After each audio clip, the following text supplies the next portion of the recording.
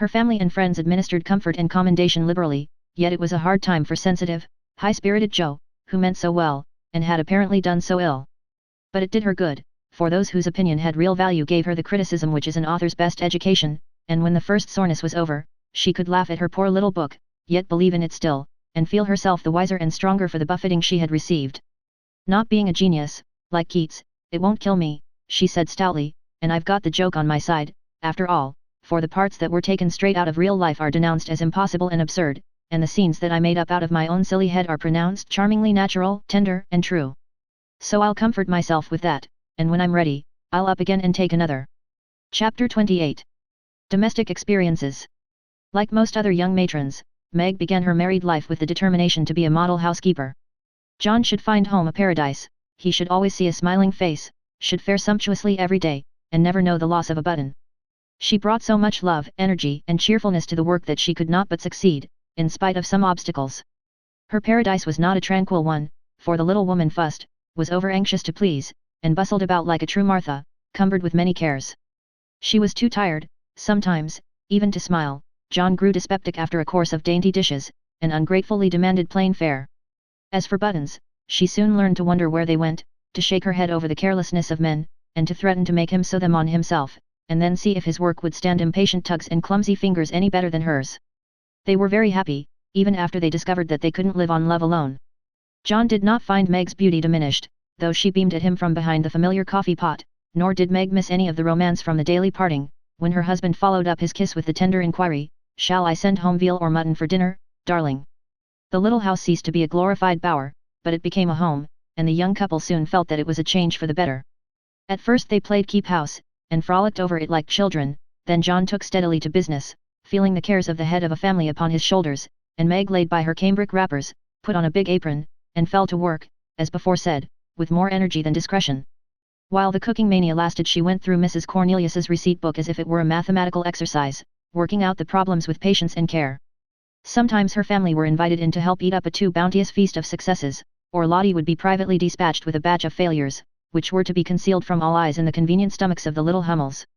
An evening with John over the account books usually produced a temporary lull in the culinary enthusiasm, and a frugal fit would ensue, during which the poor man was put through a course of bread pudding, hash, and warmed over coffee, which tried his soul, although he bore it with praiseworthy fortitude. Before the golden mean was found, however, Meg added to her domestic possessions what young couples seldom get on long without, a family jar. Fired with a housewifely wish to see her storeroom stocked with homemade preserves, she undertook to put up her own currant jelly. John was requested to order home a dozen or so of little pots, and an extra quantity of sugar, for their own currants were ripe, and were to be attended to at once. As John firmly believed that my wife was equal to anything, and took a natural pride in her skill, he resolved that she should be gratified, and their only crop of fruit laid by in a most pleasing form for winter use. Home came 4 dozen delightful little pots, half a barrel of sugar, and a small boy to pick the currants for her. With her pretty hair tucked into a little cap, arms bared to the elbow, and a checked apron which had a coquettish look in spite of the bib, the young housewife fell to work, feeling no doubts about her success, for hadn't she seen Hannah do it hundreds of times? The array of pots rather amazed her at first, but John was so fond of jelly, and the nice little jars would look so well on the top shelf, that Meg resolved to fill them all, and spent a long day picking, boiling, straining, and fussing over her jelly. She did her best, she asked advice of Mrs. Cornelius, she racked her brain to remember what Hannah did that she had left undone, she reboiled, resugared, and restrained, but that dreadful stuff wouldn't gel. She longed to run home, bib and all, and ask Mother to lend a hand, but John and she had agreed that they would never annoy anyone with their private worries, experiments, or quarrels. They had laughed over that last word as if the idea it suggested was a most preposterous one, but they had held to their resolve, and whenever they could get on without help they did so, and no one interfered, for Mrs. March had advised the plan. So Meg wrestled alone with the refractory sweetmeats all that hot summer day, and at 5 o'clock sat down in her topsy-turvy kitchen, wrung her bedaubed hands, lifted up her voice and wept. Now, in the first flush of the new life, she had often said, "My husband shall always feel free to bring a friend home whenever he likes. I shall always be prepared, there shall be no flurry, no scolding, no discomfort, but a neat house, a cheerful wife, and a good dinner. John, dear, never stop to ask my leave, invite whom you please, and be sure of a welcome from me." How charming that was, to be sure. John quite glowed with pride to hear her say it, and felt what a blessed thing it was to have a superior wife. But, although they had had company from time to time, it never happened to be unexpected, and Meg had never had an opportunity to distinguish herself till now. It always happens so in this vale of tears, there is an inevitability about such things which we can only wonder at, deplore, and bear as we best can. If John had not forgotten all about the jelly, it really would have been unpardonable in him to choose that day, of all the days in the year, to bring a friend home to dinner unexpectedly. Congratulating himself that a handsome repast had been ordered that morning, feeling sure that it would be ready to the minute, and indulging in pleasant anticipations of the charming effect it would produce, when his pretty wife came running out to meet him, he escorted his friend to his mansion, with the irrepressible satisfaction of a young host and husband. It is a world of disappointments, as John discovered when he reached the Dovecote. The front door usually stood hospitably open, now it was not only shut but locked, and yesterday's mud still adorned the steps. The parlor windows were closed and curtained, no picture of the pretty wife sewing on the piazza, in white, with a distracting little bow in her hair, or a bright-eyed hostess, smiling a shy welcome as she greeted her guest. Nothing of the sort, for not a soul appeared, but a sanguinary-looking boy asleep under the currant bushes. "I'm afraid something has happened. Step into the garden, Scott, while I look up Mrs. Brooke," said John, alarmed at the silence and solitude.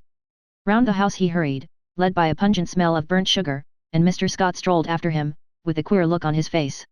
He paused discreetly at a distance when Brooke disappeared, but he could both see and hear, and, being a bachelor, enjoyed the prospect mightily. In the kitchen reigned confusion and despair, one edition of jelly was trickled from pot to pot, another lay upon the floor, and a third was burning gaily on the stove.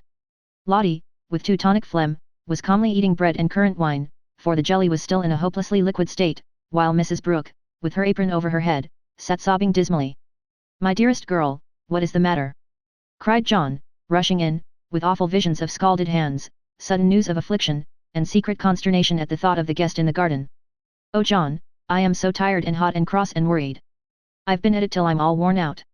Do come and help me or I shall die." And the exhausted housewife cast herself upon his breast, giving him a sweet welcome in every sense of the word, for her pinafore had been baptized at the same time as the floor. "What worries you, dear? Has anything dreadful happened?" asked the anxious John, tenderly kissing the crown of the little cap, which was all askew. "Yes," sobbed Meg despairingly. "Tell me quick, then. Don't cry, I can bear anything better than that. Out with it, love. The jelly won't gel and I don't know what to do." John Brooke laughed then as he never dared to laugh afterward, and the derisive Scott smiled involuntarily as he heard the hearty peal, which put the finishing stroke to poor Meg's woe. "Is that all? Fling it out of window, and don't bother any more about it. I'll buy you quarts if you want it, but for heaven's sake don't have hysterics, for I've brought Jack Scott home to dinner, and—" John got no further, for Meg cast him off, and clasped her hands with a tragic gesture as she fell into a chair, exclaiming in a tone of mingled indignation, reproach, and dismay. "A man to dinner, and everything in a mess. John Brooke, how could you do such a thing?" "Hush, he's in the garden. I forgot the confounded jelly, but it can't be helped now," said John, surveying the prospect with an anxious eye. "You ought to have sent word, or told me this morning, and you ought to have remembered how busy I was," continued Meg petulantly, "for even turtle doves will peck when ruffled. I didn't know it this morning, and there was no time to send word, for I met him on the way out. I never thought of asking leave, when you have always told me to do as I liked. I never tried it before, and hang me if I ever do again," added John, with an aggrieved air. "I should hope not. Take him away at once, I can't see him, and there isn't any dinner." "Well, I like that. Where's the beef and vegetables I sent home, and the pudding you promised?" cried John, rushing to the larder. "I hadn't time to cook anything, I meant to dine at Mother's. I'm sorry, but I was so busy," and Meg's tears began again. John was a mild man, but he was human, and after a long day's work, to come home tired, hungry, and hopeful, to find a chaotic house, an empty table, and a cross wife was not exactly conducive to repose of mind or manner. He restrained himself, however, and the little squall would have blown over, but for one unlucky word. "It's a scrape, I acknowledge, but if you will lend a hand, we'll pull through, and have a good time yet. Don't cry, dear, but just exert yourself a bit, and knock us up something to eat. We're both as hungry as hunters, so we shan't mind what it is. Give us the cold meat and bread and cheese, we won't ask for jelly." He meant it for a good-natured joke, but that one word sealed his fate. Meg thought it was too cruel to hint about her sad failure, and the last atom of patience vanished as he spoke. "You must get yourself out of the scrape as you can, I'm too used up to exert myself for anyone. It's like a man to propose a bone and vulgar bread and cheese for company. I won't have anything of the sort in my house. Take that Scott up to Mother's, and tell him I'm away, sick, dead, anything. I won't see him, and you two can laugh at me and my jelly as much as you like, you won't have anything else here, and having delivered her defiance all in one breath, Meg cast away her pinafore, and precipitately left the field to bemoan herself in her own room. What those two creatures did in her absence, she never knew, but Mr. Scott was not taken up to Mother's, and when Meg descended, after they had strolled away together, she found traces of a promiscuous lunch which filled her with horror. Lottie reported that they had eaten much, and greatly laughed, and the master bid her throw away all the sweet stuff, and hide the pots. Meg longed to go and tell Mother, but a sense of shame at her own shortcomings, of loyalty to John, who might be cruel, but nobody should know it, restrained her, and after a summary clearing up, she dressed herself prettily, and sat down to wait for John to come and be forgiven. Unfortunately, John didn't come, not seeing the matter in that light. He had carried it off as a good joke with Scott, excused his little wife as well as he could, and played the host so hospitably that his friend enjoyed the impromptu dinner, and promised to come again. But John was angry, though he did not show it. He felt that Meg had got him into a scrape, and then deserted him in his hour of need. It wasn't fair to tell a man to bring folks home any time, with perfect freedom, and when he took you at your word, to flame up and blame him, and leave him in the lurch, to be laughed at or pitied. No, by George, it wasn't. And Meg must know it. He had fumed inwardly during the feast, but when the flurry was over, and he strolled home, after seeing Scott off, a milder mood came over him. Poor little thing! It was hard upon her when she tried so heartily to please me. She was wrong, of course, but then she was young. I must be patient and teach her. He hoped she had not gone home. He hated gossip and interference. For a minute he was ruffled again at the mere thought of it, and then the fear that Meg would cry herself sick softened his heart, and sent him on at a quicker pace, resolving to be calm and kind, but firm, quite firm, and show her where she had failed in her duty to her spouse. Meg likewise resolved to be calm and kind, but firm, and show him his duty. She longed to run to meet him, and beg pardon, and be kissed and comforted, as she was sure of being, but, of course, she did nothing of the sort, and when she saw John coming, began to hum quite naturally, as she rocked and sewed, like a lady of leisure in her best parlour. John was a little disappointed not to find a tender Niobe, but, feeling that his dignity demanded the first apology, he made none, only came leisurely in, and laid himself upon the sofa, with the singularly relevant remark. "We are going to have a new moon, my dear." "I've no objection," was Meg's equally soothing remark. A few other topics of general interest were introduced by Mr. Brooke, and wet-blanketed by Mrs. Brooke, and conversation languished. John went to one window, unfolded his paper, and wrapped himself in it, figuratively speaking. Meg went to the other window, and sewed as if new rosettes for her slippers were among the necessaries of life. Neither spoke, both looked quite calm and firm, and both felt desperately uncomfortable. "Oh dear," thought Meg, "married life is very trying, and does need infinite patience, as well as love, as Mother says." The word mother suggested other maternal counsels, given long ago, and received with unbelieving protests. John is a good man, but he has his faults, and you must learn to see and bear with them, remembering your own. He is very decided, but never will be obstinate, if you reason kindly, not oppose impatiently. He is very accurate, and particular about the truth, a good trait, though you call him fussy. Never deceive him by look or word, Meg, and he will give you the confidence you deserve, the support you need. He has a temper, not like ours, one flash, and then all over, but the white, still anger, that is seldom stirred, but once kindled, is hard to quench. Be careful, very careful, not to wake this anger against yourself, for peace and happiness depend on keeping his respect. Watch yourself, be the first to ask pardon if you both err, and guard against the little piques, misunderstandings, and hasty words that often pave the way for bitter sorrow and regret. These words came back to Meg, as she sat sewing in the sunset, especially the last. This was the first serious disagreement. Her own hasty speeches sounded both silly and unkind. As she recalled them, her own anger looked childish now, and thoughts of poor John coming home to such a scene quite melted her heart. She glanced at him with tears in her eyes, but he did not see them. She put down her work and got up, thinking, "I will be the first to say, forgive me," but he did not seem to hear her. She went very slowly across the room, for pride was hard to swallow, and stood by him, but he did not turn his head. For a minute she felt as if she really couldn't do it, then came the thought, "This is the beginning, I'll do my part, and have nothing to reproach myself with," and stooping down, she softly kissed her husband on the forehead. Of course that settled it. The penitent kiss was better than a world of words, and John had her on his knee in a minute, saying tenderly, "It was too bad to laugh at the poor little jelly pots. Forgive me, dear, I never will again." But he did, oh bless you, yes, hundreds of times, and so did Meg, both declaring that it was the sweetest jelly they ever made, for family peace was preserved in that little family jar. After this, Meg had Mr. Scott to dinner by special invitation, and served him up a pleasant feast without a cooked wife for the first course, on which occasion she was so gay and gracious, and made everything go off so charmingly, that Mr. Scott told John he was a happy fellow, and shook his head over the hardships of bachelorhood all the way home. In the autumn, new trials and experiences came to Meg. Sally Moffat renewed her friendship, was always running out for a dish of gossip at the little house, or inviting that poor dear to come in and spend the day at the big house. It was pleasant, for in dull weather Meg often felt lonely, all were busy at home, John absent till night, and nothing to do but sew or read or potter about. So it naturally fell out that Meg got into the way of giddying and gossiping with her friend. Seeing Sally's pretty things made her long for such, and pity herself because she had not got them. Sally was very kind, and often offered her the coveted trifles, but Meg declined them, knowing that John wouldn't like it, and then this foolish little woman went and did what John disliked infinitely worse. She knew her husband's income, and she loved to feel that he trusted her, not only with his happiness, but what some men seem to value more, his money. She knew where it was free to take what she liked, and all he asked was that she should keep account of every penny, pay bills once a month, and remember that she was a poor man's wife. Till now, she had done well, been prudent and exact, kept her little account books neatly, and showed them to him monthly without fear.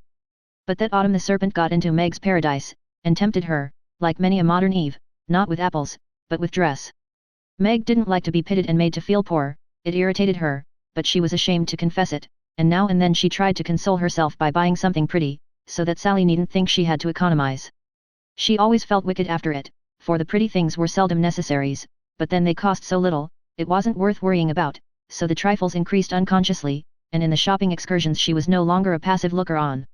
But the trifles cost more than one would imagine, and when she cast up her accounts at the end of the month, the sum total rather scared her. John was busy that month, and left the bills to her, the next month he was absent, but the third he had a grand quarterly settling up, and Meg never forgot it. A few days before she had done a dreadful thing, and it weighed upon her conscience. Sally had been buying silks, and Meg longed for a new one, just a handsome light one for parties, her black silk was so common, and thin things for evening wear were only proper for girls. Aunt March usually gave the sisters a present of $25 apiece at New Year, that was only a month to wait, and here was a lovely violet silk going at a bargain, and she had the money, if she only dared to take it. John always said what was his was hers, but would he think it right to spend not only the prospective 5 and 20, but another 5 and 20 out of the household fund? That was the question. Sally had urged her to do it, had offered to loan the money, and with the best intentions in life, had tempted Meg beyond her strength. In an evil moment the shopman held up the lovely, shimmering folds, and said, "A bargain, I assure you, ma'am." She answered, "I'll take it," and it was cut off and paid for, and Sally had exulted, and she had laughed as if it were a thing of no consequence, and driven away, feeling as if she had stolen something, and the police were after her. When she got home, she tried to assuage the pangs of remorse by spreading forth the lovely silk, but it looked less silvery now, didn't become her, after all, and the words $50 seemed stamped like a pattern down each breadth. She put it away, but it haunted her, not delightfully, as a new dress should, but dreadfully, like the ghost of a folly that was not easily laid. When John got out his books that night, Meg's heart sank, and for the first time in her married life, she was afraid of her husband. The kind, brown eyes looked as if they could be stern, and though he was unusually merry, she fancied he had found her out, but didn't mean to let her know it. The house bills were all paid, the books all in order. John had praised her, and was undoing the old pocketbook which they called the bank, when Meg, knowing that it was quite empty, stopped his hand, saying nervously, "You haven't seen my private expense book yet." John never asked to see it, but she always insisted on his doing so, and used to enjoy his masculine amazement at the queer things women wanted, and made him guess what piping was, demand fiercely the meaning of a hug me tight, or wonder how a little thing composed of 3 rosebuds, a bit of velvet, and a pair of strings, could possibly be a bonnet, and cost $5 or $6. That night he looked as if he would like the fun of quizzing her figures and pretending to be horrified at her extravagance, as he often did, being particularly proud of his prudent wife. The little book was brought slowly out, and laid down before him.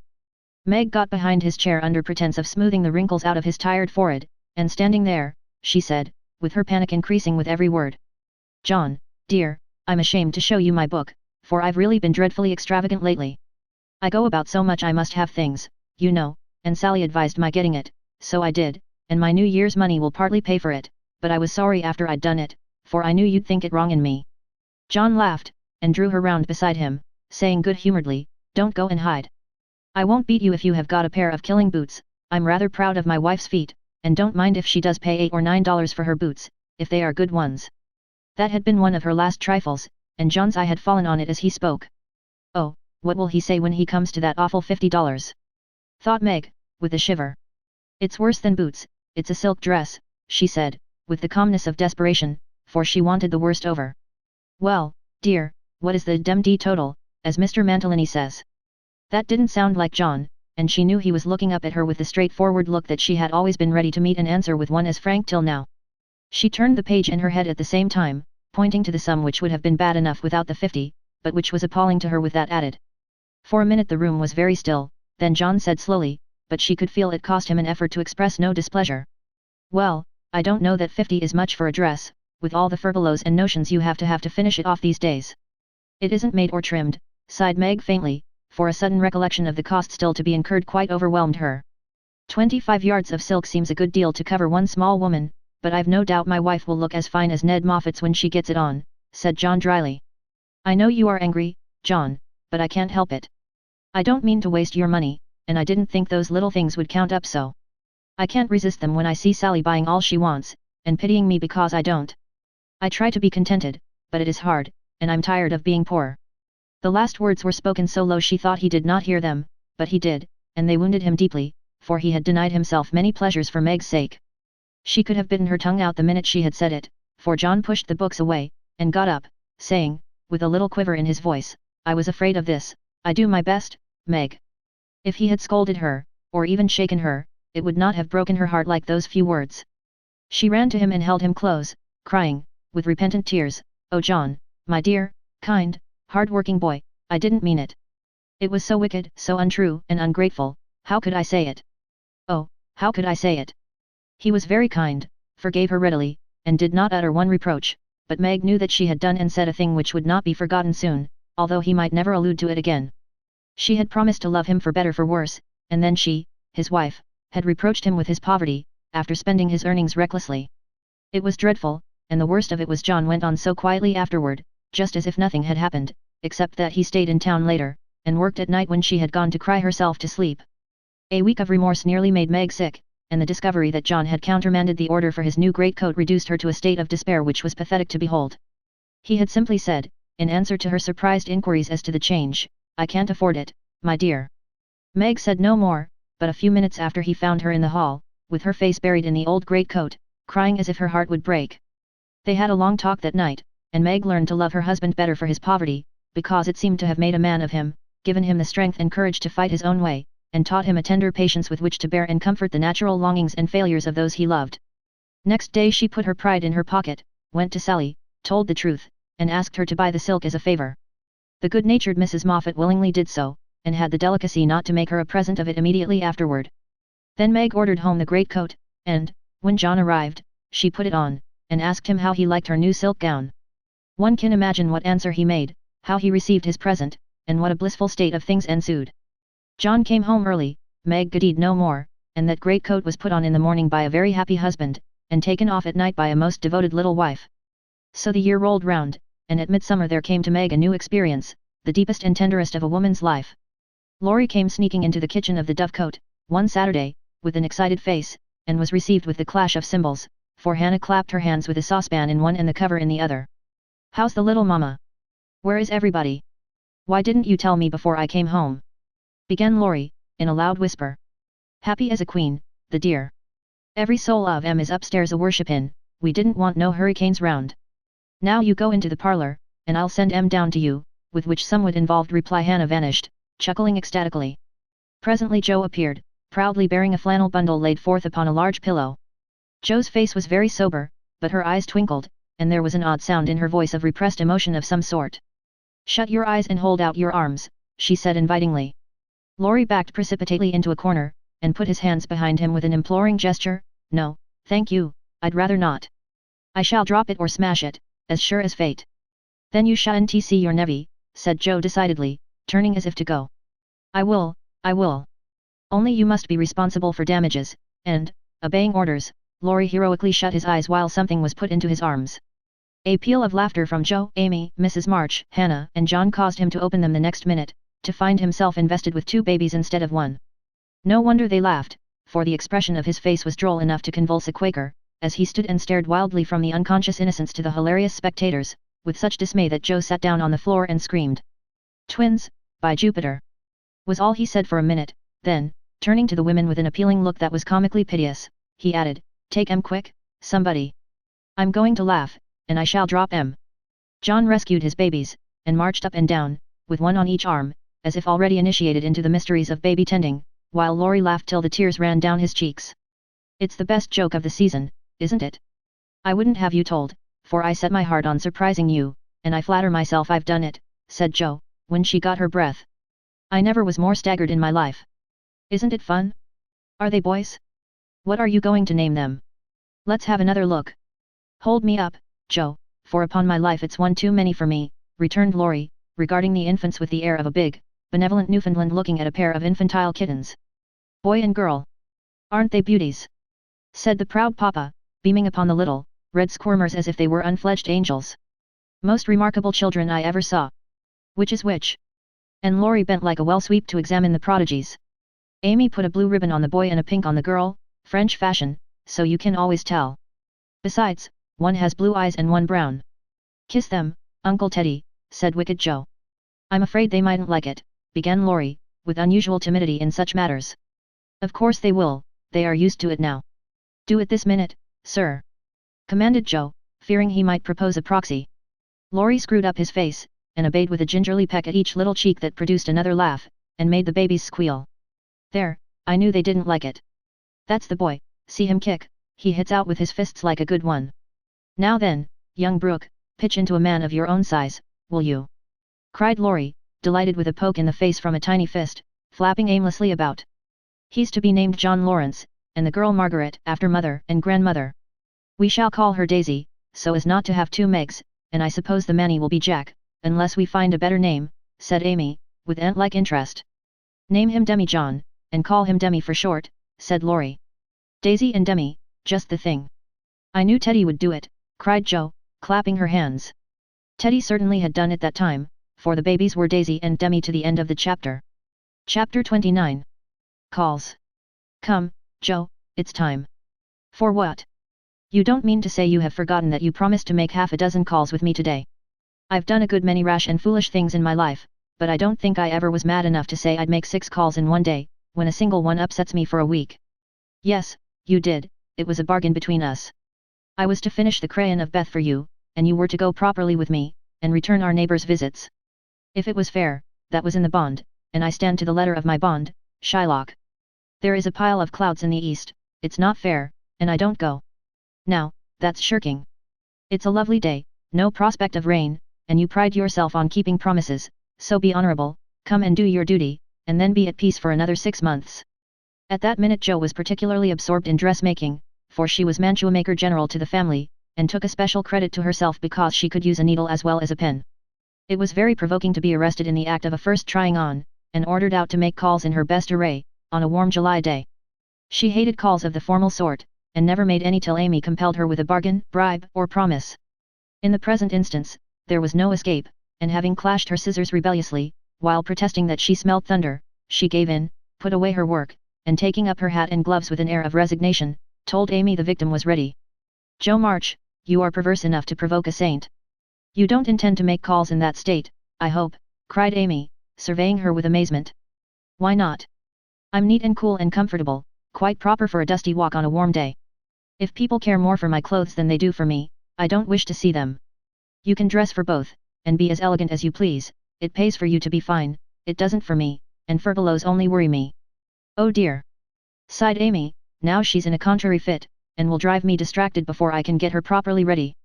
I'm sure it's no pleasure to me to go today, but it's a debt we owe society, and there's no one to pay it but you and me.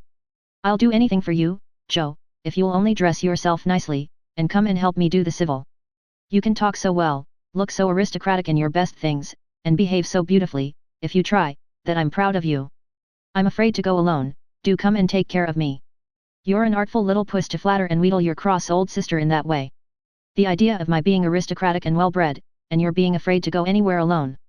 I don't know which is the most absurd. Well, I'll go if I must, and do my best. You shall be commander of the expedition, and I'll obey blindly, will that satisfy you?" said Jo, with a sudden change from perversity to lamb-like submission. "You're a perfect cherub. Now put on all your best things, and I'll tell you how to behave at each place, so that you will make a good impression. I want people to like you, and they would if you'd only try to be a little more agreeable. Do your hair the pretty way, and put the pink rose in your bonnet, it's becoming, and you look too sober in your plain suit. Take your light gloves and the embroidered handkerchief. We'll stop at Meg's, and borrow her white sunshade, and then you can have my dove-colored one.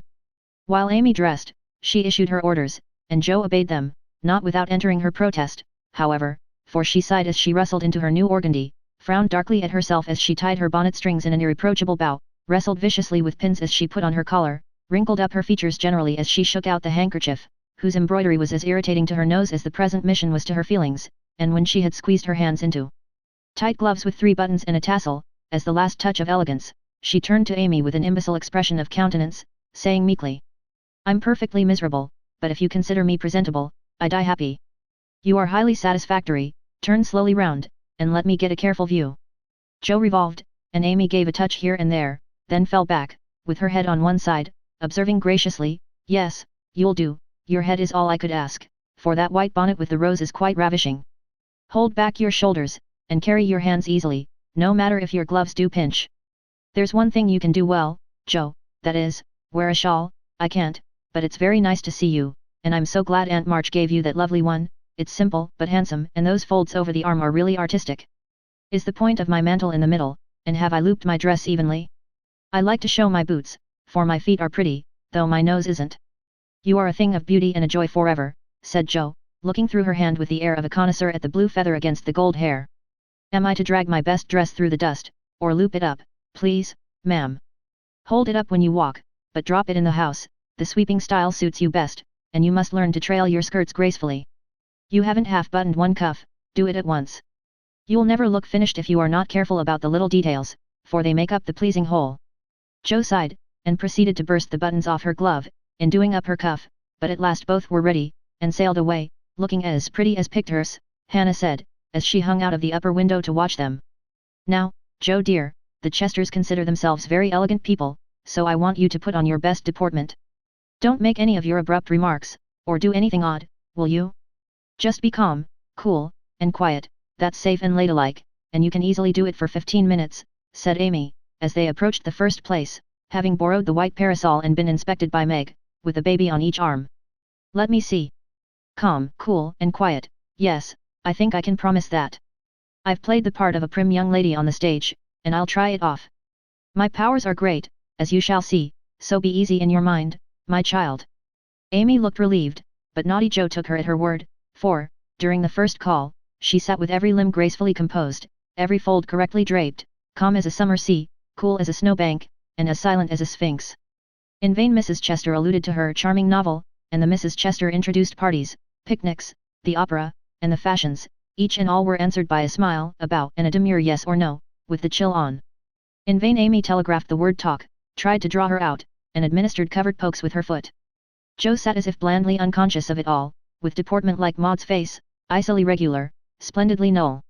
"What a haughty, uninteresting creature that oldest Miss March is," was the unfortunately audible remark of one of the ladies, as the door closed upon their guests. Jo laughed noiselessly all through the hall, but Amy looked disgusted at the failure of her instructions, and very naturally laid the blame upon Jo. "How could you mistake me so? I merely meant you to be properly dignified and composed, and you made yourself a perfect stock and stone. Try to be sociable at the Lambs, gossip as other girls do, and be interested in dress and flirtations and whatever nonsense comes up.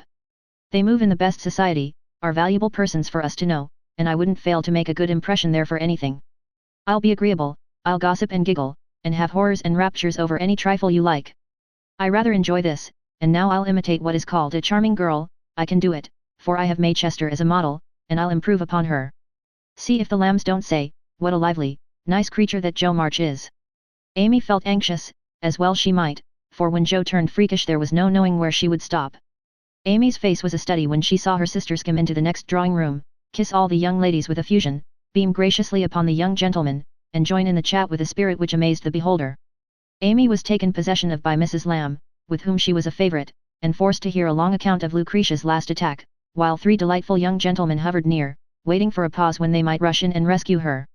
So situated, she was powerless to check Jo, who seemed possessed by a spirit of mischief, and talked away as volubly as the old lady. A knot of heads gathered about her, and Amy strained her ears to hear what was going on, for broken sentences filled her with alarm, round eyes and uplifted hands tormented her with curiosity, and frequent peals of laughter made her wild to share the fun. One may imagine her suffering on overhearing fragments of this sort of conversation. She rides splendidly, who taught her? No one, she used to practice mounting, holding the reins, and sitting straight on an old saddle in a tree. Now she rides anything, for she doesn't know what fear is, and the stableman lets her have horses cheap, because she trains them to carry ladies so well. She has such a passion for it, I often tell her if everything else fails she can be a horse breaker, and get her living so.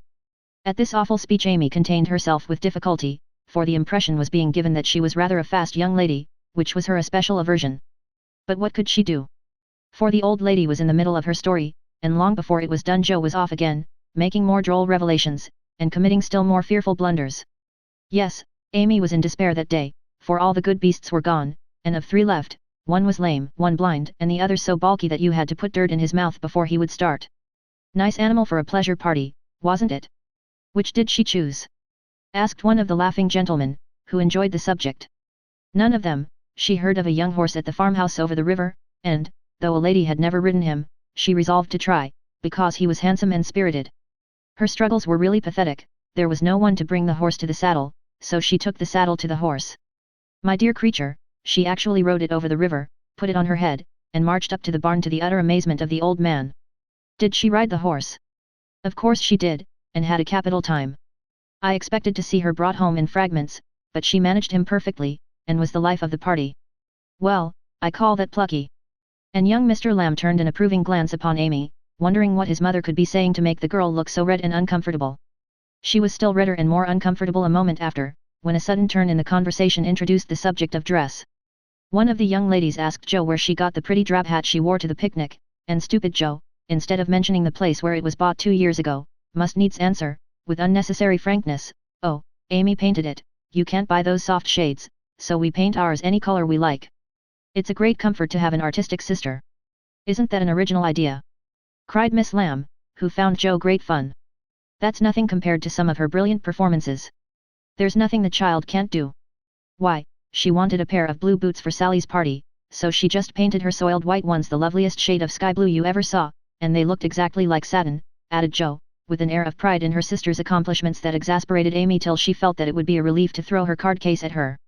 "We read a story of yours the other day, and enjoyed it very much," observed the elder Miss Lamb, wishing to compliment the literary lady, who did not look the character just then, it must be confessed.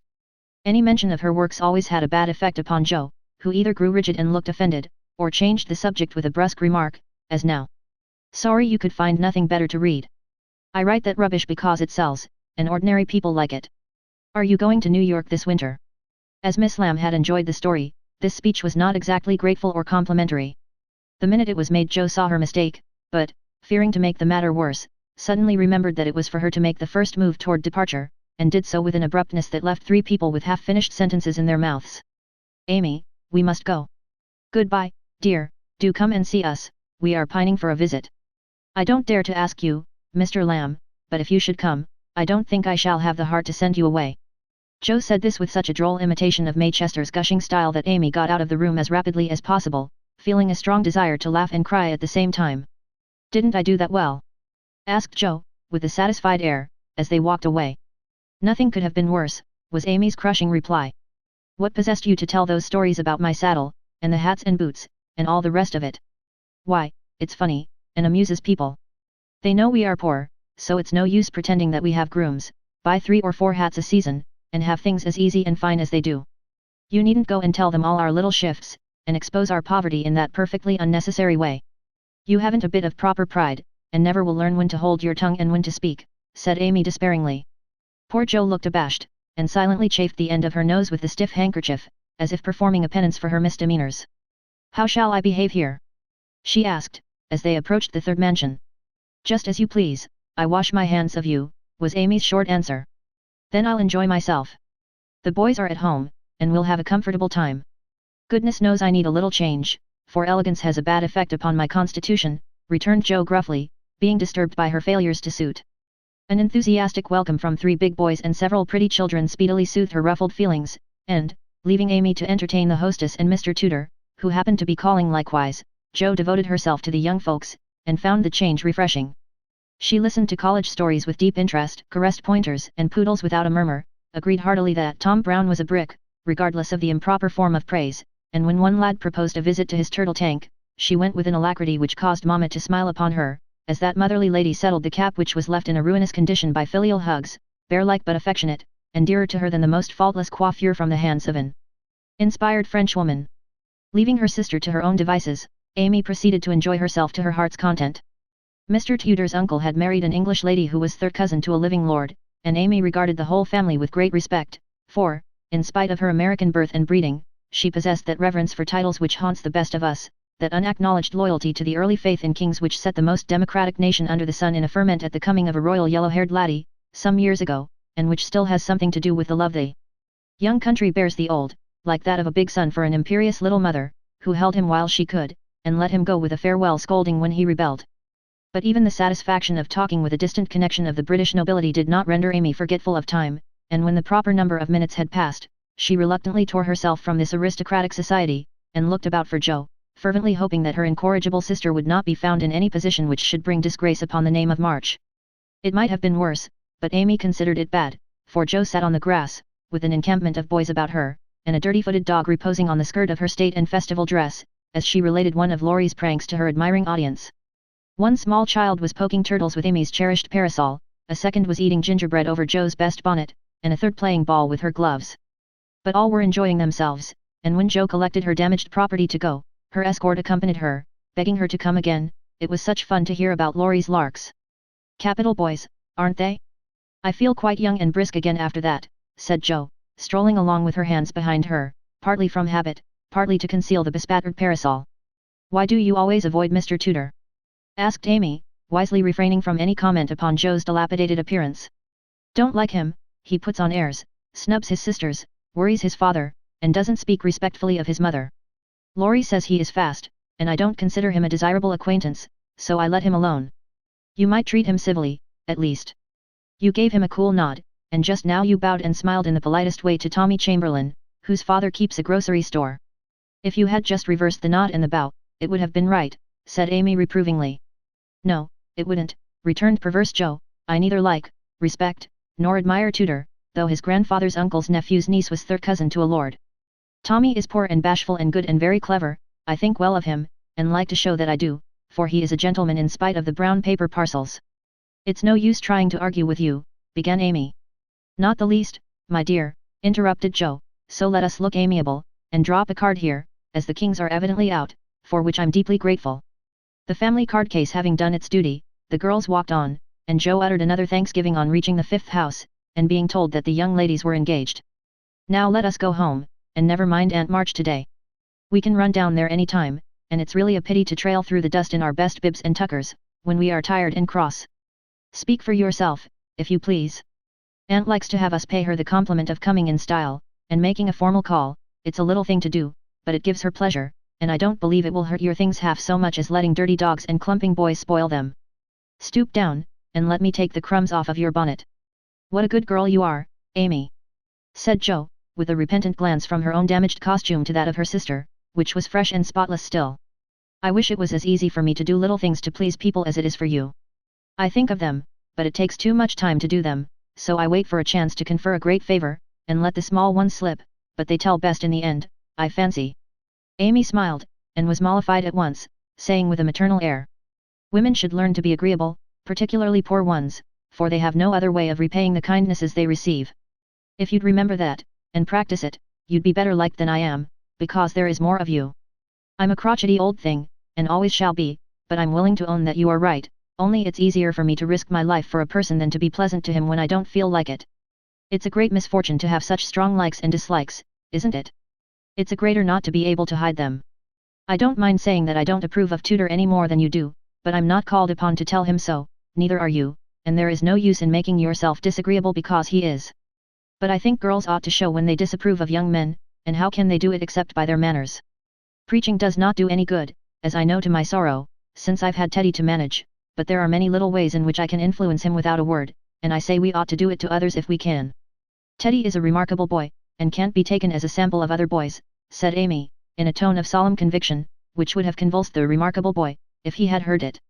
"If we were belles, or women of wealth and position, we might do something, perhaps, but for us to frown at one set of young gentlemen because we don't approve of them, and smile upon another set because we do, wouldn't have a particle of effect, and we should only be considered odd and puritanical. So we are to countenance things and people which we detest, merely because we are not belles and millionaires, are we? That's a nice sort of morality. I can't argue about it, I only know that it's the way of the world, and people who set themselves against it only get laughed at for their pains.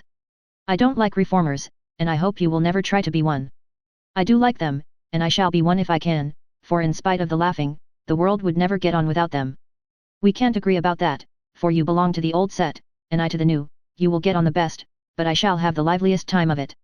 I should rather enjoy the brickbats and hooting, I think. Well, compose yourself now, and don't worry Aunt with your new ideas. I'll try not to, but I'm always possessed to burst out with some particularly blunt speech or revolutionary sentiment before her, it's my doom, and I can't help it. They found Aunt Carol with the old lady, both absorbed in some very interesting subject, but they dropped it as the girls came in, with a conscious look which betrayed that they had been talking about their nieces. Jo was not in a good humor, and the perverse fit returned, but Amy, who had virtuously done her duty, kept her temper, and pleased everybody, was in a most angelic frame of mind. This amiable spirit was felt at once, and both the aunts my deared her affectionately, looking what they afterwards said emphatically, that child improves every day. Are you going to help about the fair, dear? Asked Mrs. Carroll, as Amy sat down beside her with the confiding air elderly people like so well in the young. Yes, Aunt. Mrs. Chester asked me if I would, and I offered to tend a table, as I have nothing but my time to give. I'm not, put in Jo decidedly. I hate to be patronized, and the Chesters think it's a great favor to allow us to help with their highly connected fair. I wonder you consented, Amy, they only want you to work. I am willing to work, it's for the freedmen as well as the Chesters, and I think it very kind of them to let me share the labor and the fun. Patronage does not trouble me when it is well meant. Quite right and proper. I like your grateful spirit, my dear, it's a pleasure to help people who appreciate our efforts, some do not, and that is trying, observed Aunt March, looking over her spectacles at Jo, who sat apart, rocking herself, with a somewhat morose expression. If Jo had only known what a great happiness was wavering in the balance for one of them, she would have turned dove-like in a minute, but, unfortunately, we don't have windows in our breasts, and cannot see what goes on in the minds of our friends, better for us that we cannot as a general thing, but now and then it would be such a comfort, such a saving of time and temper. By her next speech, Jo deprived herself of several years of pleasure, and received a timely lesson in the art of holding her tongue. I don't like favors, they oppress and make me feel like a slave. I'd rather do everything for myself, and be perfectly independent. Ahem. Coughed Aunt Carol softly, with a look at Aunt March. I told you so, said Aunt March, with a decided nod to Aunt Carol. Mercifully unconscious of what she had done, Jo sat with her nose in the air, and a revolutionary aspect which was anything but inviting. Do you speak French, dear? Asked Mrs. Carroll, laying her hand on Amy's. Pretty well, thanks to Aunt March, who lets Esther talk to me as often as I like, replied Amy, with a grateful look, which caused the old lady to smile affably. How are you about languages? Asked Mrs. Carroll of Jo. Don't know a word, I'm very stupid about studying anything, can't bear French, it's such a slippery, silly sort of language, was the brusque reply. Another look passed between the ladies, and Aunt March said to Amy, you are quite strong and well, now, dear, I believe? Eyes don't trouble you any more, do they? Not at all, thank you, ma'am. I'm very well, and mean to do great things next winter, so that I may be ready for Rome, whenever that joyful time arrives. Good girl. You deserve to go, and I'm sure you will some day, said Aunt March, with an approving pat on the head, as Amy picked up her ball for her. Cross patch, draw the latch. Sit by the fire and spin. Squalled Polly, bending down from his perch on the back of her chair to peep into Jo's face, with such a comical air of impertinent inquiry that it was impossible to help laughing. Most observing bird, said the old lady. Come and take a walk, my dear. Cried Polly, hopping toward the china closet, with a look suggestive of lump sugar. Thank you, I will. Come, Amy, and Jo brought the visit to an end, feeling more strongly than ever that calls did have a bad effect upon her constitution. She shook hands in a gentlemanly manner, but Amy kissed both the aunts, and the girls departed, leaving behind them the impression of shadow and sunshine, which impression caused Aunt March to say, as they vanished. You'd better do it, Mary, I'll supply the money, and Aunt Carol to reply decidedly, I certainly will, if her father and mother consent. Chapter 30. Consequences. Mrs. Chester's fare was so very elegant and select that it was considered a great honor by the young ladies of the neighborhood to be invited to take a table, and everyone was much interested in the matter. Amy was asked, but Jo was not, which was fortunate for all parties, as her elbows were decidedly akimbo at this period of her life, and it took a good many hard knocks to teach her how to get on easily. The haughty, uninteresting creature was let severely alone, but Amy's talent and taste were duly complemented by the offer of the art table, and she exerted herself to prepare and secure appropriate and valuable contributions to it. Everything went on smoothly till the day before the fair opened. Then there occurred one of the little skirmishes which it is almost impossible to avoid, when some 25 women, old and young, with all their private piques and prejudices, try to work together. May Chester was rather jealous of Amy because the latter was a greater favourite than herself, and, just at this time, several trifling circumstances occurred to increase the feeling. Amy's dainty pen and ink work entirely eclipsed May's painted vases. That was one thorn. Then the all-conquering tutor had danced 4 times with Amy, at a late party, and only once with May. That was thorn number 2. But the chief grievance that rankled in her soul, and gave her an excuse for her unfriendly conduct, was a rumour which some obliging gossip had whispered to her, that the March girls had made fun of her at the Lambs. All the blame of this should have fallen upon Jo, for her naughty imitation had been too lifelike to escape detection, and the frolicsome Lambs had permitted the joke to escape. No hint of this had reached the culprits, however, and Amy's dismay can be imagined, when, the very evening before the fair, as she was putting the last touches to her pretty table, Mrs. Chester, who, of course, resented the supposed ridicule of her daughter, said, in a bland tone, but with a cold look, "I find, dear, that there is some feeling among the young ladies about my giving this table to anyone but my girls. As this is the most prominent, and some say the most attractive table of all, and they are the chief getters-up of the fair, it is thought best for them to take this place. I'm sorry, but I know you are too sincerely interested in the cause to mind a little personal disappointment, and you shall have another table if you like." Mrs. Chester had fancied beforehand that it would be easy to deliver this little speech, but when the time came, she found it rather difficult to utter it naturally, with Amy's unsuspicious eyes looking straight at her, full of surprise and trouble. Amy felt that there was something behind this, but could not guess what, and said quietly, feeling hurt, and showing that she did, "Perhaps you had rather I took no table at all. Now, my dear, don't have any ill feeling, I beg, it's merely a matter of expediency. You see, my girls will naturally take the lead, and this table is considered their proper place. I think it very appropriate to you, and feel very grateful for your efforts to make it so pretty, but we must give up our private wishes, of course, and I will see that you have a good place elsewhere. Wouldn't you like the flower table?" The little girls undertook it, but they are discouraged. "You could make a charming thing of it, and the flower table is always attractive, you know. Especially to gentlemen," added May, with a look which enlightened Amy as to one cause of her sudden fall from favour. She coloured angrily, but took no other notice of that girlish sarcasm, and answered, with unexpected amiability, "It shall be as you please, Mrs. Chester. I'll give up my place here at once, and attend to the flowers, if you like. You can put your own things on your own table, if you prefer," began May, feeling a little conscience-stricken, as she looked at the pretty racks, the painted shelves, and quaint illuminations Amy had so carefully made and so gracefully arranged. She meant it kindly, but Amy mistook her meaning, and said quickly, "Oh, certainly, if they are in your way," and sweeping her contributions into her apron, pell-mell, she walked off, feeling that herself and her works of art had been insulted past forgiveness. "Now she's mad. Oh, dear, I wish I hadn't asked you to speak, Mamma," said May, looking disconsolately at the empty spaces on her table. "Girls' quarrels are soon over," returned her mother, feeling a trifle ashamed of her own part in this one, as well she might. The little girls hailed Amy and her treasures with delight, which cordial reception somewhat soothed her perturbed spirit, and she fell to work, determined to succeed florally, if she could not artistically. But everything seemed against her. It was late, and she was tired. Everyone was too busy with their own affairs to help her, and the little girls were only hindrances, for the dears fussed and chattered like so many magpies, making a great deal of confusion in their artless efforts to preserve the most perfect order. The evergreen arch wouldn't stay firm after she got it up, but wiggled and threatened to tumble down on her head when the hanging baskets were filled. Her best tile got a splash of water, which left a sepia tear on the Cupid's cheek. She bruised her hands with hammering, and got cold working in a draught, which last affliction filled her with apprehensions for the morrow. Any girl reader who has suffered like afflictions will sympathize with poor Amy, and wish her well through with her task. There was great indignation at home when she told her story that evening. Her mother said it was a shame, but told her she had done right. Beth declared she wouldn't go to the fair at all, and Jo demanded why she didn't take all her pretty things and leave those mean people to get on without her. "Because they are mean is no reason why I should be. I hate such things, and though I think I've a right to be hurt, I don't intend to show it. They will feel that more than angry speeches or huffy actions, won't they, Marmee? That's the right spirit, my dear. A kiss for a blow is always best, though it's not very easy to give it sometimes," said her mother, with the air of one who had learned the difference between preaching and practicing. In spite of various very natural temptations to resent and retaliate, Amy adhered to her resolution all the next day, bent on conquering her enemy by kindness. She began well, thanks to a silent reminder that came to her unexpectedly, but most opportunely. As she arranged her table that morning, while the little girls were in an anteroom filling the baskets, she took up her pet production, a little book, the antique cover of which her father had found among his treasures, and in which, on leaves of vellum, she had beautifully illuminated different texts.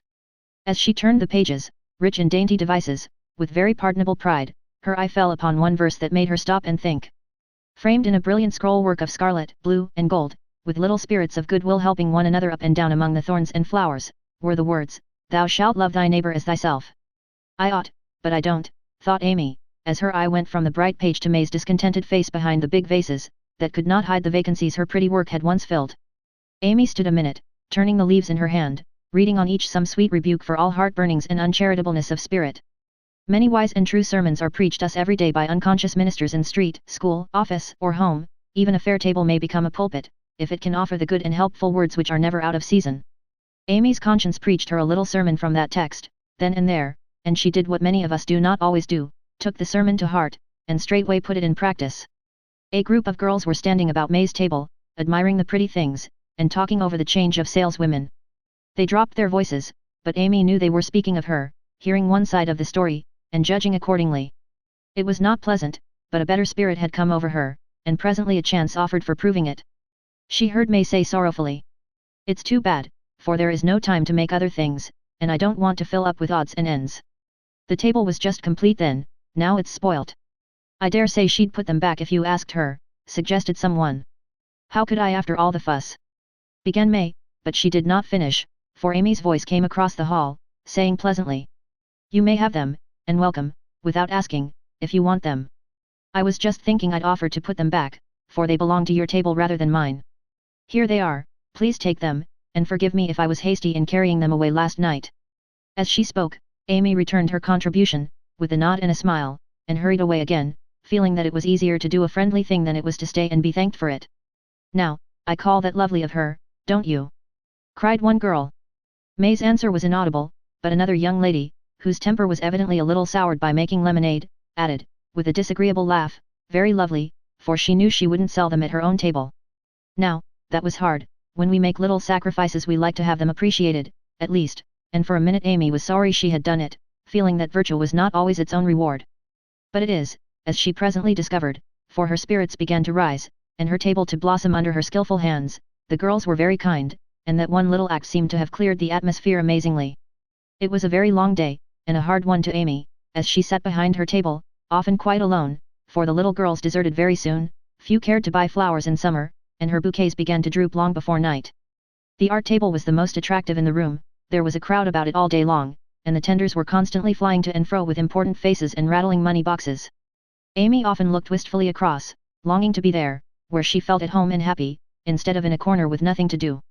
It might seem no hardship to some of us, but to a pretty, blithe young girl, it was not only tedious, but very trying, and the thought of being found there in the evening by her family and Laurie and his friends, made it a real martyrdom. She did not go home till night, and then she looked so pale and quiet that they knew the day had been a hard one, though she made no complaint, and did not even tell what she had done. Her mother gave her an extra cordial cup of tea, Beth helped her dress, and made a charming little wreath for her hair, while Jo astonished her family by getting herself up with unusual care, and hinting darkly that the tables were about to be turned. "Don't do anything rude, pray, Jo. I won't have any fuss made, so let it all pass, and behave yourself," begged Amy, as she departed early, hoping to find a reinforcement of flowers to refresh her poor little table. "I merely intend to make myself entrancingly agreeable to everyone I know, and to keep them in your corner as long as possible. Teddy and his boys will lend a hand, and we'll have a good time yet," returned Jo, leaning over the gate to watch for Laurie. Presently the familiar tramp was heard in the dusk, and she ran out to meet him. "Is that my boy? As sure as this is my girl." And Laurie tucked her hand under his arm, with the air of a man whose every wish was gratified. "Oh Teddy, such doings!" And Jo told Amy's wrongs with sisterly zeal. "A flock of our fellows are going to drive over by and by, and I'll be hanged if I don't make them buy every flower she's got, and camp down before her table afterward," said Laurie, espousing her cause with warmth. "The flowers are not at all nice, Amy says, and the fresh ones may not arrive in time. I don't wish to be unjust or suspicious, but I shouldn't wonder if they never came at all." "When people do one mean thing they are very likely to do another," observed Jo, in a disgusted tone. "Didn't Hayes give you the best out of our gardens?" I told him to. I didn't know that, he forgot, I suppose, and, as your grandpa was poorly, I didn't like to worry him by asking, though I did want some. Now, Joe, how could you think there was any need of asking? They are just as much yours as mine. Don't we always go halves in everything?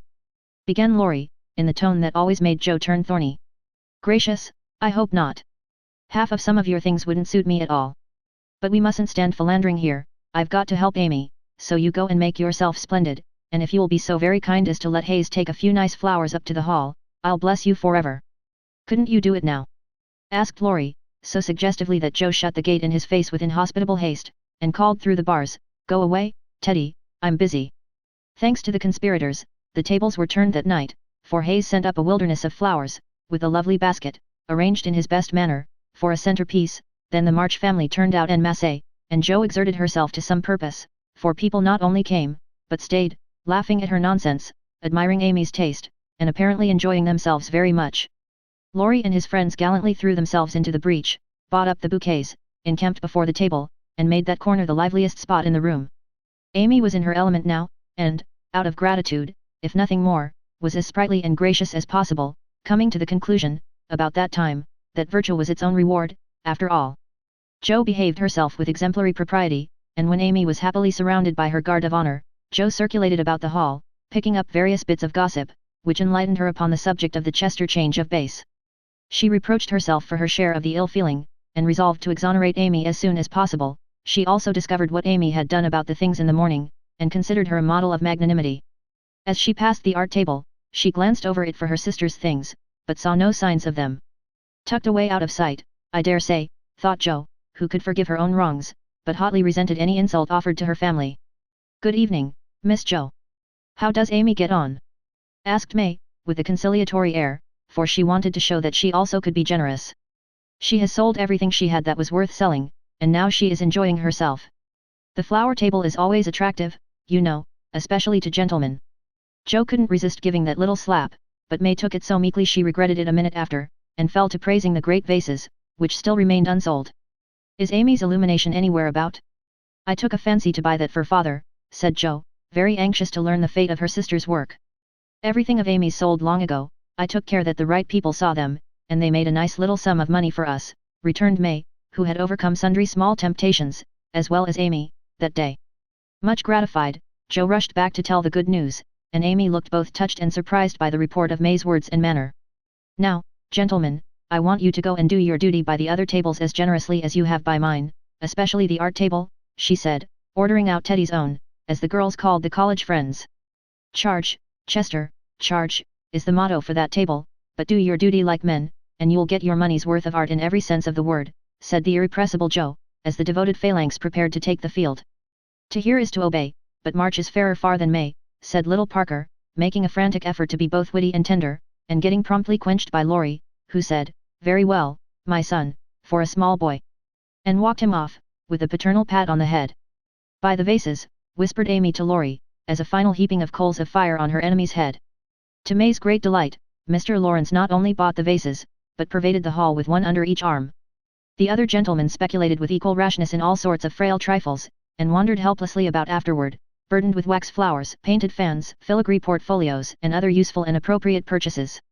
Aunt Carol was there, heard the story, looked pleased, and said something to Mrs. March in a corner, which made the latter lady beam with satisfaction, and watch Amy with a face full of mingled pride and anxiety, though she did not betray the cause of her pleasure till several days later. The fair was pronounced a success, and when May bade Amy good night, she did not gush as usual, but gave her an affectionate kiss, and a look which said, Forgive and forget. That satisfied Amy, and when she got home she found the vases paraded on the parlor chimney-piece, with a great bouquet in each. The reward of merit for a magnanimous march, as Laurie announced with a flourish. You've a deal more principle and generosity and nobleness of character than I ever gave you credit for, Amy. You've behaved sweetly, and I respect you with all my heart, said Joe warmly, as they brushed their hair together late that night. Yes, we all do, and love her for being so ready to forgive. It must have been dreadfully hard, after working so long, and setting your heart on selling your own pretty things. I don't believe I could have done it as kindly as you did, added Beth from her pillow. Why, girls, you needn't praise me so, I only did as I'd be done by. You laugh at me when I say I want to be a lady, but I mean a true gentlewoman in mind and manners, and I try to do it as far as I know how. I can't explain exactly, but I want to be above the little meannesses and follies and faults that spoil so many women. I'm far from it now, but I do my best, and hope in time to be what mother is." Amy spoke earnestly, and Joe said, with a cordial hug, "I understand now what you mean, and I'll never laugh at you again. You are getting on faster than you think, and I'll take lessons of you in true politeness, for you've learned the secret, I believe. Try away, dearie, you'll get your reward someday, and no one will be more delighted than I shall." A week later Amy did get her reward, and poor Joe found it hard to be delighted. A letter came from Aunt Carol, and Mrs. March's face was illuminated to such a degree, when she read it, that Joe and Beth, who were with her, demanded what the glad tidings were. "Aunt Carol is going abroad next month, and wants me to go with her," burst in Joe, flying out of her chair in an uncontrollable rapture. "No, dear, not you, it's Amy. Oh mother! She's too young, it's my turn first. I've wanted it so long, it would do me so much good, and be so altogether splendid, I must go." "I'm afraid it's impossible, Joe," Aunt says Amy, decidedly, "and it is not for us to dictate when she offers such a favor. It's always so. Amy has all the fun and I have all the work. It isn't fair, oh, it isn't fair," cried Joe passionately. "I'm afraid it is partly your own fault, dear. When Aunt spoke to me the other day, she regretted your blunt manners and too independent spirit, and here she writes, as if quoting something you had said, 'I planned at first to ask Joe, but as favors burden her, and she hates French, I think I won't venture to invite her. Amy is more docile, will make a good companion for Flo, and receive gratefully any help the trip may give her.' Oh, my tongue, my abominable tongue! Why can't I learn to keep it quiet?" groaned Joe, remembering words which had been her undoing. When she had heard the explanation of the quoted phrases, Mrs. March said sorrowfully, "I wish you could have gone, but there is no hope of it this time, so try to bear it cheerfully, and don't sadden Amy's pleasure by reproaches or regrets." "I'll try," said Joe, winking hard, as she knelt down to pick up the basket she had joyfully upset.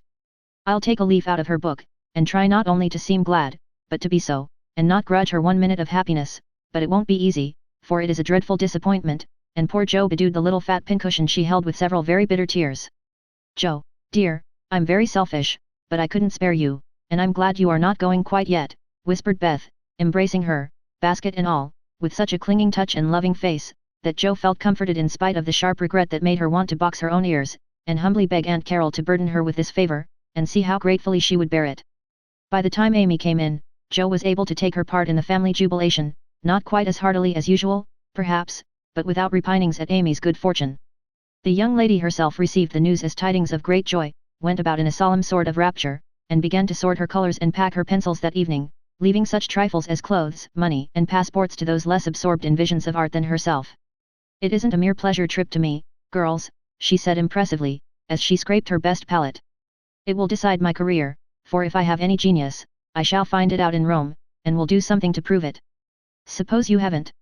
said Joe, sewing away, with red eyes, at the new collars which were to be handed over to Amy. "Then I shall come home and teach drawing for my living," replied the aspirant for fame, with philosophic composure, but she made a wry face at the prospect, and scratched away at her palette as if bent on vigorous measures before she gave up her hopes. "No, you won't, you hate hard work, and you'll marry some rich man, and come home to sit in the lap of luxury all your days," said Joe. "Your predictions sometimes come to pass, but I don't believe that one will." "I'm sure I wish it would, for if I can't be an artist myself, I should like to be able to help those who are," said Amy, smiling, as if the part of Lady Bountiful would suit her better than that of a poor drawing teacher. Said Joe, with a sigh, "if you wish it you'll have it, for your wishes are always granted, mine never." "Would you like to go?" asked Amy, thoughtfully patting her nose with her knife. "Rather. Well, in a year or two I'll send for you, and we'll dig in the forum for relics, and carry out all the plans we've made so many times."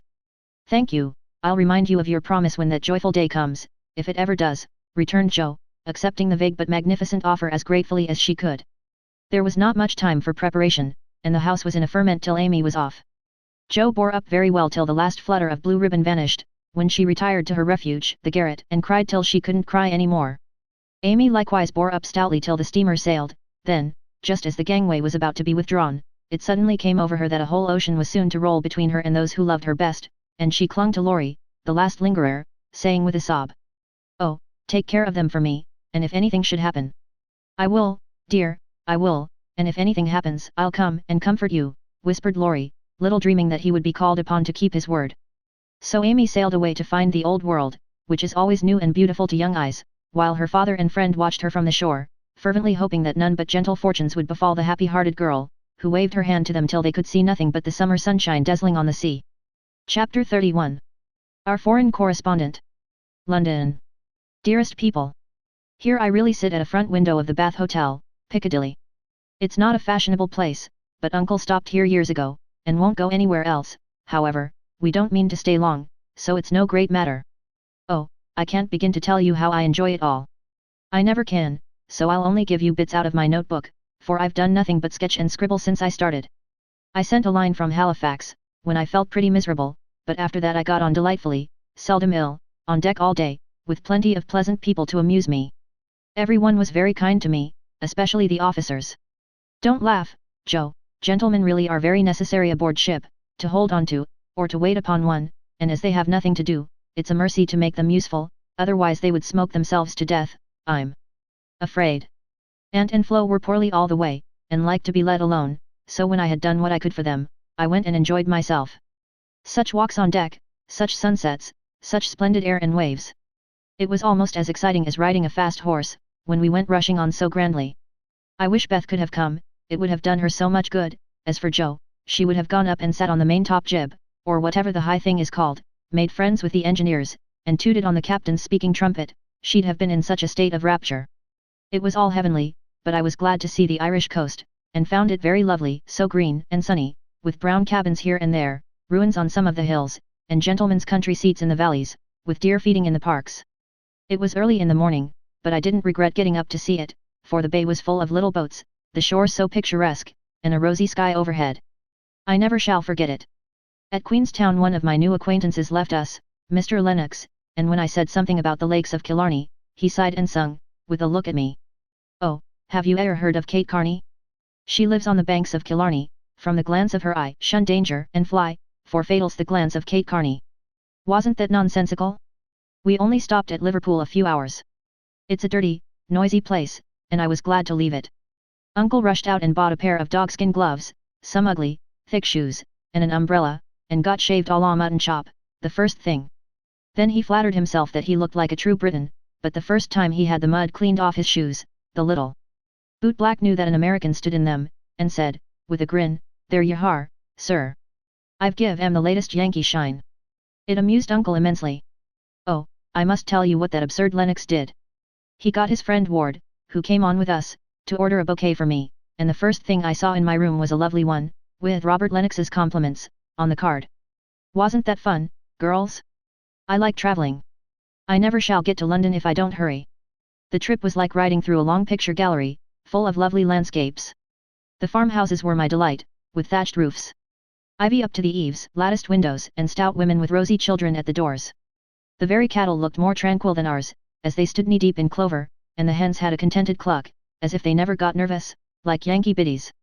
Such perfect color I never saw, the grass so green, sky so blue, grain so yellow, wood so dark. I was in a rapture all the way. So was Flo, and we kept bouncing from one side to the other, trying to see everything while we were whisking along at the rate of 60 miles an hour. Aunt was tired and went to sleep, but Uncle read his guidebook, and wouldn't be astonished at anything. This is the way we went on, Amy, flying up.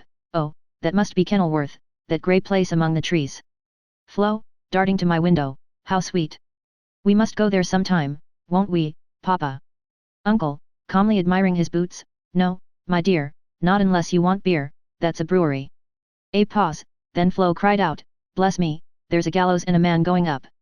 Where, shrieks Amy, staring out at two tall posts with a crossbeam and some dangling chains. A colliery, remarks Uncle, with a twinkle of the eye. Here's a lovely flock of lambs all lying down, says Amy. See, Papa, aren't they pretty, added Flo sentimentally. Geese, young ladies, returns Uncle, in a tone that keeps us quiet till Flo settles down to enjoy the flirtations of Capt. Cavendish, and I have the scenery all to myself. Of course it rained when we got to London, and there was nothing to be seen but fog and umbrellas. We rested, unpacked, and shopped a little between the showers. Aunt Mary got me some new things, for I came off in such a hurry I wasn't half ready. A white hat and blue feather, a muslin dress to match, and the loveliest mantle you ever saw.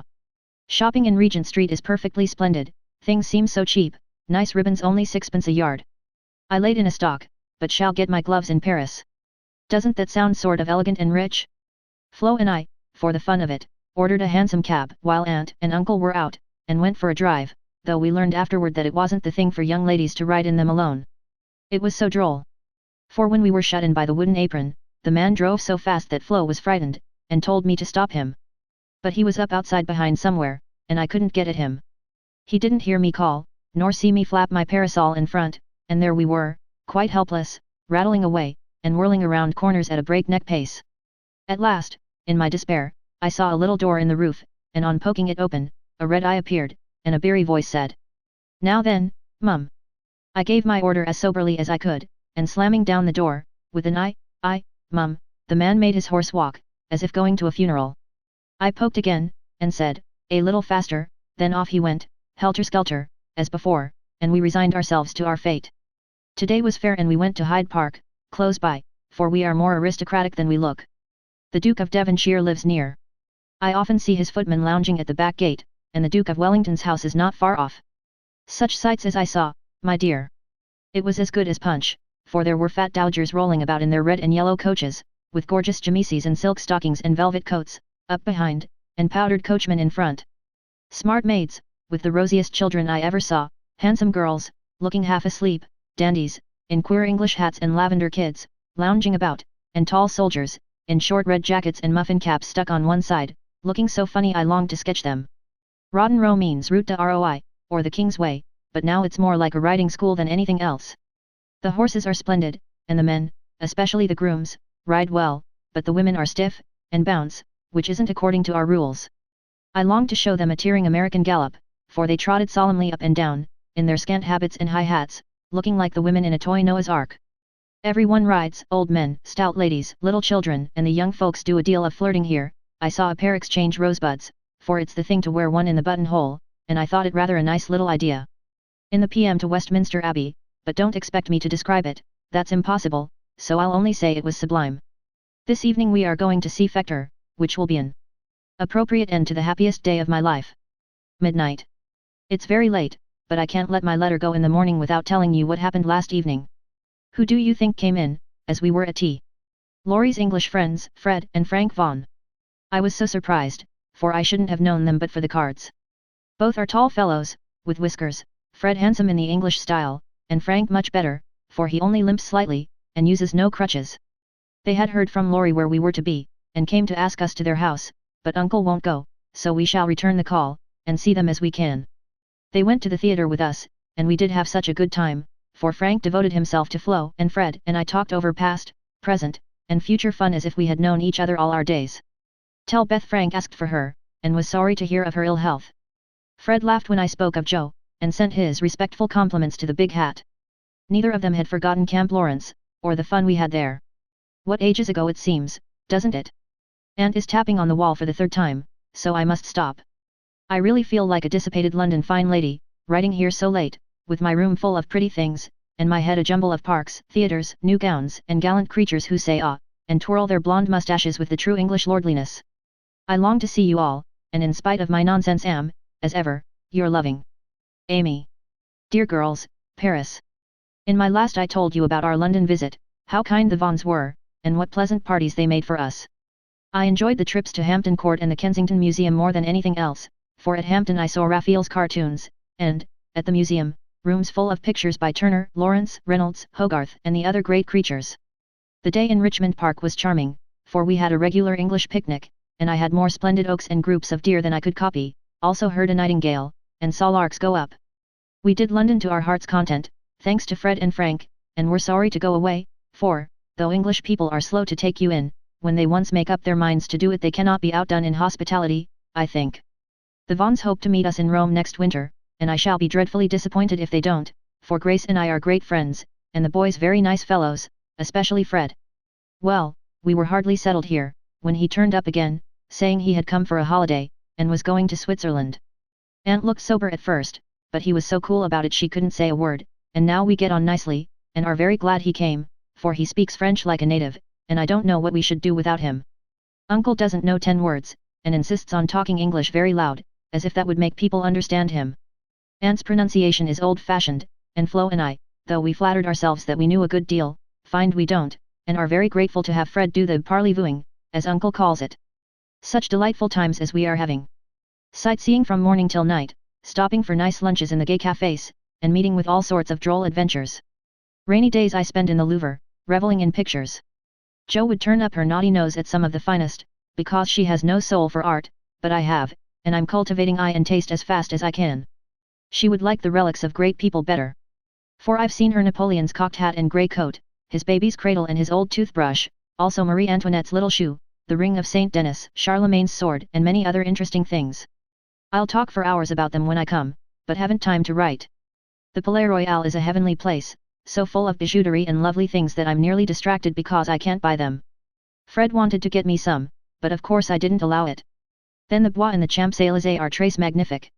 I've seen the imperial family several times, the emperor an ugly, hard-looking man, the empress pale and pretty, but dressed in bad taste, I thought, purple dress, green hat, and yellow gloves.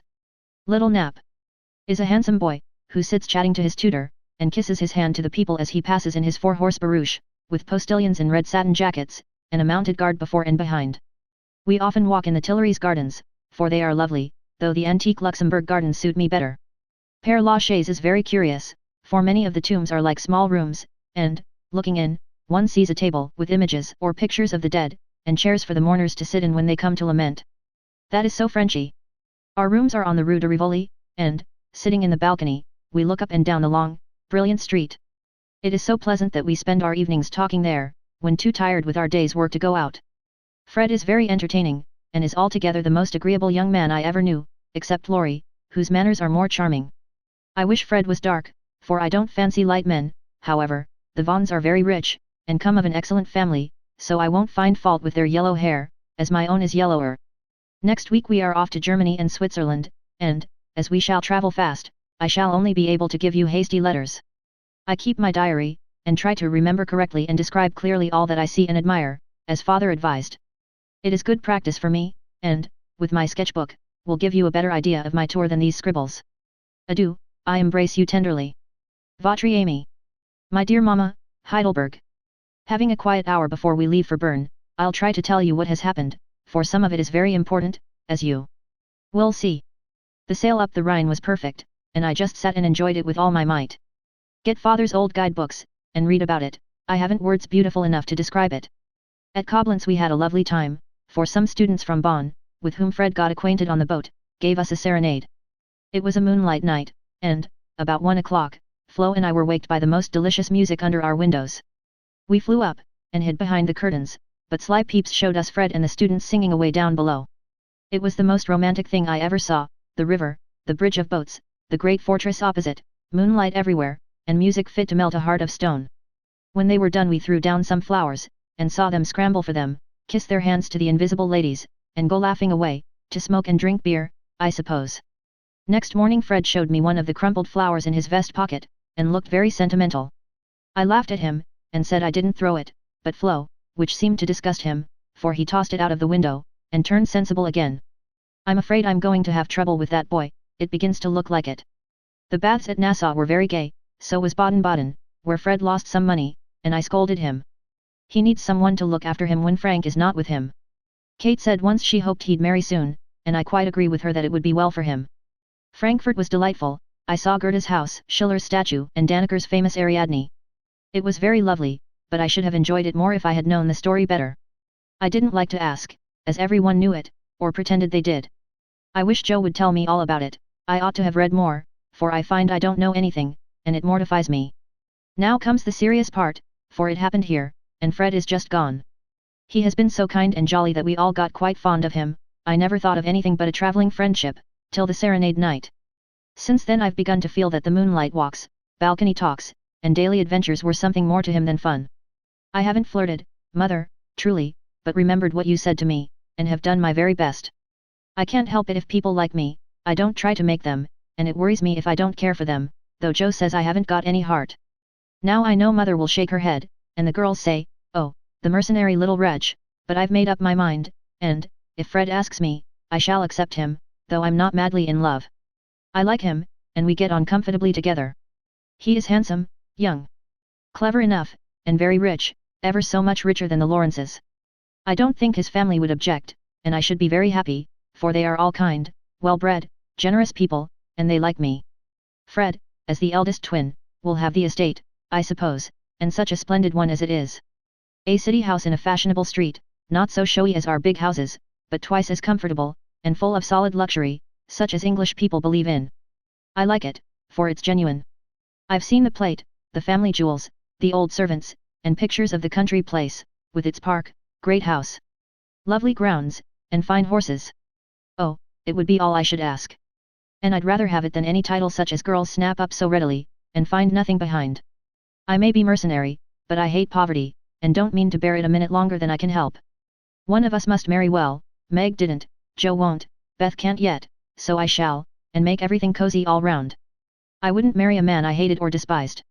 You may be sure of that, and, though Fred is not my model hero, he does very well, and, in time, I should get fond enough of him if he was very fond of me, and let me do just as I liked. So I've been turning the matter over in my mind the last week, for it was impossible to help seeing that Fred liked me. He said nothing, but little things showed it. He never goes with flow, always gets on my side of the carriage, table, or promenade, looks sentimental when we are alone, and frowns at anyone else who ventures to speak to me. Yesterday, at dinner, when an Austrian officer stared at us, and then said something to his friend, a rakish-looking baron, about ein Wunderschönes Blondchen, Fred looked as fierce as a lion, and cut his meat so savagely, it nearly flew off his plate. He isn't one of the cool, stiff Englishmen, but is rather peppery, for he has Scotch blood in him, as one might guess from his bonny blue eyes. Well, last evening we went up to the castle about sunset, at least all of us but Fred, who was to meet us there, after going to the post restaurant for letters. We had a charming time poking about the ruins, the vaults where the monster tun is, and the beautiful gardens made by the Elector, long ago, for his English wife. I liked the great terrace best, for the view was divine, so, while the rest went to see the rooms inside, I sat there trying to sketch the grey stone lion's head on the wall, with scarlet woodbine sprays hanging round it. I felt as if I'd got into a romance, sitting there, watching the Neckar rolling through the valley, listening to the music of the Austrian band below, and waiting for my lover, like a real storybook girl. I had a feeling that something was going to happen, and I was ready for it. I didn't feel blushy or quaky, but quite cool, and only a little excited. By and by I heard Fred's voice, and then he came hurrying through the great arch to find me. He looked so troubled that I forgot all about myself, and asked what the matter was. He said he'd just got a letter begging him to come home, for Frank was very ill, so he was going at once, in the night train, and only had time to say goodbye. I was very sorry for him, and disappointed for myself, but only for a minute, because he said, as he shook hands, and said it in a way that I could not mistake, "I shall soon come back, you won't forget me, Amy." I didn't promise, but I looked at him, and he seemed satisfied, and there was no time for anything but messages and goodbyes, for he was off in an hour, and we all miss him very much. I know he wanted to speak, but I think, from something he once hinted, that he had promised his father not to do anything of the sort yet a while, for he is a rash boy, and the old gentleman dreads a foreign daughter-in-law. We shall soon meet in Rome, and then, if I don't change my mind, I'll say yes, thank you, when he says will you, please. Of course this is all very private, but I wished you to know what was going on. Don't be anxious about me, remember I am your prudent Amy, and be sure I will do nothing rashly. Send me as much advice as you like, I'll use it if I can. I wish I could see you for a good talk, Marmee. Love and trust me. Ever your Amy. Chapter 32. Tender Troubles. Joe, I'm anxious about Beth. Why, Mother, she has seemed unusually well since the babies came. It's not her health that troubles me now, it's her spirits. I'm sure there is something on her mind, and I want you to discover what it is. What makes you think so, Mother? She sits alone a good deal, and doesn't talk to her father as much as she used. I found her crying over the babies the other day. When she sings, the songs are always sad ones, and now and then I see a look in her face that I don't understand. This isn't like Beth, and it worries me. Have you asked her about it? I have tried once or twice, but she either evaded my questions, or looked so distressed that I stopped. I never force my children's confidence, and I seldom have to wait for it long. Mrs. March glanced at Joe as she spoke, but the face opposite seemed quite unconscious of any secret disquietude but Beth's, and, after sewing thoughtfully for a minute, Joe said, "I think she is growing up, and so begins to dream dreams, and have hopes and fears and fidgets, without knowing why, or being able to explain them. Why, Mother, Beth's 18, but we don't realize it, and treat her like a child, forgetting she's a woman." "So she is. Dear heart, how fast you do grow up," returned her mother, with a sigh and a smile. "Can't be helped, Marmee," so you must resign yourself to all sorts of worries, and let your birds hop out of the nest, one by one. I promise never to hop very far, if that is any comfort to you. It is a great comfort, Joe. I always feel strong when you are at home. Now Meg is gone. Beth is too feeble and Amy too young to depend upon, but when the tug comes, you are always ready. Why, you know I don't mind hard jobs much, and there must always be one scrub in a family. Amy is splendid in fine works, and I'm not, but I feel in my element when all the carpets are to be taken up, or half the family fall sick at once. Amy is distinguishing herself abroad, but if anything is amiss at home, I'm your man. I leave Beth to your hands, then, for she will open her tender little heart to her Joe sooner than to anyone else. Be very kind, and don't let her think anyone watches or talks about her. If she only would get quite strong and cheerful again, I shouldn't have a wish in the world. Happy woman. I've got heaps. My dear, what are they? I'll settle Bethy's troubles, and then I'll tell you mine. They are not very wearing, so they'll keep, and Joe stitched away, with a wise nod which set her mother's heart at rest about her, for the present at least. While apparently absorbed in her own affairs, Joe watched Beth, and, after many conflicting conjectures, finally settled upon one which seemed to explain the change in her. A slight incident gave Joe the clue to the mystery, she thought, and lively fancy, loving heart did the rest. She was affecting to write busily one Saturday afternoon, when she and Beth were alone together, yet as she scribbled, she kept her eye on her sister, who seemed unusually quiet. Sitting at the window, Beth's work often dropped into her lap, and she leaned her head upon her hand, in a dejected attitude, while her eyes rested on the dull, autumnal landscape. Suddenly someone passed below, whistling like an operatic blackbird, and a voice called out. All serene. Coming in tonight. Beth started, leaned forward, smiled and nodded, watched the passer-by till his quick tramp died away, then said softly, as if to herself. How strong and well and happy that dear boy looks. Said Joe, still intent upon her sister's face, for the bright color faded as quickly as it came, the smile vanished, and presently a tear lay shining on the window ledge. Beth whisked it off, and glanced apprehensively at Joe, but she was scratching away at a tremendous rate, apparently engrossed in Olympia's oath. The instant Beth turned, Joe began her watch again, saw Beth's hand go quietly to her eyes more than once, and, in her half-averted face, read a tender sorrow that made her own eyes fill. Fearing to betray herself, she slipped away, murmuring something about needing more paper. Mercy on me, Beth loves Laurie.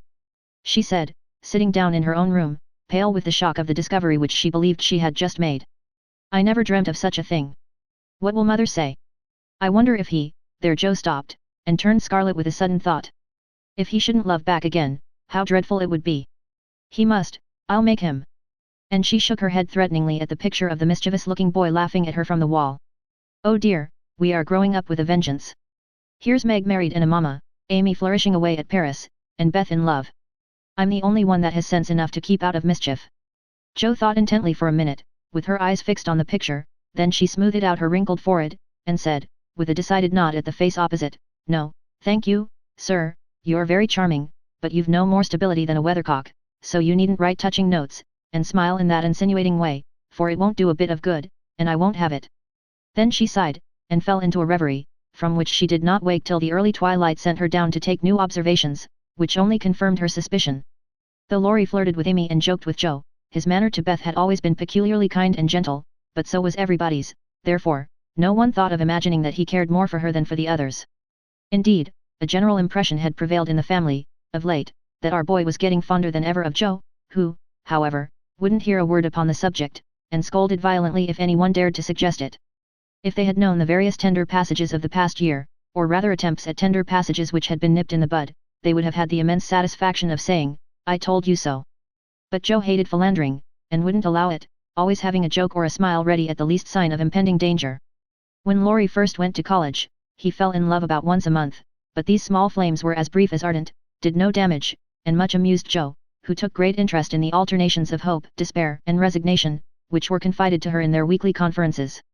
But there came a time when Laurie ceased to worship at many shrines, hinted darkly at one all-absorbing passion, and indulged occasionally in Byronic fits of gloom. Then he avoided the tender subject altogether, wrote philosophical notes to Joe, turned studious, and gave out that he was going to dig, intending to graduate in a blaze of glory. This suited the young lady better than twilight confidences, tender pressures of the hand, and eloquent glances of the eye, for with Joe, brain developed earlier than heart, and she preferred imaginary heroes to real ones, because, when tired of them, the former could be shut up in the tin kitchen till called for, and the latter were less manageable. Things were in this state when the grand discovery was made, and Joe watched Laurie that night as she had never done before. If she had not got the new idea into her head, she would have seen nothing unusual in the fact that Beth was very quiet, and Laurie very kind to her. But having given the rein to her lively fancy, it galloped away with her at a great pace, and common sense, being rather weakened by a long course of romance writing, did not come to the rescue. As usual, Beth lay on the sofa, and Laurie sat in a low chair close by, amusing her with all sorts of gossip, for she depended on her weekly spin, and he never disappointed her. But that evening, Joe fancied that Beth's eyes rested on the lively, dark face beside her with peculiar pleasure, and that she listened with intense interest to an account of some exciting cricket match, though the phrases, caught off a tice, stumped off his ground, and the leg hit for three, were as intelligible to her as Sanskrit. She also fancied, having set her heart upon seeing it, that she saw a certain increase of gentleness in Laurie's manner, that he dropped his voice now and then, laughed less than usual, was a little absent-minded, and settled the Afghan over Beth's feet with an assiduity that was really almost tender. Who knows? Stranger things have happened, thought Joe, as she fussed about the room. She will make quite an angel of him, and he will make life delightfully easy and pleasant for the dear, if they only love each other. I don't see how he can help it, and I do believe he would if the rest of us were out of the way. As everyone was out of the way but herself, Joe began to feel that she ought to dispose of herself with all speed. But where should she go? And burning to lay herself upon the shrine of sisterly devotion, she sat down to settle that point. Now, the old sofa was a regular patriarch of a sofa, long, broad, well-cushioned, and low, a trifle shabby, as well it might be, for the girls had slept and sprawled on it as babies, fished over the back, rode on the arms, and had menageries under it as children, and rested tired heads, dreamed dreams, and listened to tender talk on it as young women. They all loved it, for it was a family refuge, and one corner had always been Joe's favorite lounging place. Among the many pillows that adorned the venerable couch was one, hard, round, covered with prickly horsehair, and furnished with a knobby button at each end. This repulsive pillow was her especial property, being used as a weapon of defense, a barricade, or a stern preventive of too much slumber. Laurie knew this pillow well, and had cause to regard it with deep aversion, having been unmercifully pummeled with it in former days, when romping was allowed, and now frequently debarred by it from taking the seat he most coveted, next to Joe in the sofa corner. If the sausage, as they called it, stood on end, it was a sign that he might approach and repose, but if it lay flat across the sofa, woe to the man, woman, or child who dared disturb it. That evening Joe forgot to barricade her corner, and had not been in her seat 5 minutes, before a massive form appeared beside her, and, with both arms spread over the sofa back, both long legs stretched out before him, Laurie exclaimed, with a sigh of satisfaction. Now, this is filling at the price. No slang, snapped Joe, slamming down the pillow. But it was too late, there was no room for it, and, coasting onto the floor, it disappeared in a most mysterious manner. Come, Joe, don't be thorny. After studying himself to a skeleton all the week, a fellow deserves petting, and ought to get it. Beth will pet you, I'm busy. No, she's not to be bothered with me, but you like that sort of thing, unless you've suddenly lost your taste for it. Have you? Do you hate your boy, and want to fire pillows at him? Anything more wheedlesome than that touching appeal was seldom heard, but Joe quenched her boy by turning on him with the stern query. How many bouquets have you sent Miss Randall this week? Not one, upon my word. She's engaged. Now then. I'm glad of it, that's one of your foolish extravagances, sending flowers and things to girls for whom you don't care two pins, continued Joe reprovingly. Sensible girls, for whom I do care whole papers of pins, won't let me send them flowers and things, so what can I do? My feelings must have a went. Mother doesn't approve of flirting, even in fun, and you do flirt desperately, Teddy. I'd give anything if I could answer, so do you. As I can't, I'll merely say that I don't see any harm in that pleasant little game, if all parties understand that it's only play. Well, it does look pleasant, but I can't learn how it's done. I've tried, because one feels awkward in company, not to do as everybody else is doing, but I don't seem to get on, said Joe, forgetting to play mentor. Take lessons of Amy, she has a regular talent for it. Yes, she does it very prettily, and never seems to go too far. I suppose it's natural to some people to please without trying, and others to always say and do the wrong thing in the wrong place. I'm glad you can't flirt, it's really refreshing to see a sensible, straightforward girl, who can be jolly and kind without making a fool of herself. Between ourselves, Joe, some of the girls I know really do go on at such a rate I'm ashamed of them.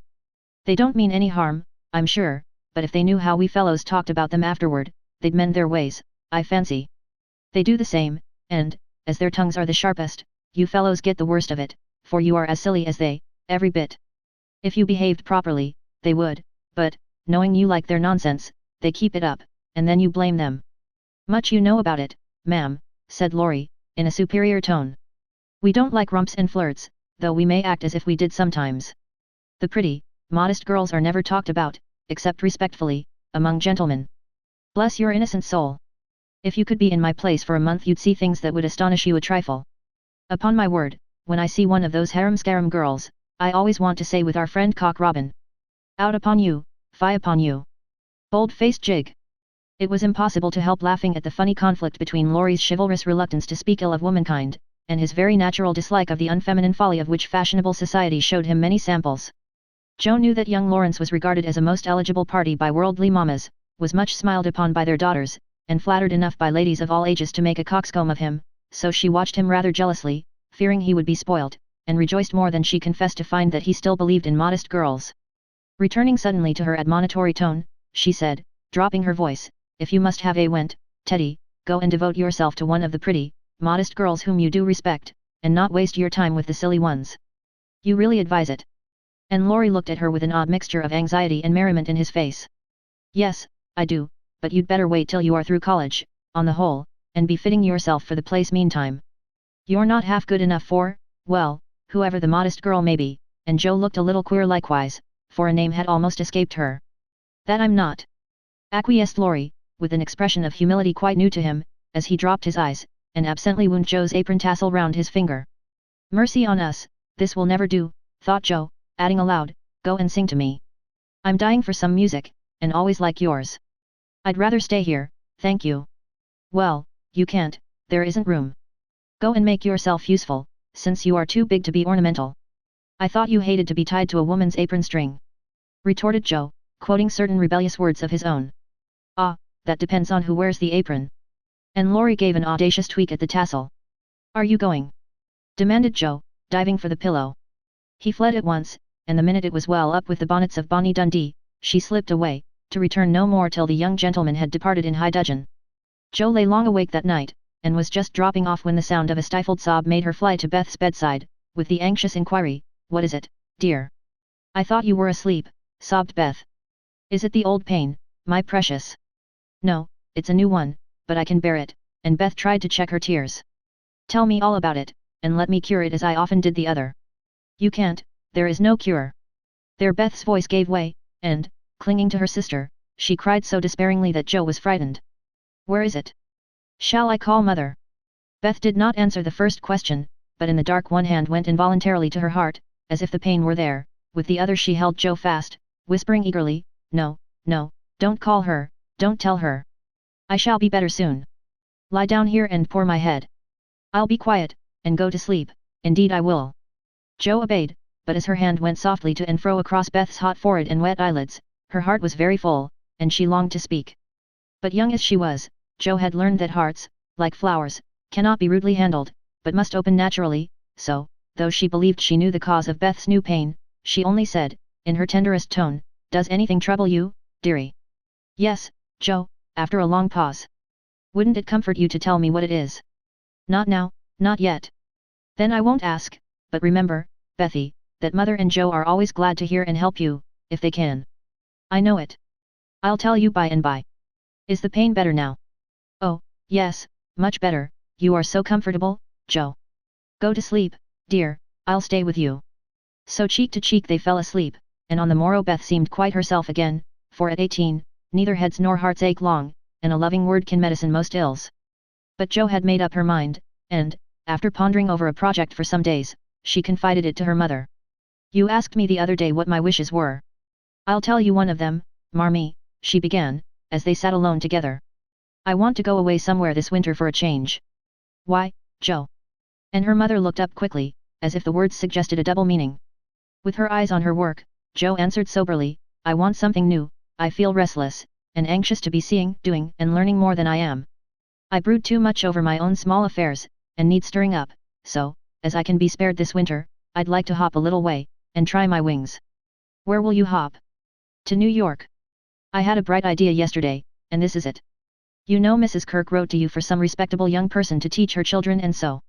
It's rather hard to find just the thing, but I think I should suit if I tried. My dear, go out to service in that great boarding house." And Mrs. March looked surprised, but not displeased. "It's not exactly going out to service, for Mrs. Kirk is your friend, the kindest soul that ever lived, and would make things pleasant for me, I know. Her family is separate from the rest, and no one knows me there. Don't care if they do, it's honest work, and I'm not ashamed of it. Nor I, but you're writing. All the better for the change. I shall see and hear new things, get new ideas, and, even if I haven't much time there, I shall bring home quantities of material for my rubbish. I have no doubt of it, but are these your only reasons for this sudden fancy? No, mother. May I know the others? Jo looked up and Jo looked down, then said slowly, with sudden color in her cheeks, it may be vain and wrong to say it, but, I'm afraid, Laurie is getting too fond of me. Then you don't care for him in the way it is evident he begins to care for you. And Mrs. March looked anxious as she put the question. Mercy, no. I love the dear boy, as I always have, and am immensely proud of him, but as for anything more, it's out of the question. I'm glad of that, Jo. Why, please? Because, dear, I don't think you suited to one another. As friends you are very happy, and your frequent quarrels soon blow over, but I fear you would both rebel if you were mated for life. You are too much alike and too fond of freedom, not to mention hot tempers and strong wills, to get on happily together, in a relation which needs infinite patience and forbearance, as well as love. That's just the feeling I had, though I couldn't express it. I'm glad you think he is only beginning to care for me. It would trouble me sadly to make him unhappy, for I couldn't fall in love with the dear old fellow merely out of gratitude, could I? You are sure of his feeling for you? The color deepened in Jo's cheeks, as she answered, with the look of mingled pleasure, pride and pain which young girls wear when speaking of first lovers. I'm afraid it is so, mother, he hasn't said anything, but he looks a great deal. I think I had better go away before it comes to anything. I agree with you, and if it can be managed you shall go. Jo looked relieved, and, after a pause, said, smiling, how Mrs. Moffat would wonder at your want of management, if she knew, and how she will rejoice that Annie still may hope. Ah, Jo, mothers may differ in their management, but the hope is the same in all, the desire to see their children happy. Meg is so, and I am content with her success. You I leave to enjoy your liberty till you tire of it, for only then will you find that there is something sweeter. Amy is my chief care now, but her good sense will help her. For Beth, I indulge no hopes except that she may be well. By the way, she seems brighter this last day or two. Have you spoken to her? Yes, she owned she had a trouble, and promised to tell me by and by. I said no more, for I think I know it, and Jo told her little story. Mrs. March shook her head, and did not take so romantic a view of the case, but looked grave, and repeated her opinion that, for Laurie's sake, Jo should go away for a time. Let us say nothing about it to him till the plan is settled, then I'll run away before he can collect his wits and be tragical. Beth must think I'm going to please myself, as I am, for I can't talk about Laurie to her, but she can pet and comfort him after I'm gone, and so cure him of this romantic notion. He's been through so many little trials of the sort, he's used to it, and will soon get over his lovelornity. Jo spoke hopefully, but could not rid herself of the foreboding fear that this little trial would be harder than the others, and that Laurie would not get over his lovelornity as easily as heretofore. The plan was talked over in a family council, and agreed upon, for Mrs. Kirk gladly accepted Jo, and promised to make a pleasant home for her. The teaching would render her independent, and such leisure as she got might be made profitable by writing, while the new scenes and society would be both useful and agreeable. Jo liked the prospect and was eager to be gone, for the home nest was growing too narrow for her restless nature and adventurous spirit. When all was settled, with fear and trembling she told Laurie, but to her surprise he took it very quietly. He had been graver than usual of late, but very pleasant, and, when jokingly accused of turning over a new leaf, he answered soberly, so I am, and I mean this one shall stay turned. Jo was very much relieved that one of his virtuous fits should come on just then, and made her preparations with a lightened heart, for Beth seemed more cheerful, and hoped she was doing the best for all. One thing I leave to your especial care, she said, the night before she left. You mean your papers? Asked Beth. No, my boy. Be very good to him, won't you? Of course I will, but I can't fill your place, and he'll miss you sadly. It won't hurt him, so remember, I leave him in your charge, to plague, pet, and keep in order. I'll do my best, for your sake, promised Beth, wondering why Jo looked at her so queerly. When Laurie said goodbye, he whispered significantly, it won't do a bit of good, Jo. My eye is on you, so mind what you do, or I'll come and bring you home. Chapter 33. Jo's Journal. New York, November. Dear Marmee and Beth. I'm going to write you a regular volume, for I've got heaps to tell, though I'm not a fine young lady traveling on the continent. When I lost sight of father's dear old face, I felt a trifle blue, and might have shed a briny drop or two, if an Irish lady with 4 small children, all crying more or less, hadn't diverted my mind, for I amused myself by dropping gingerbread nuts over the seat every time they opened their mouths to roar. Soon the sun came out, and taking it as a good omen, I cleared up likewise, and enjoyed my journey with all my heart. Mrs. Kirk welcomed me so kindly I felt at home at once, even in that big house full of strangers. She gave me a funny little sky parlor, all she had, but there is a stove in it, and a nice table in a sunny window, so I can sit here and write whenever I like. A fine view and a church tower opposite atone for the many stairs, and I took a fancy to my den on the spot. The nursery, where I am to teach and sew, is a pleasant room next Mrs. Kirk's private parlor, and the two little girls are pretty children, rather spoilt, I fancy, but they took to me after telling them the 7 bad pigs, and I've no doubt I shall make a model governess. I am to have my meals with the children, if I prefer it to the great table, and for the present I do, for I am bashful, though no one will believe it. Now, my dear, make yourself at home, said Mrs. K in her motherly way. I'm on the drive from morning to night, as you may suppose with such a family, but a great anxiety will be off my mind if I know the children are safe with you. My rooms are always open to you, and your own shall be as comfortable as I can make it. There are some pleasant people in the house if you feel sociable, and your evenings are always free. Come to me if anything goes wrong, and be as happy as you can. There's the tea bell, I must run and change my cap, and off she bustled, leaving me to settle myself in my new nest. As I went downstairs, soon after, I saw something I liked. The flights are very long in this tall house, and as I stood waiting at the head of the third one for a little servant girl to lumber up, I saw a gentleman come along behind her, take the heavy hod of coal out of her hand, carry it all the way up, put it down at a door nearby, and walk away, saying, with a kind nod and a foreign accent, "It goes better so. The little back is too young to have such heaviness." Wasn't it good of him? I like such things, for, as father says, trifles show character. When I mentioned it to Mrs. K, that evening, she laughed, and said, "That must have been Professor Bear, he's always doing things of that sort." Mrs. K told me he was from Berlin, very learned and good, but poor as a church mouse, and gives lessons to support himself and 2 little orphan nephews whom he is educating here, according to the wishes of his sister, who married an American. Not a very romantic story, but it interested me, and I was glad to hear that Mrs. K lends him her parlor for some of his scholars. There is a glass door between it and the nursery, and I mean to peep at him, and then I'll tell you how he looks. He's almost 40, so it's no harm, marmy. After tea and a go-to-bed romp with the little girls, I attacked the big work basket, and had a quiet evening chatting with my new friend. I shall keep a journal letter, and send it once a week, so good night, and more tomorrow. Tuesday Eve. Had a lively time in my seminary, this morning, for the children acted like Sancho, and at one time I really thought I should shake them all round. Some good angel inspired me to try gymnastics, and I kept it up till they were glad to sit down and keep still. After luncheon, the girl took them out for a walk, and I went to my needlework, like little Mabel, with a willing mind. I was thanking my stars that I'd learned to make nice buttonholes, when the parlor door opened and shut, and someone began to hum. "Kennst du das Land?" Like a big bumblebee. It was dreadfully improper, I know, but I couldn't resist the temptation, and lifting one end of the curtain before the glass door, I peeped in. Professor Bear was there, and while he arranged his books, I took a good look at him. A regular German, rather stout, with brown hair tumbled all over his head, a bushy beard, good nose, the kindest eyes I ever saw, and a splendid big voice that does one's ears good, after our sharp or slipshod American gabble. His clothes were rusty, his hands were large, and he hadn't a really handsome feature in his face, except his beautiful teeth, yet I liked him, for he had a fine head, his linen was very nice, and he looked like a gentleman, though 2 buttons were off his coat, and there was a patch on one shoe.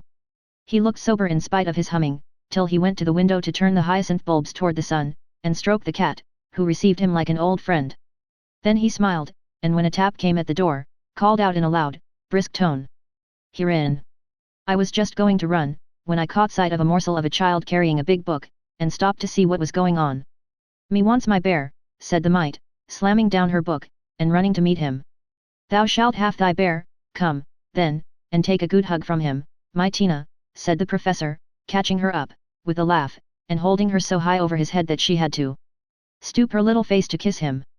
Now me muse study my lesson, went on the funny little thing, so he put her up at the table, opened the great dictionary she had brought, and gave her a paper and pencil, and she scribbled away, turning a leaf now and then, and passing her little fat finger down the page, as if finding a word, so soberly that I nearly betrayed myself by a laugh, while Mr. Bear stood stroking her pretty hair, with a fatherly look, that made me think she must be his own, though she looked more French than German. Another knock and the appearance of 2 young ladies sent me back to my work, and there I virtuously remained through all the noise and gabbling that went on next door. One of the girls kept laughing affectedly, and saying "Now professor," in a coquettish tone, and the other pronounced her German with an accent that must have made it hard for him to keep sober. Both seemed to try his patience sorely, for more than once I heard him say emphatically, "No, no, it is not so, you have not attend to what I say," and once there was a loud rap, as if he struck the table with his book, followed by the despairing exclamation, "Prut! It all goes bad this day." Poor man, I pitied him, and when the girls were gone, took just one more peep, to see if he survived it. He seemed to have thrown himself back in his chair, tired out, and sat there with his eyes shut till the clock struck 2, when he jumped up, put his books in his pocket, as if ready for another lesson, and, taking little Tina, who had fallen asleep on the sofa, in his arms, he carried her quietly away. I fancy he has a hard life of it. Mrs. Kirk asked me if I wouldn't go down to the 5 o'clock dinner, and, feeling a little bit homesick, I thought I would, just to see what sort of people are under the same roof with me. So I made myself respectable, and tried to slip in behind Mrs. Kirk, but as she is short, and I'm tall, my efforts at concealment were rather a failure. She gave me a seat by her, and after my face cooled off, I plucked up courage, and looked about me. The long table was full, and everyone intent on getting their dinner, the gentlemen especially, who seemed to be eating on time, for they bolted in every sense of the word, vanishing as soon as they were done. There was the usual assortment of young men absorbed in themselves, young couples absorbed in each other, married ladies and their babies, and old gentlemen in politics. I don't think I shall care to have much to do with any of them, except one sweet-faced maiden lady, who looks as if she had something in her. Cast away at the very bottom of the table was the professor, shouting answers to the questions of a very inquisitive, deaf old gentleman on one side, and talking philosophy with a Frenchman on the other. If Amy had been here, she'd have turned her back on him forever, because, sad to relate, he had a great appetite, and shovelled in his dinner in a manner which would have horrified her ladyship. I didn't mind, for I like to see folks eat with a relish, as Hannah says, and the poor man must have needed a deal of food after teaching idiots all day. As I went upstairs after dinner, 2 of the young men were settling their hats before the hall mirror, and I heard one say low to the other, "Who's the new party? Governess, or something of that sort? What the deuce is she at our table for? Friend of the old lady's? Handsome head, but no style. Not a bit of it. Give us a light and come on." I felt angry at first, and then I didn't care, for a governess is as good as a clerk, and I've got sense, if I haven't style, which is more than some people have, judging from the remarks of the elegant beings who clattered away, smoking like bad chimneys. I hate ordinary people. Thursday. Yesterday was a quiet day, spent in teaching, sewing, and writing in my little room, which is very cozy, with a light and fire. I picked up a few bits of news, and was introduced to the professor. It seems that Tina is the child of the Frenchwoman who does the fine ironing in the laundry here. The little thing has lost her heart to Mr. Bear, and follows him about the house like a dog whenever he is at home, which delights him, as he is very fond of children, though a bachelor. Kitty and Minnie Kirk likewise regard him with affection, and tell all sorts of stories about the plays he invents, the presents he brings, and the splendid tales he tells. The young men quiz him, it seems, call him Old Fritz, Lager Beer, Ursa Major, and make all manner of jokes on his name. But he enjoys it like a boy, Mrs. K says, and takes it so good-naturedly that they all like him, in spite of his foreign ways. The maiden lady is a Miss Norton, rich, cultivated, and kind. She spoke to me at dinner today, for I went to table again, it's such fun to watch people, and asked me to come and see her at her room. She has fine books and pictures, knows interesting persons, and seems friendly, so I shall make myself agreeable, for I do want to get into good society, only it isn't the same sort that Amy likes. I was in our parlour last evening, when Mr. Bear came in with some newspapers for Mrs. Kirk. She wasn't there, but Minnie, who is a little old woman, introduced me very prettily, "This is Mamma's friend, Miss March." "Yes, and she's jolly and we like her lots," added Kitty, who is an enfant terrible. We both bowed, and then we laughed, for the prim introduction and the blunt addition were rather a comical contrast. "Ah, yes, I hear these naughty ones go to vex you, Mies Marsh. If so again, call at me and I come," he said, with a threatening frown that delighted the little wretches. I promised I would, and he departed, but it seems as if I was doomed to see a good deal of him, for today, as I passed his door on my way out, by accident I knocked against it with my umbrella. It flew open, and there he stood in his dressing gown, with a big blue sock on one hand, and a darning needle in the other. He didn't seem at all ashamed of it, for when I explained and hurried on, he waved his hand, sock and all, saying in his loud, cheerful way, "You have a fine day to make your walk. Bon voyage, mademoiselle." I laughed all the way downstairs, but it was a little pathetic, also, to think of the poor man having to mend his own clothes. The German gentlemen embroider, I know, but darning hose is another thing, and not so pretty. Saturday. Nothing has happened to write about, except to call on Miss Norton, who has a room full of lovely things, and who was very charming, for she showed me all her treasures, and asked me if I would sometimes go with her to lectures and concerts, as her escort, if I enjoyed them. She put it as a favor, but I'm sure Mrs. Kirk has told her about us, and she does it out of kindness to me. I'm as proud as Lucifer, but such favors from such people don't burden me, and I accepted gratefully. When I got back to the nursery there was such an uproar in the parlor that I looked in, and there was Mr. Bear down on his hands and knees, with Tina on his back, Kitty leading him with a jump rope, and Minnie feeding two small boys with seed cakes, as they roared and ramped in cages built of chairs. "We are playing Nargery," explained Kitty. "Dis is mine Effluent," added Tina, holding on by the professor's hair. "Mama always allows us to do what we like Saturday afternoon when Franz and Emil come, doesn't she, Mr. Bear?" said Minnie. The Effluent sat up, looking as much in earnest as any of them, and said soberly to me. "I give you my word it is so. If we make too large a noise you shall say hush. To us, and we go more softly." I promised to do so, but left the door open, and enjoyed the fun as much as they did, for a more glorious frolic I never witnessed. They played tag and soldiers, danced and sung, and when it began to grow dark they all piled onto the sofa about the professor, while he told charming fairy stories of the storks on the chimney tops, and the little kobolds, who ride the snowflakes as they fall. I wish Americans were as simple and natural as Germans, don't you? I'm so fond of writing, I should go spinning on forever if motives of economy didn't stop me, for though I've used thin paper and written fine, I tremble to think of the stamps this long letter will need. Pray forward Amy's as soon as you can spare them. My small news will sound very flat after her splendors, but you will like them, I know. Is Teddy studying so hard that he can't find time to write to his friends? Take good care of him for me, Beth, and tell me all about the babies, and give heaps of love to everyone. From your faithful Joe. P.S. On reading over my letter it strikes me as rather bary, but I am always interested in odd people, and I really had nothing else to write about. Bless you. December. My precious Betsy. As this is to be a scribble-scrabble letter, I direct it to you, for it may amuse you, and give you some idea of my goings-on, for, though quiet, they are rather amusing, for which, oh, be joyful. After what Amy would call Herculaneum efforts, in the way of mental and moral agriculture, my young ideas begin to shoot and my little twigs to bend as I could wish. They are not so interesting to me as Tina and the boys, but I do my duty by them, and they are fond of me. Franz and Emil are jolly little lads, quite after my own heart, for the mixture of German and American spirit in them produces a constant state of effervescence. Saturday afternoons are riotous times, whether spent in the house or out, for on pleasant days they all go to walk, like a seminary, with the professor and myself to keep order, and then such fun. We are very good friends now, and I've begun to take lessons. I really couldn't help it, and it all came about in such a droll way that I must tell you. To begin at the beginning, Mrs. Kirk called to me, one day, as I passed Mr. Bear's room, where she was rummaging. "Did you ever see such a den, my dear? Just come and help me put these books to rights, for I've turned everything upside down, trying to discover what he has done with the 6 new handkerchiefs I gave him not long ago." I went in, and while we worked I looked about me, for it was a den, to be sure. Books and papers everywhere, a broken meerschaum, and an old flute over the mantelpiece as if done with. A ragged bird, without any tail, chirped on one window seat, and a box of white mice adorned the other. Half-finished boats and bits of string lay among the manuscripts, dirty little boots stood drying before the fire, and traces of the dearly beloved boys, for whom he makes a slave of himself, were to be seen all over the room. After a grand rummage 3 of the missing articles were found, one over the bird cage, one covered with ink, and a third burnt brown, having been used as a holder. "Such a man," laughed good-natured Mrs. K, as she put the relics in the rag bag. "I suppose the others are torn up to rig ships, bandage cut fingers, or make kite tails.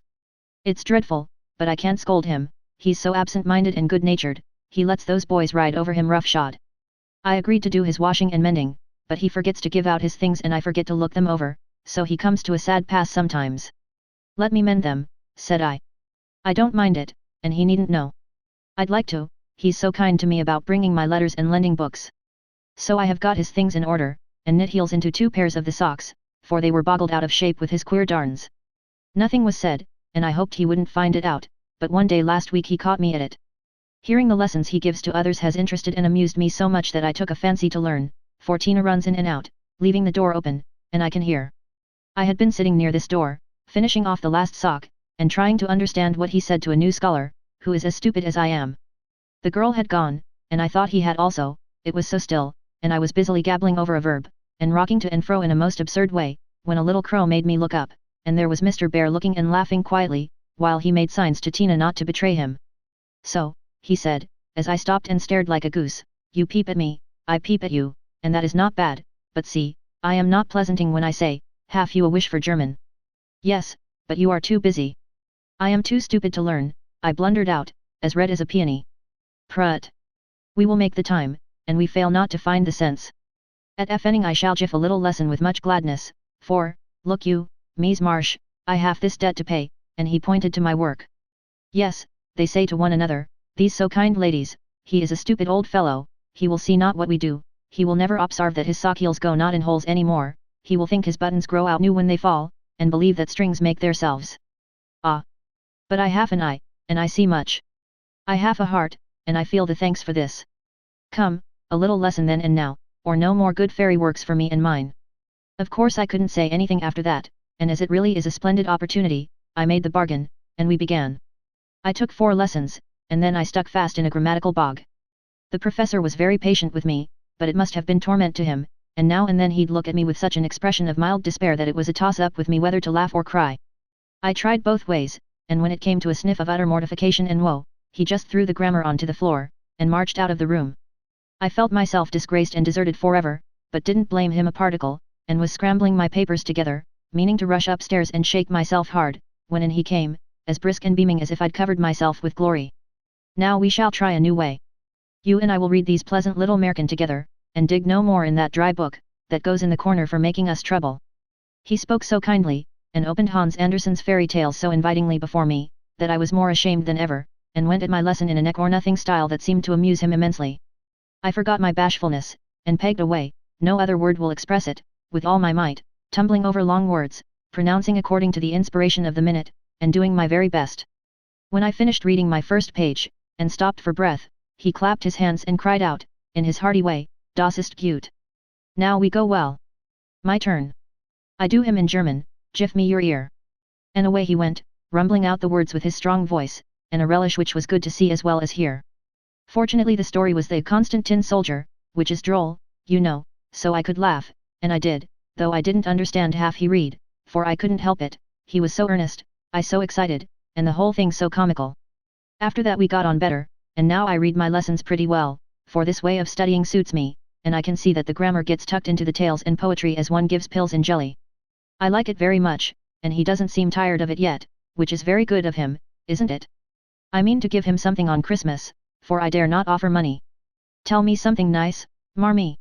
I'm glad Laurie seems so happy and busy, that he has given up smoking, and lets his hair grow. You see Beth manages him better than I did. I'm not jealous, dear, do your best, only don't make a saint of him. I'm afraid I couldn't like him without a spice of human naughtiness. Read him bits of my letters. I haven't time to write much, and that will do just as well. Thank heaven Beth continues so comfortable. January. A happy new year to you all, my dearest family, which of course includes Mr. L and a young man by the name of Teddy. I can't tell you how much I enjoyed your Christmas bundle, for I didn't get it till night, and had given up hoping. Your letter came in the morning, but you said nothing about a parcel, meaning it for a surprise, so I was disappointed, for I'd had a kind of a feeling that you wouldn't forget me. I felt a little low in my mind, as I sat up in my room after tea, and when the big, muddy, battered-looking bundle was brought to me, I just hugged it, and pranced. It was so homey and refreshing, that I sat down on the floor and read and looked and ate and laughed and cried, in my usual absurd way. The things were just what I wanted, and all the better for being made instead of bought. Beth's new ink bib was capital, and Hannah's box of hard gingerbread will be a treasure. I'll be sure and wear the nice flannels you sent, Marmee, and read carefully the books Father has marked. Thank you all, heaps and heaps. Speaking of books reminds me that I'm getting rich in that line for, on New Year's Day, Mr. Bear gave me a fine Shakespeare. It is one he values much, and I've often admired it, set up in the place of honor, with his German Bible, Plato, Homer, and Milton, so you may imagine how I felt when he brought it down, without its cover, and showed me my name in it, from my friend Friedrich Bear. You say often you wish a library, here I give you one, for between these lids, he meant covers, is many books in one. Read him well, and he will help you much, for the study of character in this book will help you to read it in the world and paint it with your pen. I thanked him as well as I could, and talked now about my library, as if I had 100 books. I never knew how much there was in Shakespeare before, but then I never had a bear to explain it to me. Now don't laugh at his horrid name, it isn't pronounced either bear or beer, as people will say it, but something between the two, as only Germans can give it. I'm glad you both like what I tell you about him, and hope you will know him someday. Mother would admire his warm heart, father his wise head. I admire both, and feel rich in my new friend Friedrich Bear. Not having much money, or knowing what he'd like, I got several little things, and put them about the room, where he would find them unexpectedly. They were useful, pretty, or funny, a new standish on his table, a little vase for his flower, he always has one, or a bit of green in a glass, to keep him fresh, he says, and a holder for his blower, so that he needn't burn up what Amy calls mooch wires. I made it like those Beth invented, a big butterfly with a fat body, and black and yellow wings, worsted feelers, and bead eyes. It took his fancy immensely, and he put it on his mantelpiece as an article of virtu, so it was rather a failure after all. Poor as he is, he didn't forget a servant or a child in the house, and not a soul here, from the French laundrywoman to Miss Norton, forgot him. I was so glad of that. They got up a masquerade, and had a gay time New Year's Eve. I didn't mean to go down, having no dress, but at the last minute, Mrs. Kirk remembered some old brocades, and Miss Norton lent me lace and feathers, so I dressed up as Mrs. Malaprop, and sailed in with a mask on. No one knew me, for I disguised my voice, and no one dreamed of the silent, haughty Miss March, for they think I am very stiff and cool, most of them, and so I am to whippersnappers, could dance and dress, and burst out into a nice derangement of epitaphs, like an allegory on the banks of the Nile. I enjoyed it very much, and when we unmasked, it was fun to see them stare at me. I heard one of the young men tell another that he knew I'd been an actress, in fact, he thought he remembered seeing me at one of the minor theatres. Meg will relish that joke. Mr. Bear was Nick Bottom, and Tina was Titania, a perfect little fairy in his arms. To see them dance was quite a landscape, to use a Teddyism. I had a very happy New Year, after all, and when I thought it over in my room, I felt as if I was getting on a little in spite of my many failures, for I'm cheerful all the time now, work with a will, and take more interest in other people than I used to, which is satisfactory. Bless you all. Ever your loving Show. Chapter 34. A friend. Though very happy in the social atmosphere about her, and very busy with the daily work that earned her bread, and made it sweeter for the effort, Jo still found time for literary labors. The purpose which now took possession of her was a natural one to a poor and ambitious girl, but the means she took to gain her end were not the best. She saw that money conferred power, money and power, therefore, she resolved to have, not to be used for herself alone, but for those whom she loved more than self. The dream of filling home with comforts, giving Beth everything she wanted, from strawberries in winter to an organ in her bedroom, going abroad herself, and always having more than enough, so that she might indulge in the luxury of charity, had been for years Jo's most cherished castle in the air. The prize story experience had seemed to open a way which might, after long travelling and much uphill work, lead to this delightful chateau en Espagny. But the novel disaster quenched her courage for a time, for public opinion is a giant which has frightened stouter-hearted jacks on bigger beanstalks than hers. Like that immortal hero, she reposed a while after the first attempt, which resulted in a tumble, and the least lovely of the giant's treasures, if I remember rightly. But the up again and take another spirit was as strong in Jo as in Jack, so she scrambled up, on the shady side this time, and got more booty, but nearly left behind her what was far more precious than the money bags. She took to writing sensation stories, for in those dark ages, even all perfect America read rubbish. She told no one, but concocted a thrilling tale, and boldly carried it herself to Mr. Dashwood, editor of the Weekly Volcano. She had never read Sartor Resartus, but she had a womanly instinct that clothes possess an influence more powerful over many than the worth of character or the magic of manners. So she dressed herself in her best, and, trying to persuade herself that she was neither excited nor nervous, bravely climbed 2 pairs of dark and dirty stairs to find herself in a disorderly room, a cloud of cigar smoke, and the presence of 3 gentlemen, sitting with their heels rather higher than their hats, which articles of dress none of them took the trouble to remove on her appearance.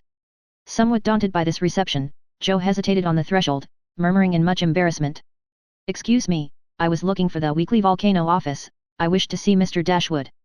Down went the highest pair of heels, up rose the smokiest gentleman, and, carefully cherishing his cigar between his fingers, he advanced, with a nod, and a countenance expressive of nothing but sleep. Feeling that she must get through the matter somehow, Jo produced her manuscript, and, blushing redder and redder with each sentence, blundered out fragments of the little speech carefully prepared for the occasion. "A friend of mine desired me to offer a story, just as an experiment, would like your opinion, be glad to write more if this suits." While she blushed and blundered, Mr. Dashwood had taken the manuscript, and was turning over the leaves with a pair of rather dirty fingers, and casting critical glances up and down the neat pages. "Not a first attempt, I take it." Observing that the pages were numbered, covered only on one side, and not tied up with a ribbon, sure sign of a novice. "No, sir, she has had some experience, and got a prize for a tale in the Blarney Stone Banner. Oh, did she? And Mr. Dashwood gave Jo a quick look, which seemed to take note of everything she had on, from the bow in her bonnet to the buttons on her boots. Well, you can leave it, if you like. We've more of this sort of thing on hand than we know what to do with at present, but I'll run my eye over it, and give you an answer next week. Now, Jo did not like to leave it, for Mr. Dashwood didn't suit her at all, but, under the circumstances, there was nothing for her to do but bow and walk away, looking particularly tall and dignified, as she was apt to do when nettled or abashed. Just then she was both, for it was perfectly evident, from the knowing glances exchanged among the gentlemen, that her little fiction of my friend was considered a good joke, and a laugh, produced by some inaudible remark of the editor, as he closed the door, completed her discomfiture. Half resolving never to return, she went home, and worked off her irritation by stitching pinafores vigorously, and in an hour or two was cool enough to laugh over the scene, and long for next week. When she went again, Mr. Dashwood was alone, whereat she rejoiced. Mr. Dashwood was much wider awake than before, which was agreeable, and Mr. Dashwood was not too deeply absorbed in a cigar to remember his manners, so the second interview was much more comfortable than the first. We'll take this, editors never say I, if you don't object to a few alterations. It's too long, but omitting the passages I've marked will make it just the right length, he said, in a business-like tone. Jo hardly knew her own Ms. again, so crumpled and underscored were its pages and paragraphs, but, feeling as a tender parent might on being asked to cut off her baby's legs in order that it might fit into a new cradle, she looked at the marked passages, and was surprised to find that all the moral reflections, which she had carefully put in as ballast for much romance, had been stricken out. But, sir, I thought every story should have some sort of a moral, so I took care to have a few of my sinners repent. Mr. Dashwood's editorial gravity relaxed into a smile, for Jo had forgotten her friend, and spoken as only an author could. People want to be amused, not preached at, you know. Morals don't sell nowadays, which was not quite a correct statement, by the way. You think it would do with these alterations, then? Yes, it's a new plot, and pretty well worked up, language good, and so on, was Mr. Dashwood's affable reply. What do you, that is, what compensation, began Jo, not exactly knowing how to express herself. Oh, yes, well, we give from 25 to 30 for things of this sort. Pay when it comes out, returned Mr. Dashwood, as if that point had escaped him. Such trifles often do escape the editorial mind, it is said. Very well, you can have it, said Jo, handing back the story, with a satisfied air, for, after the $A column work, even 25 seemed good pay. Shall I tell my friend you will take another if she has one better than this? Asked Jo, unconscious of her little slip of the tongue, and emboldened by her success. Well, we'll look at it, can't promise to take it. Tell her to make it short and spicy, and never mind the moral. What name would your friend like to put to it? In a careless tone. None at all, if you please, she doesn't wish her name to appear, and has no nom de plume, said Jo, blushing in spite of herself. Just as she likes, of course. The tale will be out next week, will you call for the money, or shall I send it? Asked Mr. Dashwood, who felt a natural desire to know who his new contributor might be. I'll call. Good morning, sir. As she departed, Mr. Dashwood put up his feet, with the graceful remark, poor and proud, as usual, but she'll do. Following Mr. Dashwood's directions, and making Mrs. Northberry her model, Jo rashly took a plunge into the frothy sea of sensational literature, but, thanks to the life-preserver thrown her by a friend, she came up again, not much the worse for her ducking. Like most young scribblers, she went abroad for her characters and scenery, and banditti, counts, gypsies, nuns, and duchesses appeared upon her stage, and played their parts with as much accuracy and spirit as could be expected. Her readers were not particular about such trifles as grammar, punctuation, and probability, and Mr. Dashwood graciously permitted her to fill his columns at the lowest prices, not thinking it necessary to tell her that the real cause of his hospitality was the fact that one of his hacks, on being offered higher wages, had basely left him in the lurch. She soon became interested in her work, for her emaciated purse grew stout, and the little hoard she was making to take Beth to the mountains next summer grew slowly but surely as the weeks passed. One thing disturbed her satisfaction, and that was that she did not tell them at home. She had a feeling that father and mother would not approve, and preferred to have her own way first, and beg pardon afterward. It was easy to keep her secret, for no name appeared with her stories. Mr. Dashwood had, of course, found it out very soon, but promised to be dumb, and, for a wonder, kept his word. She thought it would do her no harm, for she sincerely meant to write nothing of which she should be ashamed, and quieted all pricks of conscience by anticipations of the happy minute when she should show her earnings and laugh over her well-kept secret.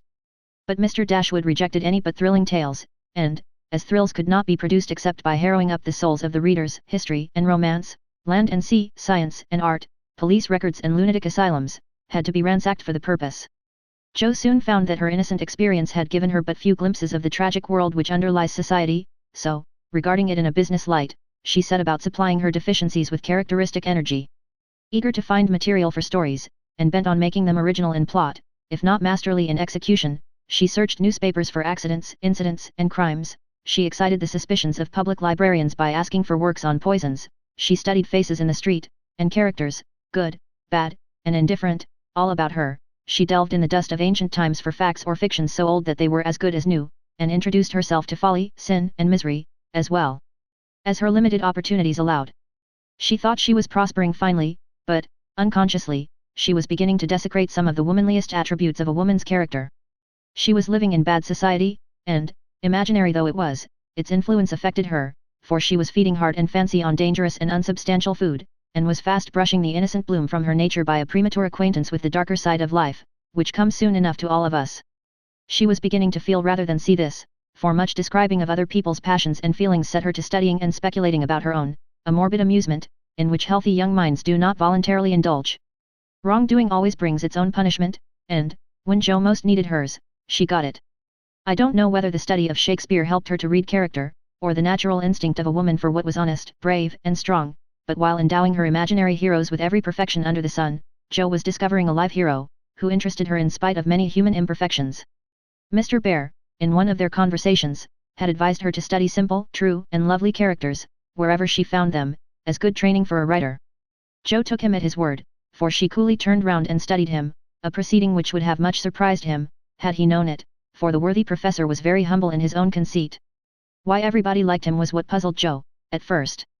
He was neither rich nor great, young, nor handsome, in no respect what is called fascinating, imposing, or brilliant, and yet he was as attractive as a genial fire, and people seemed to gather about him as naturally as about a warm hearth. He was poor, yet always appeared to be giving something away, a stranger, yet everyone was his friend, no longer young, but as happy-hearted as a boy, plain and peculiar, yet his face looked beautiful to many, and his oddities were freely forgiven for his sake. Jo often watched him, trying to discover the charm, and, at last, decided that it was benevolence which worked the miracle. If he had any sorrow, it sat with its head under its wing, and he turned only his sunny side to the world. There were lines upon his forehead, but time seemed to have touched him gently, remembering how kind he was to others. The pleasant curves about his mouth were the memorials of many friendly words and cheery laughs, his eyes were never cold or hard, and his big hand had a warm, strong grasp that was more expressive than words. His very clothes seemed to partake of the hospitable nature of the wearer. They looked as if they were at ease, and liked to make him comfortable. His capacious waistcoat was suggestive of a large heart underneath, his rusty coat had a social air, and the baggy pockets plainly proved that little hands often went in empty and came out full. His very boots were benevolent, and his collars never stiff and raspy like other people's.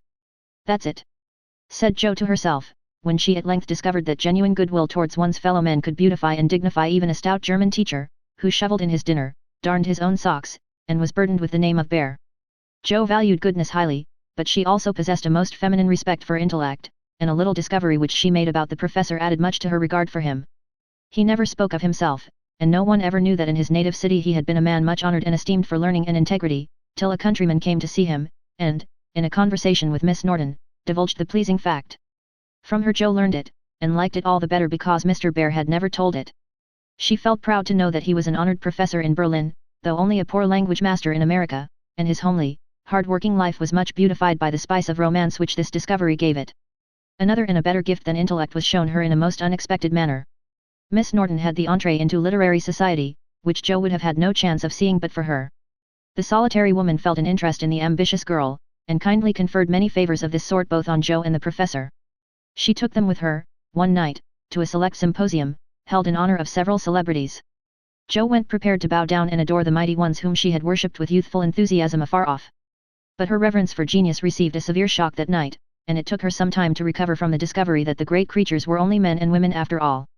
Imagine her dismay, on stealing a glance of timid admiration at the poet whose lines suggested an ethereal being fed on spirit, fire, and dew, to behold him devouring his supper with an ardour which flushed his intellectual countenance. Turning as from a fallen idol, she made other discoveries which rapidly dispelled her romantic illusions.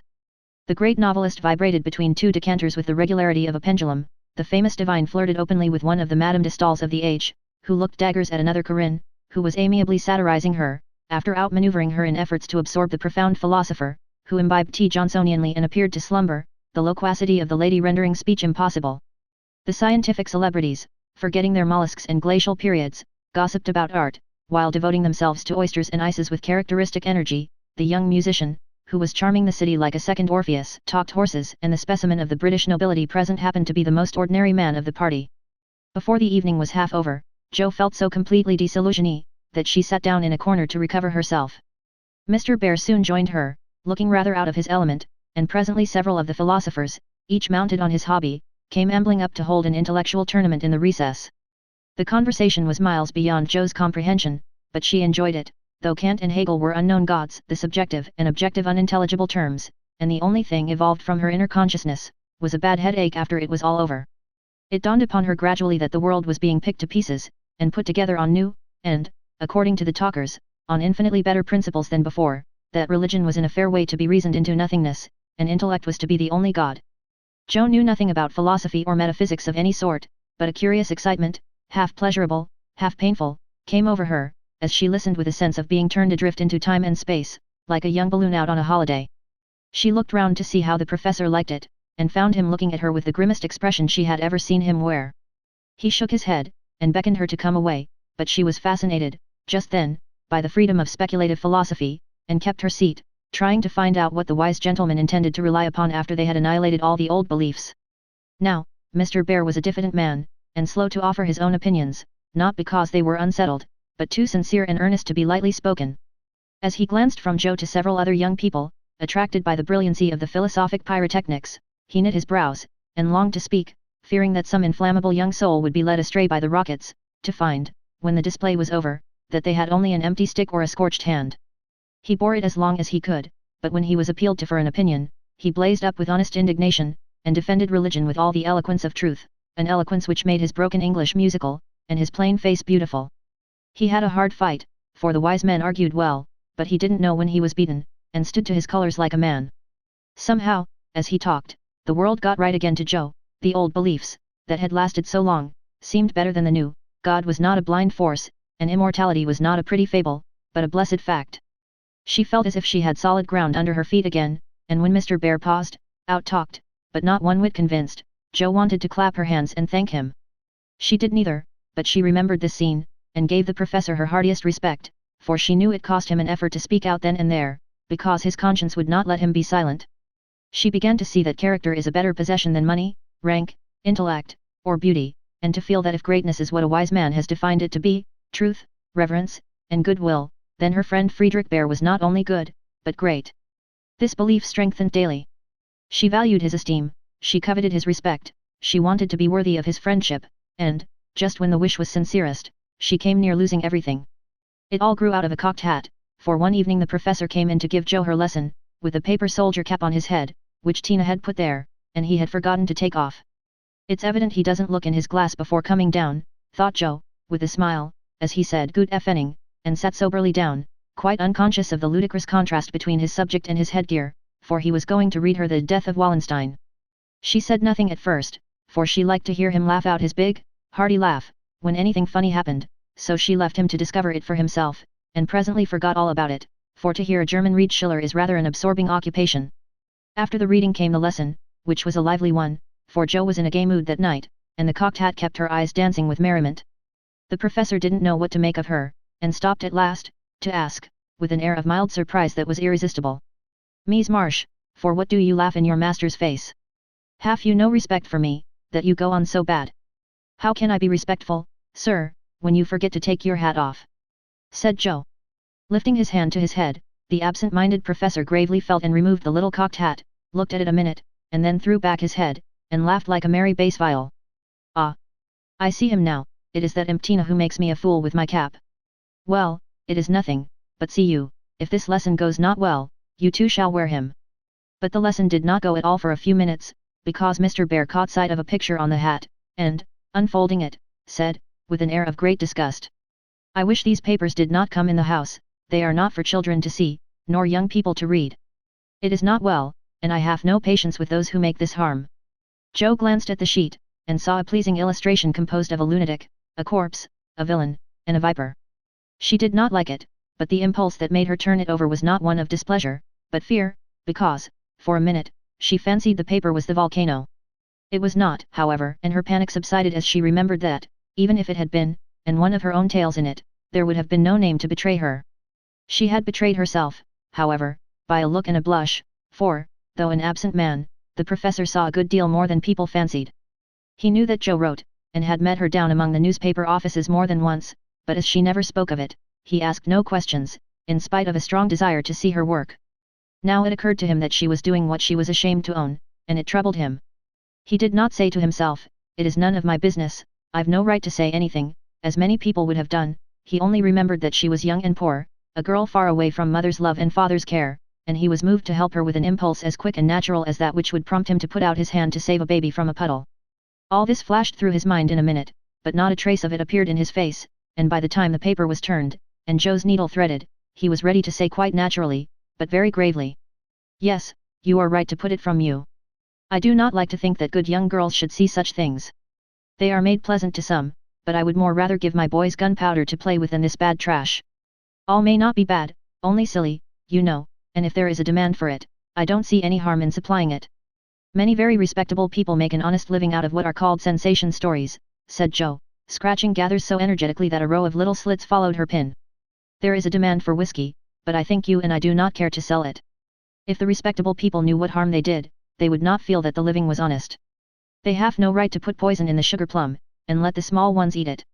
No, they should think a little, and sweep mud in the street before they do this thing." Mr. Bear spoke warmly, and walked to the fire, crumpling the paper in his hands.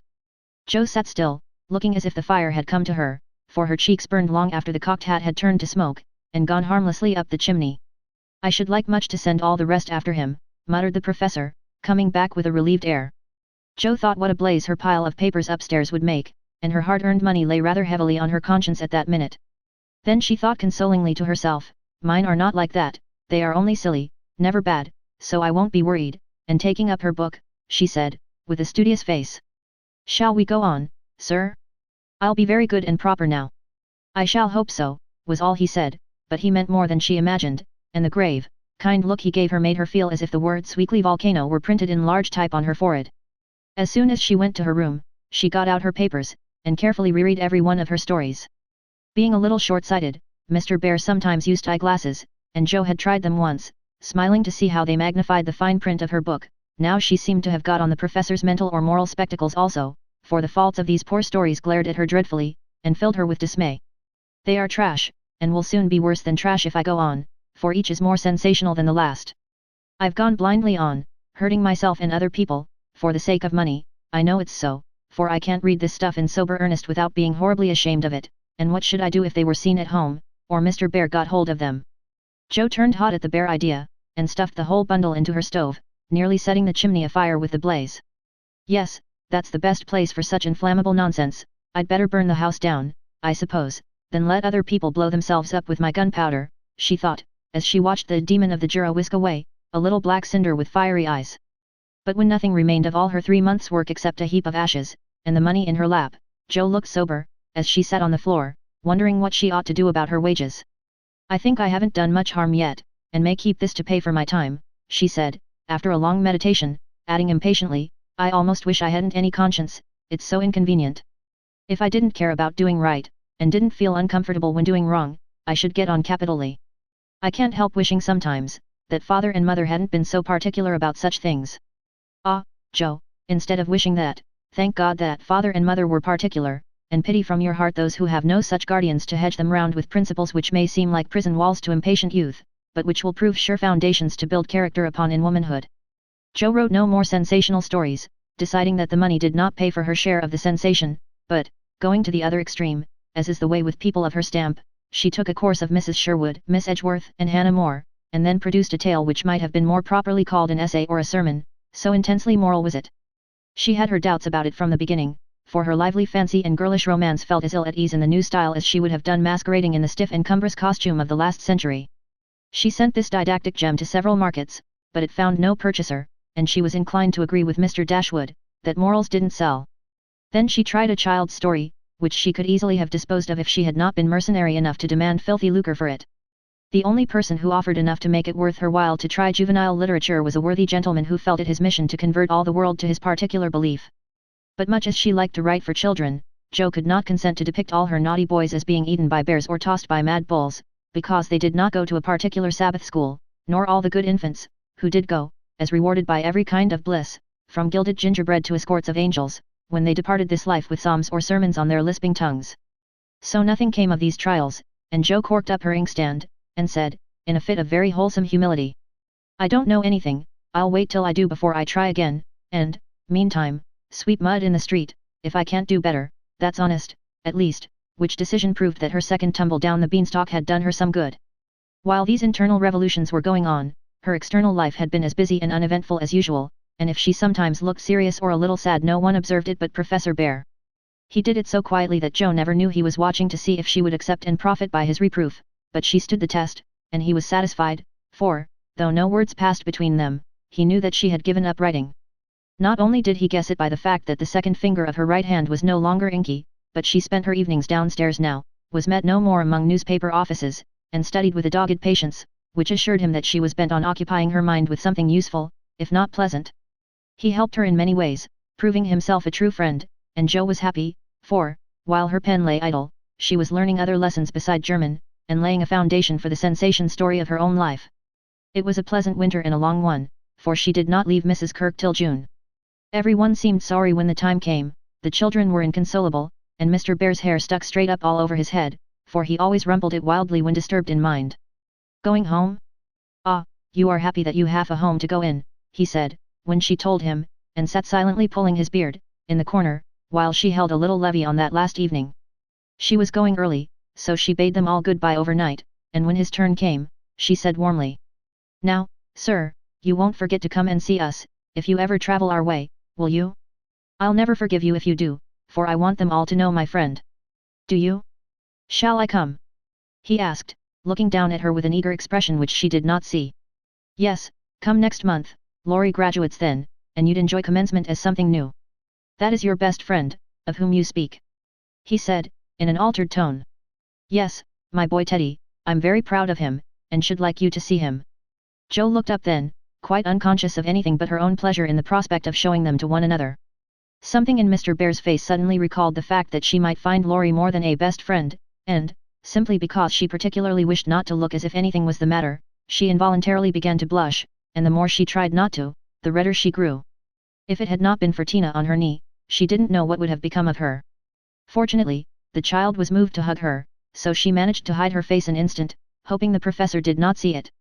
But he did, and his own changed again from that momentary anxiety to its usual expression, as he said cordially, "I fear I shall not make the time for that, but I wish the friend much success, and you all happiness. God bless you." And with that, he shook hands warmly, shouldered Tina, and went away. But after the boys were abed, he sat long before his fire, with the tired look on his face, and the heimweh, or homesickness, lying heavy at his heart. Once, when he remembered Jo, as she sat with the little child in her lap and that new softness in her face, he leaned his head on his hands a minute, and then roamed about the room, as if in search of something that he could not find. "It is not for me, I must not hope it now," he said to himself, with a sigh that was almost a groan. Then, as if reproaching himself for the longing that he could not repress, he went and kissed the two tousled heads upon the pillow, took down his seldom used meerschaum, and opened his Plato. He did his best, and did it manfully, but I don't think he found that a pair of rampant boys, a pipe, or even the divine Plato, were very satisfactory substitutes for wife and child and home.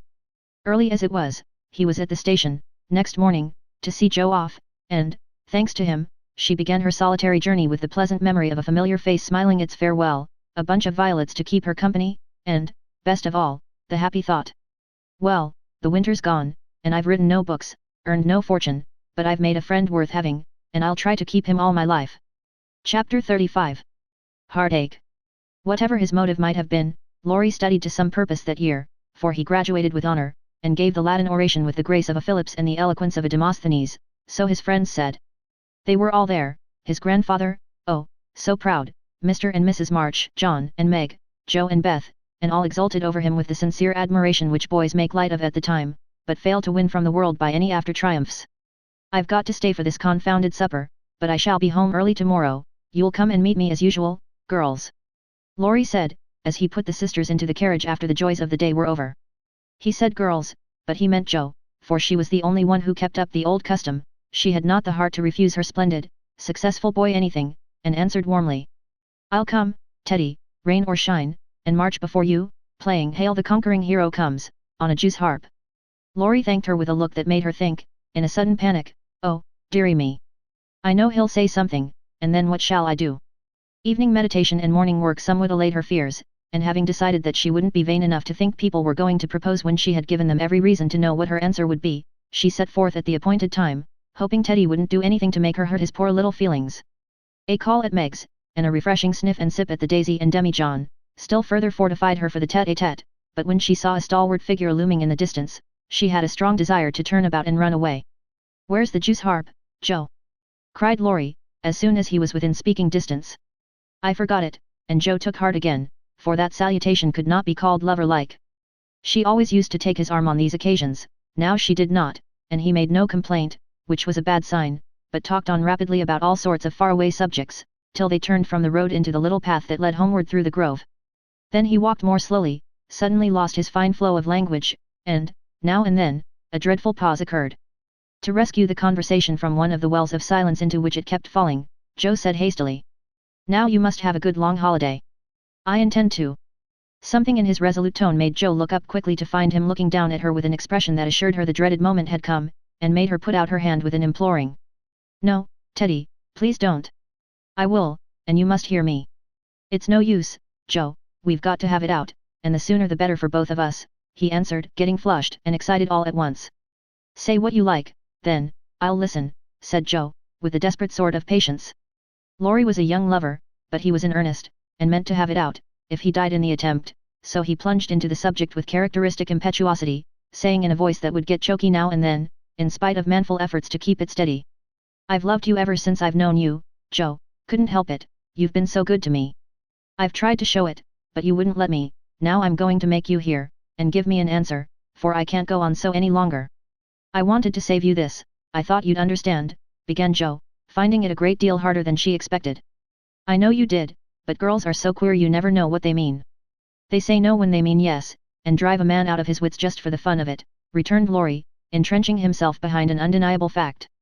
I don't. I never wanted to make you care for me so, and I went away to keep you from it if I could. I thought so, it was like you, but it was no use.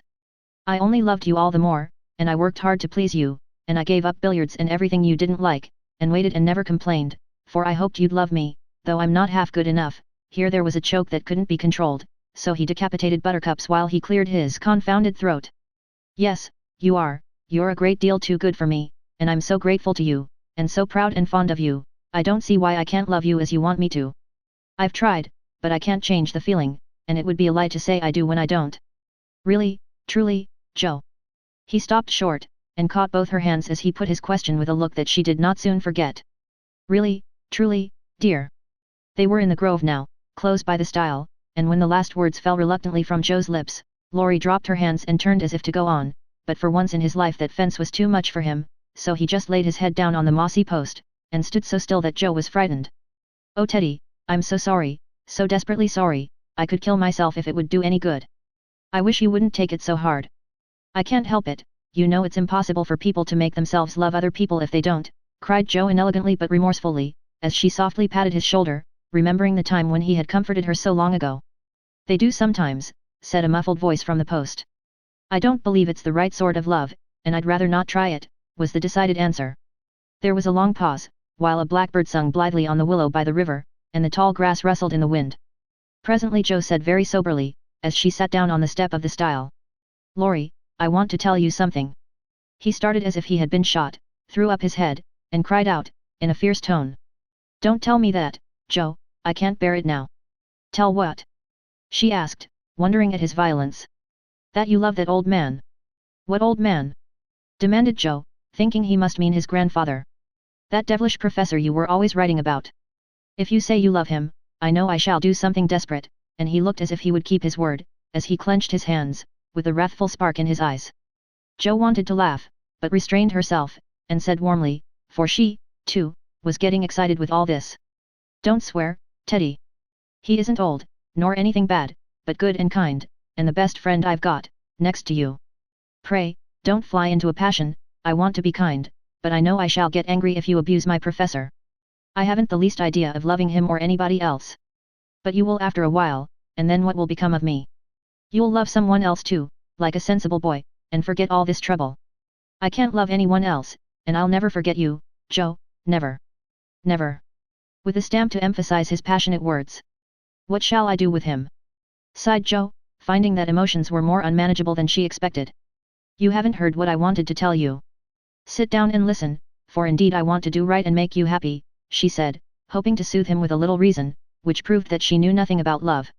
Seeing a ray of hope in that last speech, Laurie threw himself down on the grass at her feet, leaned his arm on the lower step of the stile, and looked up at her with an expectant face. Now that arrangement was not conducive to calm speech or clear thought on Joe's part, for how could she say hard things to her boy while he watched her with eyes full of love and longing, and lashes still wet with the bitter drop or two her hardness of heart had wrung from him. She gently turned his head away, saying, as she stroked the wavy hair which had been allowed to grow for her sake, how touching that was, to be sure. I agree with mother that you and I are not suited to each other, because our quick tempers and strong wills would probably make us very miserable, if we were so foolish as to. Joe paused a little over the last word, but Laurie uttered it with a rapturous expression. Mary, no, we shouldn't. If you loved me, Joe, I should be a perfect saint, for you could make me anything you like. No, I can't. I've tried it and failed, and I won't risk our happiness by such a serious experiment. We don't agree and we never shall, so we'll be good friends all our lives, but we won't go and do anything rash. Yes, we will if we get the chance, muttered Laurie rebelliously. Now do be reasonable, and take a sensible view of the case, implored Joe, almost at her wit's end. I won't be reasonable, I don't want to take what you call a sensible view, it won't help me, and it only makes you harder. I don't believe you've got any heart. I wish I hadn't. There was a little quiver in Joe's voice, and, thinking it a good omen, Laurie turned round, bringing all his persuasive powers to bear as he said, in the wheedlesome tone that had never been so dangerously wheedlesome before. Don't disappoint us, dear. Everyone expects it.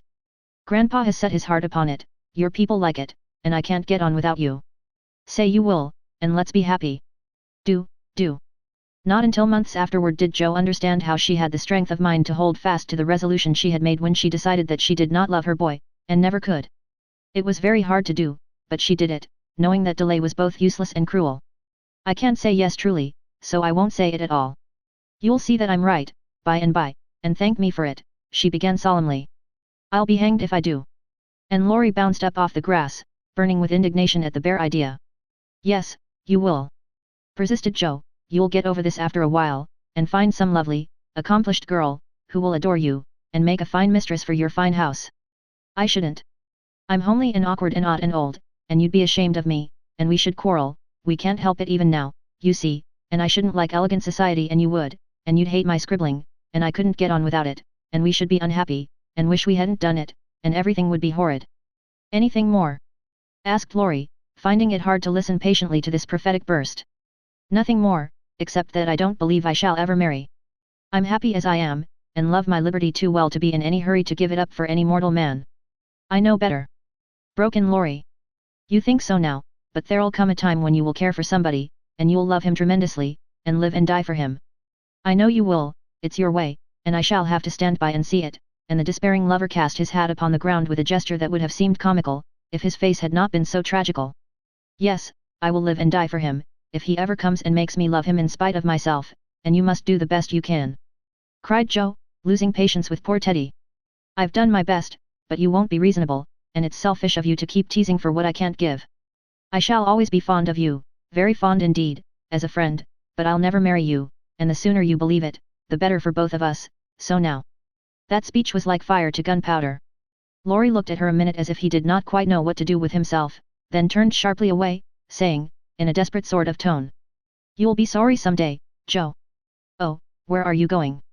She cried, for his face frightened her. To the devil, was the consoling answer. For a minute Joe's heart stood still, as he swung himself down the bank, toward the river, but it takes much folly, sin, or misery to send a young man to a violent death, and Laurie was not one of the weak sort who are conquered by a single failure. He had no thought of a melodramatic plunge, but some blind instinct led him to fling hat and coat into his boat, and row away with all his might, making better time up the river than he had done in many a race. Joe drew a long breath and unclasped her hands as she watched the poor fellow trying to outstrip the trouble which he carried in his heart. That will do him good, and he'll come home in such a tender, penitent state of mind, that I shan't dare to see him, she said, adding, as she went slowly home, feeling as if she had murdered some innocent thing, and buried it under the leaves. Now I must go and prepare Mr. Lawrence to be very kind to my poor boy.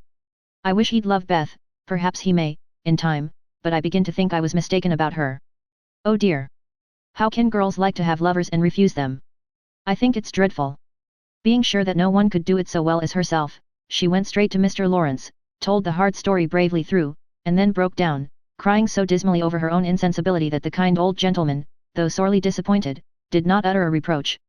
He found it difficult to understand how any girl could help loving Laurie, and hoped she would change her mind, but he knew even better than Joe that love cannot be forced, so he shook his head sadly, and resolved to carry his boy out of harm's way, for young impetuosity's parting words to Joe disturbed him more than he would confess.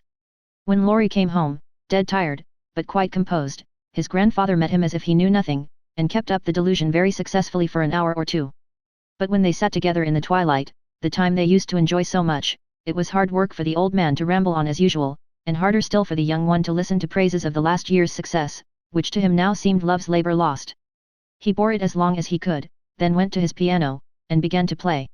The windows were open, and Joe, walking in the garden with Beth, for once understood music better than her sister, for he played the Sonata Pathetic, and played it as he never did before.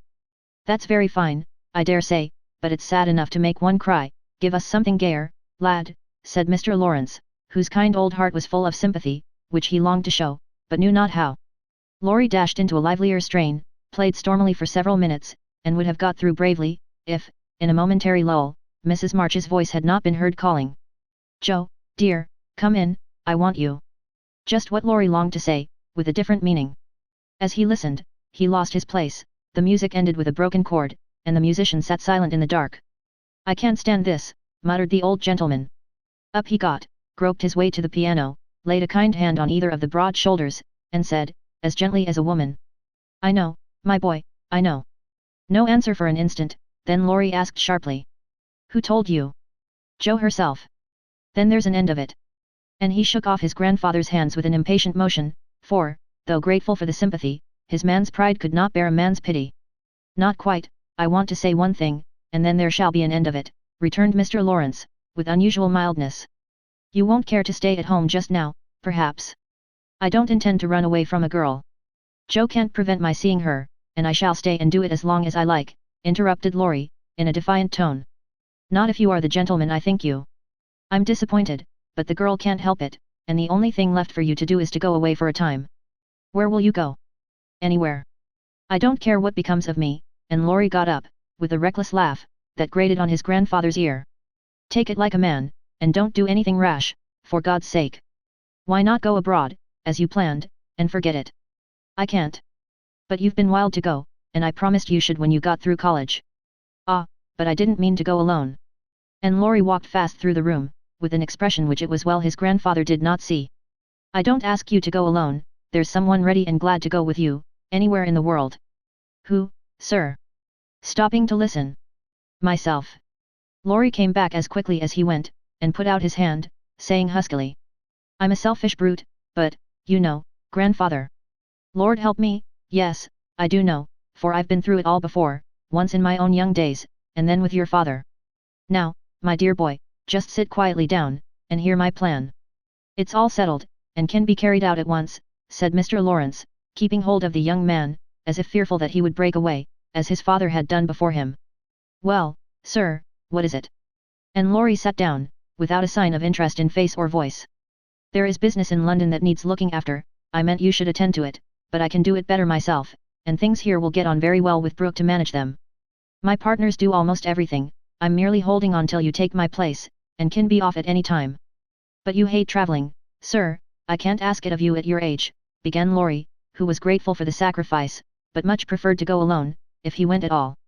The old gentleman knew that perfectly well, and particularly desired to prevent it, for the mood in which he found his grandson assured him that it would not be wise to leave him to his own devices. So, stifling a natural regret at the thought of the home comforts he would leave behind him, he said stoutly. Bless your soul, I'm not superannuated yet. I quite enjoy the idea, it will do me good, and my old bones won't suffer, for travelling nowadays is almost as easy as sitting in a chair. A restless movement from Laurie suggested that his chair was not easy, or that he did not like the plan, and made the old man add hastily. I don't mean to be a marplot or a burden, I go because I think you'd feel happier than if I was left behind. I don't intend to gad about with you, but leave you free to go where you like, while I amuse myself in my own way. I've friends in London and Paris, and should like to visit them. Meantime you can go to Italy, Germany, Switzerland, where you will, and enjoy pictures, music, scenery, and adventures to your heart's content. Now, Laurie felt just then that his heart was entirely broken, and the world a howling wilderness, but at the sound of certain words which the old gentleman artfully introduced into his closing sentence, the broken heart gave an unexpected leap, and a green oasis or two suddenly appeared in the howling wilderness. He sighed, and then said, in a spiritless tone. Just as you like, sir, it doesn't matter where I go or what I do. It does to me, remember that, my lad, I give you entire liberty, but I trust you to make an honest use of it. Promise me that, Laurie. Anything you like, sir.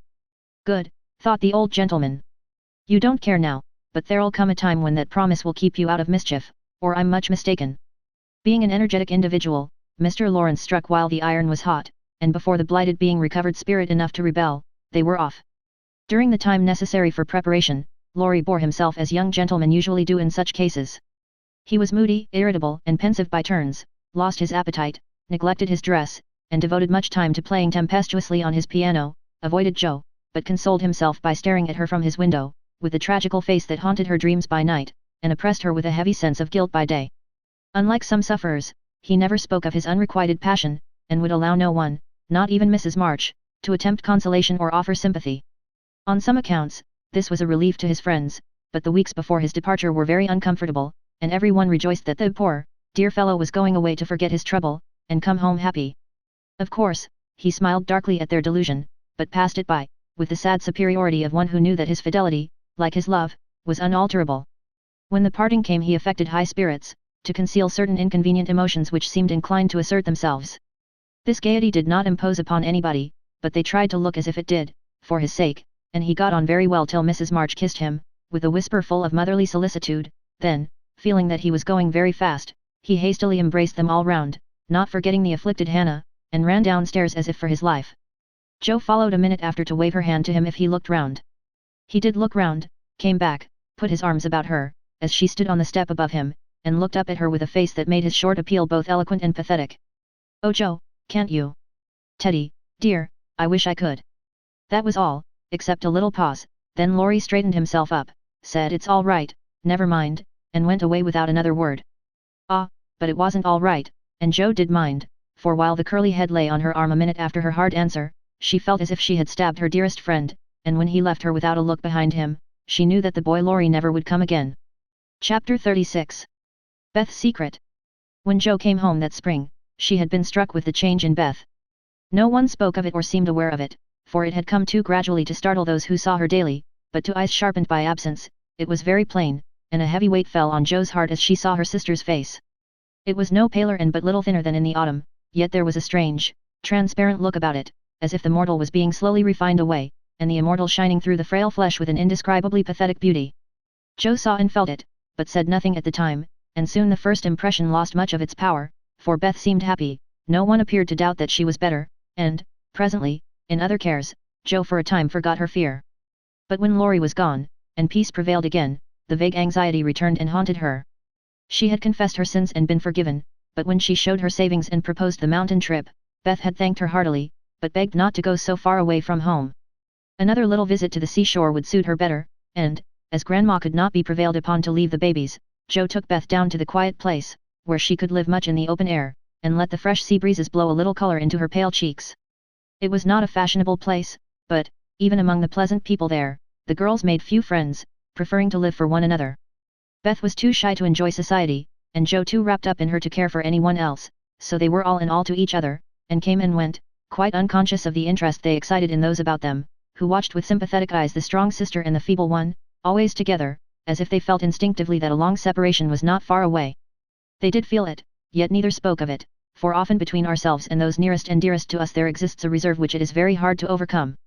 Jo felt as if a veil had fallen between her heart and Beth's, but when she put out her hand to lift it up, there seemed something sacred in the silence, and she waited for Beth to speak. She wondered, and was thankful also, that her parents did not seem to see what she saw, and, during the quiet weeks, when the shadow grew so plain to her, she said nothing of it to those at home, believing that it would tell itself when Beth came back no better. She wondered still more if her sister really guessed the hard truth, and what thoughts were passing through her mind during the long hours when she lay on the warm rocks, with her head in Joe's lap, while the winds blew healthfully over her, and the sea made music at her feet. One day Beth told her. Joe thought she was asleep. She lay so still, and, putting down her book, sat looking at her with wistful eyes, trying to see signs of hope in the faint color on Beth's cheeks. But she could not find enough to satisfy her, for the cheeks were very thin, and the hands seemed too feeble to hold even the rosy little shells they had been gathering. It came to her then more bitterly than ever that Beth was slowly drifting away from her, and her arms instinctively tightened their hold upon the dearest treasure she possessed. For a minute her eyes were too dim for seeing, and, when they cleared, Beth was looking up at her so tenderly that there was hardly any need for her to say, "Joe, dear, I'm glad you know it. I've tried to tell you, but I couldn't." There was no answer except her sister's cheek against her own, not even tears, for when most deeply moved, Joe did not cry. She was the weaker, then, and Beth tried to comfort and sustain her, with her arms about her, and the soothing words she whispered in her ear. "I've known it for a good while, dear, and, now I'm used to it. It isn't hard to think of or to bear. Try to see it so, and don't be troubled about me, because it's best, indeed it is." "Is this what made you so unhappy in the autumn, Beth? You did not feel it then, and keep it to yourself so long, did you?" asked Joe, refusing to see or say that it was best, but glad to know that Laurie had no part in Beth's trouble. "Yes, I gave up hoping then, but I didn't like to own it. I tried to think it was a sick fancy, and would not let it trouble anyone. But when I saw you all so well and strong, and full of happy plans, it was hard to feel that I could never be like you, and then I was miserable, Joe. Oh Beth, and you didn't tell me, didn't let me comfort and help you. How could you shut me out, and bear it all alone?" Joe's voice was full of tender reproach, and her heart ached to think of the solitary struggle that must have gone on while Beth learned to say goodbye to health, love, and life, and take up her cross so cheerfully. "Perhaps it was wrong, but I tried to do right. I wasn't sure, no one said anything, and I hoped I was mistaken. It would have been selfish to frighten you all when Marmee was so anxious about Meg, and Amy away, and you so happy with Laurie, at least, I thought so then. And I thought that you loved him, Beth, and I went away because I couldn't," cried Joe, glad to say all the truth. Beth looked so amazed at the idea that Joe smiled in spite of her pain, and added softly. "Then you didn't, dearie? I was afraid it was so, and imagined your poor little heart full of lovelornity all that while." "Why, Joe, how could I, when he was so fond of you?" asked Beth, as innocently as a child. "I do love him dearly, he is so good to me, how can I help it? But he never could be anything to me but my brother. I hope he truly will be, sometime." "Not through me," said Joe decidedly. "Amy is left for him, and they would suit excellently, but I have no heart for such things, now. I don't care what becomes of anybody but you, Beth. You must get well. I want to, oh, so much. I try, but every day I lose a little, and feel more sure that I shall never gain it back. It's like the tide, Joe, when it turns, it goes slowly, but it can't be stopped. It shall be stopped, your tide must not turn so soon, 19 is too young. Beth, I can't let you go. I'll work and pray and fight against it. I'll keep you in spite of everything, there must be ways, it can't be too late. God won't be so cruel as to take you from me," cried poor Joe rebelliously, for her spirit was far less piously submissive than Beth's. Simple, sincere people seldom speak much of their piety, it shows itself in acts, rather than in words, and has more influence than homilies or protestations. Beth could not reason upon or explain the faith that gave her courage and patience to give up life, and cheerfully wait for death. Like a confiding child, she asked no questions, but left everything to God and nature, Father and Mother of us all, feeling sure that they, and they only, could teach and strengthen heart and spirit for this life and the life to come. She did not rebuke Joe with saintly speeches, only loved her better for her passionate affection, and clung more closely to the dear human love, from which our Father never means us to be weaned, but through which he draws us closer to himself. She could not say, "I'm glad to go," for life was very sweet to her, she could only sob out, "I try to be willing," while she held fast to Joe, as the first bitter wave of this great sorrow broke over them together. By and by Beth said, with recovered serenity. "You'll tell them this when we go home." "I think they will see it without words," sighed Joe, for now it seemed to her that Beth changed every day. "Perhaps not, I've heard that the people who love best are often blindest to such things. If they don't see it, you will tell them for me. I don't want any secrets, and it's kinder to prepare them. Meg has John and the babies to comfort her, but you must stand by Father and Mother, won't you, Joe?" "If I can, but, Beth, I don't give up yet, I'm going to believe that it is a sick fancy, and not let you think it's true," said Joe, trying to speak cheerfully. Beth lay a minute thinking, and then said in her quiet way. I don't know how to express myself, and shouldn't try, to anyone but you, because I can't speak out, except to my Joe. I only mean to say that I have a feeling that it never was intended I should live long. I'm not like the rest of you, I never made any plans about what I'd do when I grew up, I never thought of being married, as you all did. I couldn't seem to imagine myself anything but stupid little Beth, trotting about at home, of no use anywhere but there. I never wanted to go away, and the hard part now is the leaving you all. I'm not afraid, but it seems as if I should be homesick for you even in heaven. Joe could not speak, and for several minutes there was no sound but the sigh of the wind and the lapping of the tide. A white-winged gull flew by, with a flash of sunshine on its silvery breast. Beth watched it till it vanished, and her eyes were full of sadness. A little grey-coated sandbird came tripping over the beach, peeping softly to itself, as if enjoying the sun and sea. It came quite close to Beth, looked at her with a friendly eye, and sat upon a warm stone, dressing its wet feathers, quite at home. Beth smiled, and felt comforted, for the tiny thing seemed to offer its small friendship, and remind her that a pleasant world was still to be enjoyed. Dear little bird! See, Joe, how tame it is. I like Peeps better than the gulls, they are not so wild and handsome, but they seem happy, confiding little things. I used to call them my birds last summer, and Mother said they reminded her of me, busy, Quaker-colored creatures, always near the shore, and always chirping that contented little song of theirs. You are the gull, Joe, strong and wild, fond of the storm and the wind, flying far out to sea, and happy all alone.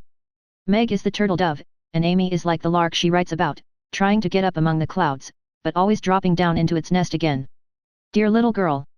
She's so ambitious, but her heart is good and tender, and no matter how high she flies, she never will forget home.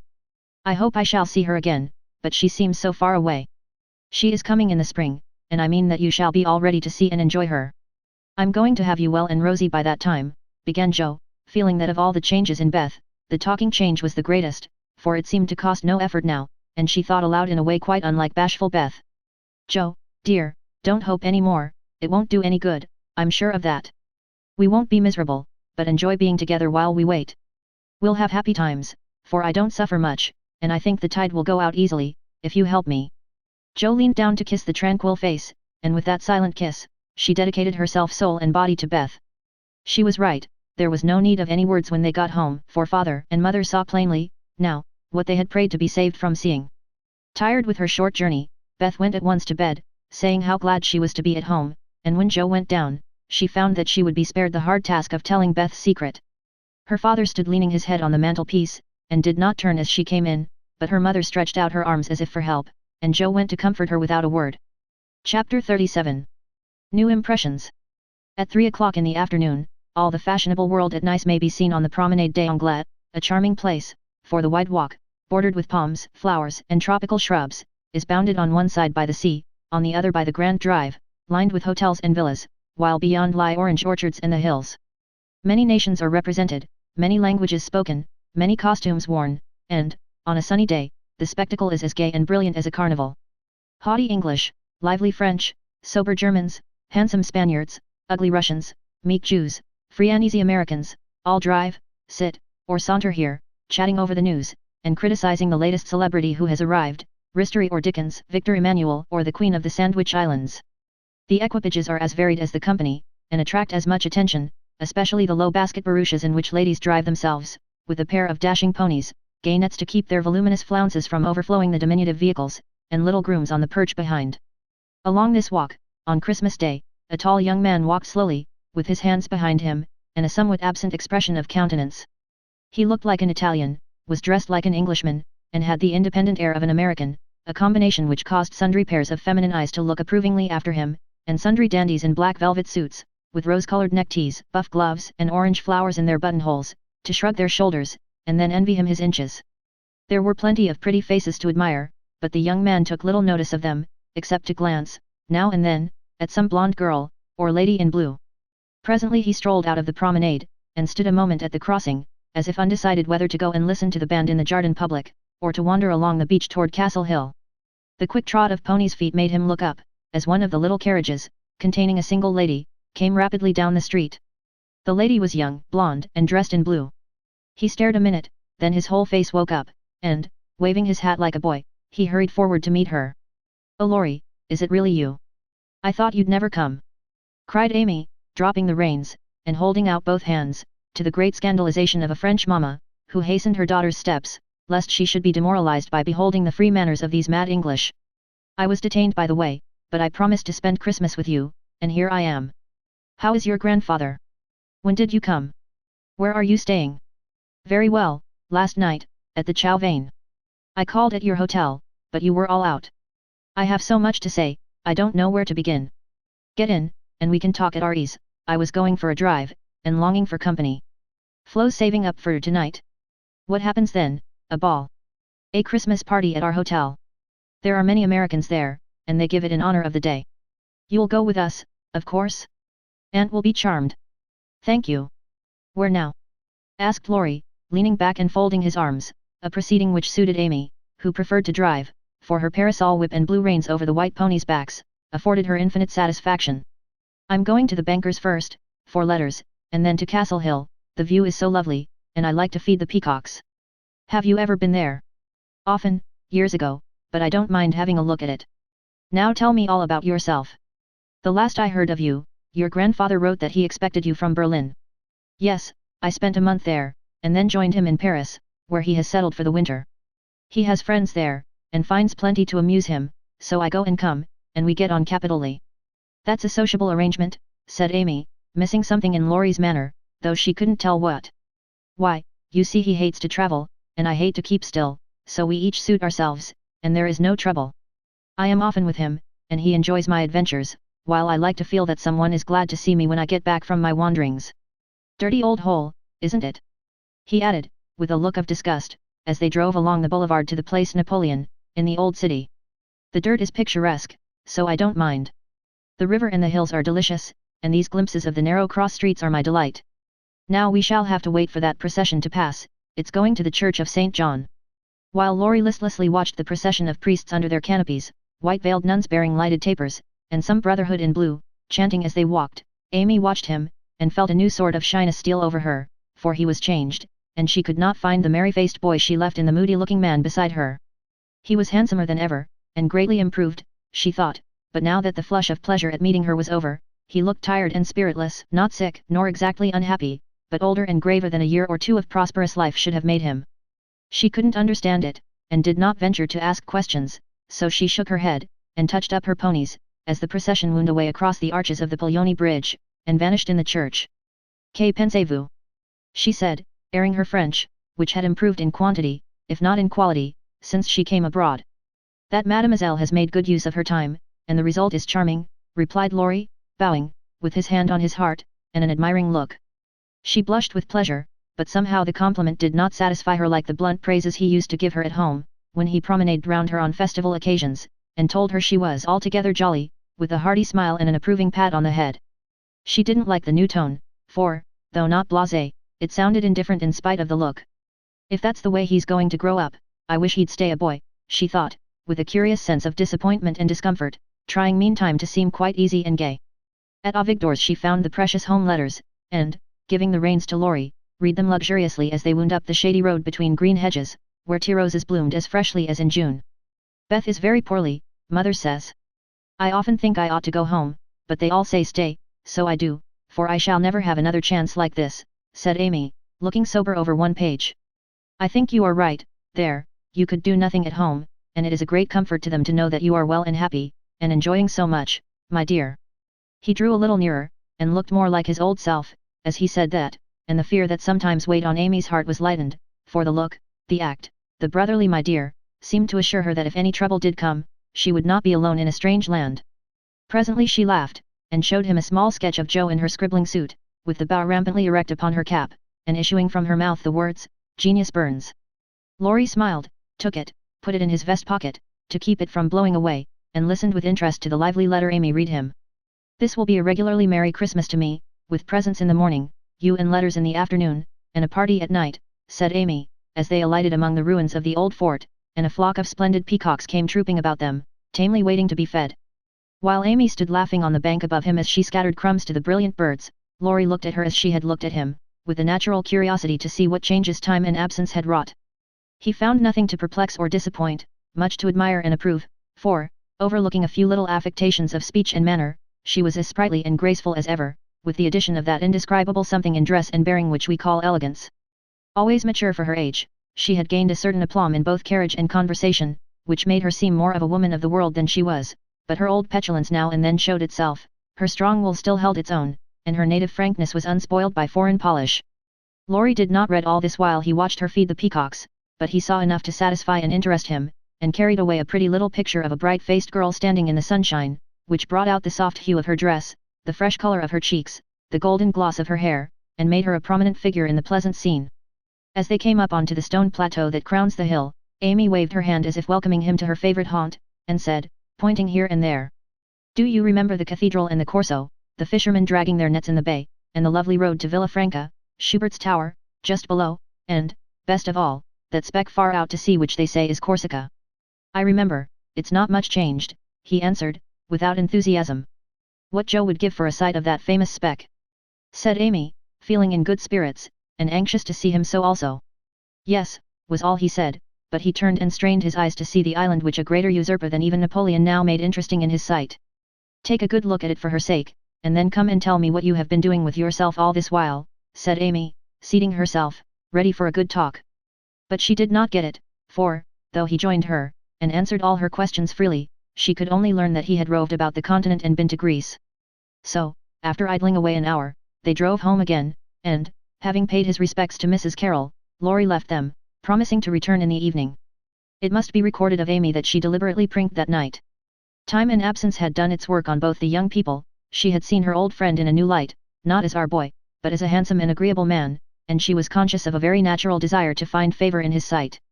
Amy knew her good points, and made the most of them, with the taste and skill which is a fortune to a poor and pretty woman. Tarlatan and tulle were cheap at nice, so she enveloped herself in them on such occasions, and, following the sensible English fashion of simple dress for young girls, got up charming little toilettes with fresh flowers, a few trinkets, and all manner of dainty devices, which were both inexpensive and effective.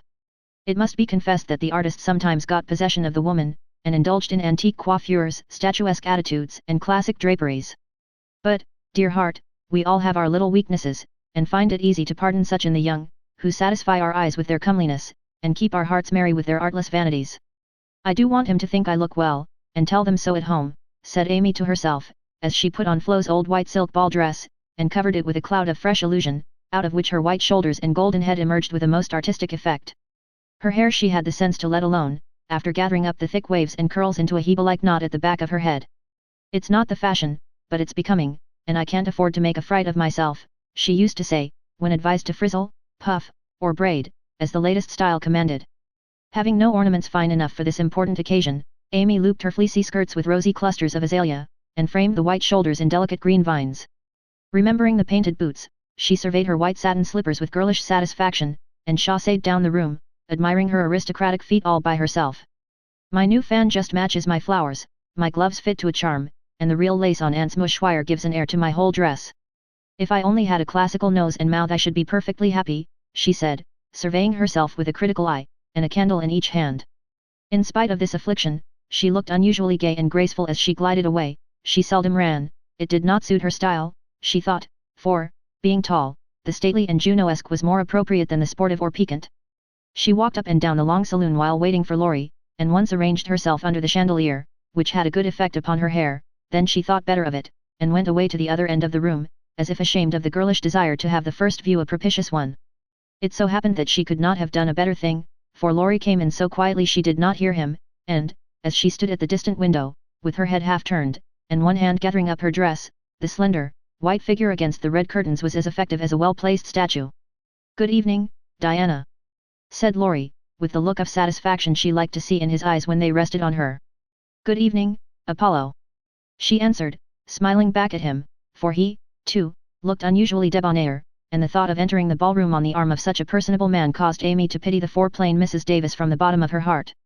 "Here are your flowers, I arranged them myself, remembering that you didn't like what Hannah calls a sot bouquet," said Laurie, handing her a delicate nosegay, in a holder that she had long coveted as she daily passed it in Cardiglia's window.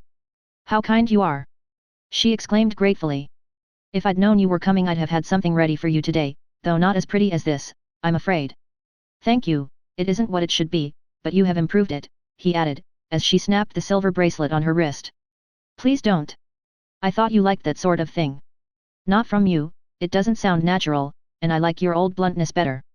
"I'm glad of it," he answered, with a look of relief, then buttoned her gloves for her, and asked if his tie was straight, just as he used to do when they went to parties together, at home. The company assembled in the long salle à manger, that evening, was such as one sees nowhere but on the continent. The hospitable Americans had invited every acquaintance they had in Nice, and, having no prejudice against titles, secured a few to add luster to their Christmas ball. A Russian prince condescended to sit in a corner for an hour, and talk with a massive lady, dressed like Hamlet's mother, in black velvet, with a pearl bridle under her chin. A Polish count, aged 18, devoted himself to the ladies, who pronounced him a fascinating dear, and a German serene something, having come for the supper alone, roamed vaguely about, seeking what he might devour.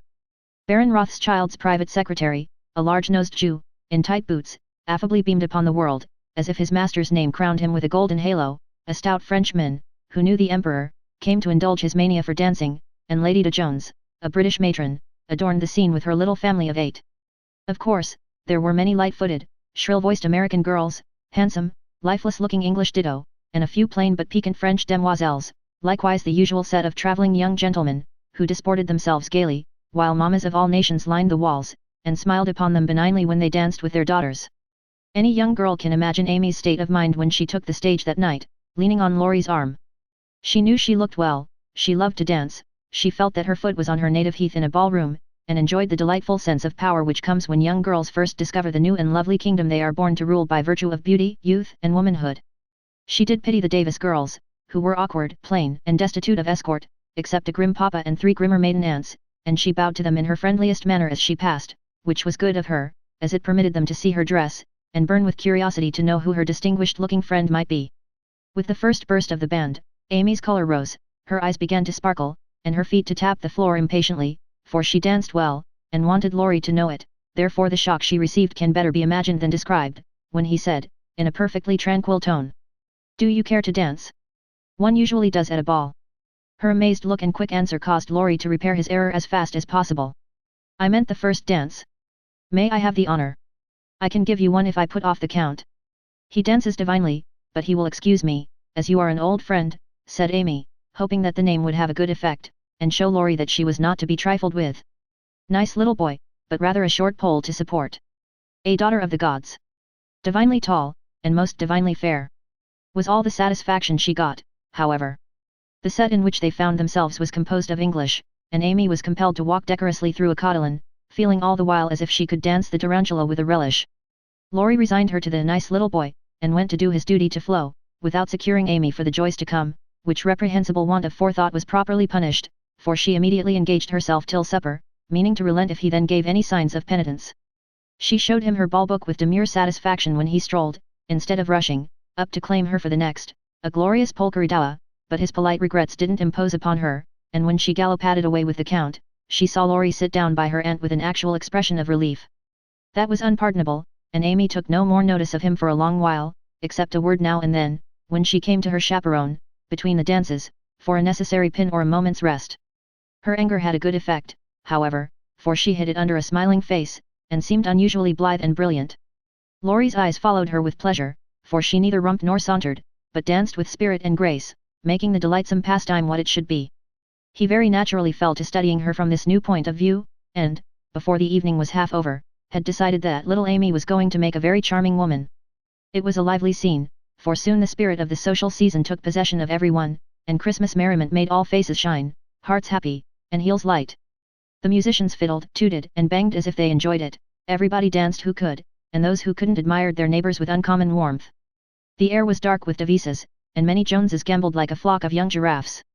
The golden secretary darted through the room like a meteor, with the dashing Frenchwoman, who carpeted the floor with her pink satin train. The serene Teuton found the supper table, and was happy, eating steadily through the bill of fare, and dismayed the garçons by the ravages he committed. But the emperor's friend covered himself with glory, for he danced everything, whether he knew it or not, and introduced impromptu pirouettes when the figures bewildered him. The boyish abandon of that stout man was charming to behold, for, though he carried weight, he danced like an india rubber ball. He ran, he flew, he pranced, his face glowed, his bald head shone, his coat-tails waved wildly, his pumps actually twinkled in the air, and when the music stopped, he wiped the drops from his brow, and beamed upon his fellow men like a French Pickwick without glasses. Amy and her pole distinguished themselves by equal enthusiasm, but more graceful agility, and Laurie found himself involuntarily keeping time to the rhythmic rise and fall of the white slippers as they flew by as indefatigably as if winged. When little Vladimir finally relinquished her, with assurances that he was desolated to leave so early, she was ready to rest, and see how her recreant knight had borne his punishment. It had been successful, for, at 3 and 20, blighted affections find a balm in friendly society, and young nerves will thrill, young blood dance, and healthy young spirits rise, when subjected to the enchantment of beauty, light, music, and motion. Laurie had a waked-up look as he rose to give her his seat, and when he hurried away to bring her some supper, she said to herself, with a satisfied smile. "Ah, I thought that would do him good." "You look like Balzac's femme paint parle mem," he said, as he fanned her with one hand, and held her coffee cup in the other. "My rouge won't come off," and Amy rubbed her brilliant cheek, and showed him her white glove with a sober simplicity that made him laugh outright. "What do you call this stuff?" he asked, touching a fold of her dress that had blown over his knee. "Illusion." "Good name for it, it's very pretty, new thing, isn't it? It's as old as the hills, you have seen it on dozens of girls, and you never found out that it was pretty till now, stupid. I never saw it on you before, which accounts for the mistake, you see." "None of that, it is forbidden, I'd rather take coffee than compliments just now." "No, don't lounge, it makes me nervous."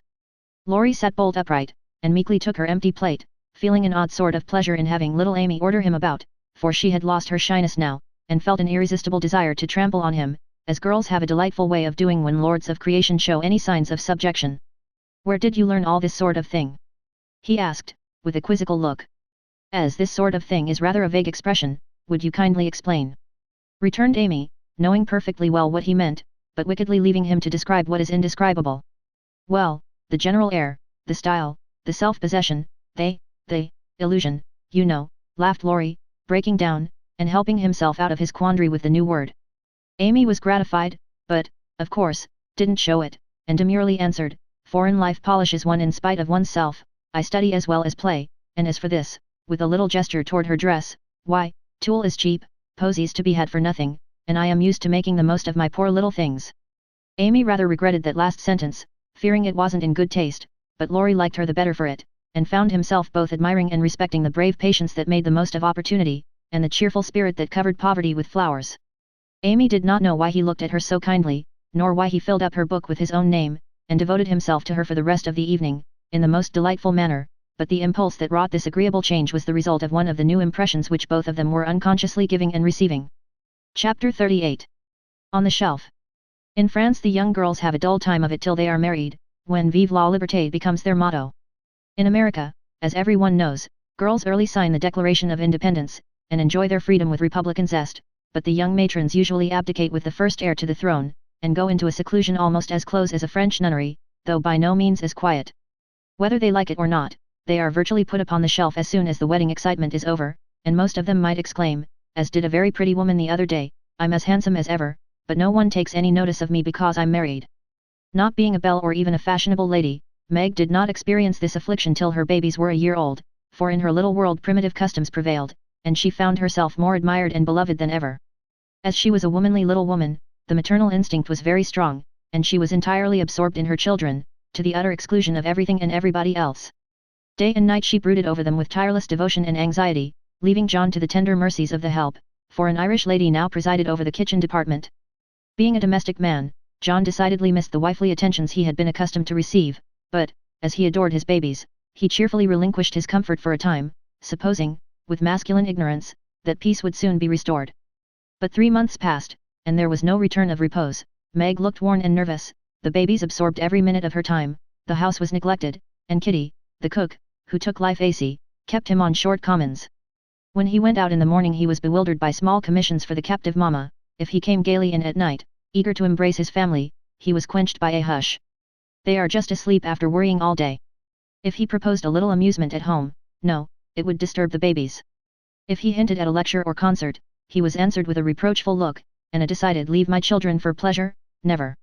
His sleep was broken by infant wails and visions of a phantom figure pacing noiselessly to and fro in the watches of the night. His meals were interrupted by the frequent flight of the presiding genius, who deserted him, half-helped, if a muffled chirp sounded from the nest above, and when he read his paper of an evening, Demi's colic got into the shipping list, and Daisy's fall affected the price of stocks, for Mrs. Brooke was only interested in domestic news. The poor man was very uncomfortable, for the children had bereft him of his wife, home was merely a nursery, and the perpetual hushing made him feel like a brutal intruder whenever he entered the sacred precincts of Babyland. He bore it very patiently for 6 months, and, when no signs of amendment appeared, he did what other paternal exiles do, tried to get a little comfort elsewhere. Scott had married and gone to housekeeping not far off, and John fell into the way of running over for an hour or two of an evening, when his own parlor was empty, and his own wife singing lullabies that seemed to have no end. Mrs. Scott was a lively, pretty girl, with nothing to do but be agreeable, and she performed her mission most successfully. The parlor was always bright and attractive, the chessboard ready, the piano in tune, plenty of gay gossip, and a nice little supper set forth in tempting style. John would have preferred his own fireside if it had not been so lonely, but as it was, he gratefully took the next best thing, and enjoyed his neighbors' society. Meg rather approved of the new arrangement at first, and found it a relief to know that John was having a good time instead of dozing in the parlor, or tramping about the house and waking the children. But by and by, when the teething worry was over, and the idols went to sleep at proper hours, leaving Mama time to rest, she began to miss John, and find her work basket dull company, when he was not sitting opposite in his old dressing gown, comfortably scorching his slippers on the fender. She would not ask him to stay at home, but felt injured because he did not know that she wanted him without being told, entirely forgetting the many evenings he had waited for her in vain. She was nervous and worn out with watching and worry, and in that unreasonable frame of mind which the best of mothers occasionally experience when domestic cares oppress them. Want of exercise robs them of cheerfulness, and too much devotion to that idol of American women, the teapot, makes them feel as if they were all nerve and no muscle. Yes, she would say, looking in the glass, I'm getting old and ugly, John doesn't find me interesting any longer, so he leaves his faded wife and goes to see his pretty neighbor, who has no encumbrances. Well, the babies love me, they don't care if I am thin and pale, and haven't time to crimp my hair, they are my comfort, and someday John will see what I've gladly sacrificed for them, won't he, my precious? To which pathetic appeal Daisy would answer with a coo, or Demi with a crow, and Meg would put by her lamentations for a maternal revel, which soothed her solitude for the time being. But the pain increased as politics absorbed John, who was always running over to discuss interesting points with Scott, quite unconscious that Meg missed him. Not a word did she say, however, till her mother found her in tears one day, and insisted on knowing what the matter was, for Meg's drooping spirits had not escaped her observation. I wouldn't tell anyone except you, mother, but I really do need advice, for, if John goes on so much longer I might as well be widowed, replied Mrs. Brooke, drying her tears on Daisy's bib, with an injured air. Goes on how, my dear? Asked her mother anxiously. He's away all day, and at night, when I want to see him, he is continually going over to the Scots. It isn't fair that I should have the hardest work, and never any amusement. Men are very selfish, even the best of them. So are women, don't blame John till you see where you are wrong yourself. But it can't be right for him to neglect me. Don't you neglect him. Why, mother, I thought you'd take my part. So I do, as far as sympathizing goes, but I think the fault is yours, Meg. I don't see how. Let me show you. Did John ever neglect you, as you call it, while you made it a point to give him your society of an evening, his only leisure time? No, but I can't do it now, with 2 babies to tend. I think you could, dear, and I think you ought. May I speak quite freely, and will you remember that it's mother who blames as well as mother who sympathizes? Indeed I will. Speak to me as if I were little Meg again. I often feel as if I needed teaching more than ever since these babies look to me for everything. Meg drew her low chair beside her mother's, and, with a little interruption in either lap, the 2 women rocked and talked lovingly together, feeling that the tie of motherhood made them more one than ever. You have only made the mistake that most young wives make, forgotten your duty to your husband in your love for your children. A very natural and forgivable mistake, Meg, but one that had better be remedied before you take to different ways, for children should draw you nearer than ever, not separate you, as if they were all yours, and John had nothing to do but support them. I've seen it for some weeks, but have not spoken, feeling sure it would come right in time. I'm afraid it won't. If I ask him to stay, he'll think I'm jealous, and I wouldn't insult him by such an idea. He doesn't see that I want him, and I don't know how to tell him without words. Make it so pleasant he won't want to go away.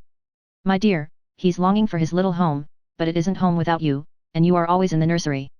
Oughtn't I to be there? Not all the time, too much confinement makes you nervous, and then you are unfitted for everything. Besides, you owe something to John as well as to the babies. Don't neglect husband for children, don't shut him out of the nursery, but teach him how to help in it. His place is there as well as yours, and the children need him. Let him feel that he has his part to do, and he will do it gladly and faithfully, and it will be better for you all. You really think so, mother? I know it, Meg, for I've tried it, and I seldom give advice unless I've proved its practicability. When you and Joe were little, I went on just as you are, feeling as if I didn't do my duty unless I devoted myself wholly to you. Poor father took to his books, after I had refused all offers of help, and left me to try my experiment alone. I struggled along as well as I could, but Jo was too much for me. I nearly spoiled her by indulgence. You were poorly, and I worried about you till I fell sick myself. Then father came to the rescue, quietly managed everything, and made himself so helpful that I saw my mistake, and never have been able to get on without him since. That is the secret of our home happiness. He does not let business wean him from the little cares and duties that affect us all, and I try not to let domestic worries destroy my interest in his pursuits. Each do our part alone in many things, but at home we work together, always. It is so, mother, and my great wish is to be to my husband and children what you have been to yours. Show me how, I'll do anything you say. You always were my docile daughter. Well, dear, if I were you, I'd let John have more to do with the management of Demi, for the boy needs training, and it's none too soon to begin. Then I'd do what I have often proposed, let Hannah come and help you, she is a capital nurse, and you may trust the precious babies to her while you do more housework. You need the exercise, Hannah would enjoy the rest, and John would find his wife again. Go out more, keep cheerful as well as busy, for you are the sunshine maker of the family, and if you get dismal there is no fair weather. Then I'd try to take an interest in whatever John likes, talk with him, let him read to you, exchange ideas, and help each other in that way. Don't shut yourself up in a bandbox because you are a woman, but understand what is going on, and educate yourself to take your part in the world's work, for it all affects you and yours. John is so sensible, I'm afraid he will think I'm stupid if I ask questions about politics and things. I don't believe he would. Love covers a multitude of sins, and of whom could you ask more freely than of him? Try it, and see if he doesn't find your society far more agreeable than Mrs. Scott's suppers. I will. Poor John. I'm afraid I have neglected him sadly, but I thought I was right, and he never said anything. He tried not to be selfish, but he has felt rather forlorn, I fancy. This is just the time, Meg, when young married people are apt to grow apart, and the very time when they ought to be most together, for the first tenderness soon wears off, unless care is taken to preserve it, and no time is so beautiful and precious to parents as the first years of the little lives given them to train. Don't let John be a stranger to the babies, for they will do more to keep him safe and happy in this world of trial and temptation than anything else, and through them you will learn to know and love one another as you should. Now, dear, goodbye, think over mother's preachment, act upon it if it seems good, and God bless you all. Meg did think it over, found it good, and acted upon it, though the first attempt was not made exactly as she planned to have it.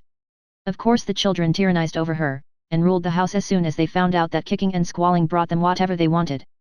Mama was an abject slave to their caprices, but Papa was not so easily subjugated, and occasionally afflicted his tender spouse by an attempt at paternal discipline with his obstreperous son. For Demi inherited a trifle of his sire's firmness of character, we won't call it obstinacy, and when he made up his little mind to have or to do anything, all the king's horses and all the king's men could not change that pertinacious little mind. Mama thought the dear too young to be taught to conquer his prejudices, but Papa believed that it never was too soon to learn obedience, so Master Demi early discovered that when he undertook to wrestle with Parpar, he always got the worst of it, yet, like the Englishman, baby respected the man who conquered him, and loved the father whose grave no, was more impressive than all Mama's love pats. A few days after the talk with her mother, Meg resolved to try a social evening with John, so she ordered a nice supper, set the parlor in order, dressed herself prettily, and put the children to bed early, that nothing should interfere with her experiment. But, unfortunately, Demi's most unconquerable prejudice was against going to bed, and that night he decided to go on a rampage, so poor Meg sung and rocked, told stories and tried every sleep-provoking wile she could devise, but all in vain, the big eyes wouldn't shut, and long after Daisy had gone to bielow, like the chubby little bunch of good nature she was, naughty Demi lay staring at the light, with the most discouragingly wide-awake expression of countenance. Will Demi lie still like a good boy, while Mama runs down and gives poor Papa his tea? Asked Meg, as the hall door softly closed, and the well-known step went tiptoeing into the dining room. Me has tea, said Demi, preparing to join in the revel. No, but I'll save you some little cakeys for breakfast, if you'll go bye-bye like Daisy. Will you, lovey? ISS. And Demi shut his eyes tight, as if to catch sleep and hurry the desired day. Taking advantage of the propitious moment, Meg slipped away, and ran down to greet her husband with a smiling face, and the little blue bow in her hair which was his especial admiration. He saw it at once, and said, with pleased surprise, "Why, little mother, how gay we are tonight! Do you expect company? Only you, dear? Is it a birthday, anniversary, or anything?" "No, I'm tired of being a dowdy, so I dressed up as a change. You always make yourself nice for table, no matter how tired you are, so why shouldn't I when I have the time? I do it out of respect to you, my dear," said old-fashioned John. "Ditto, ditto, Mr. Brooke," laughed Meg, looking young and pretty again, as she nodded to him over the teapot.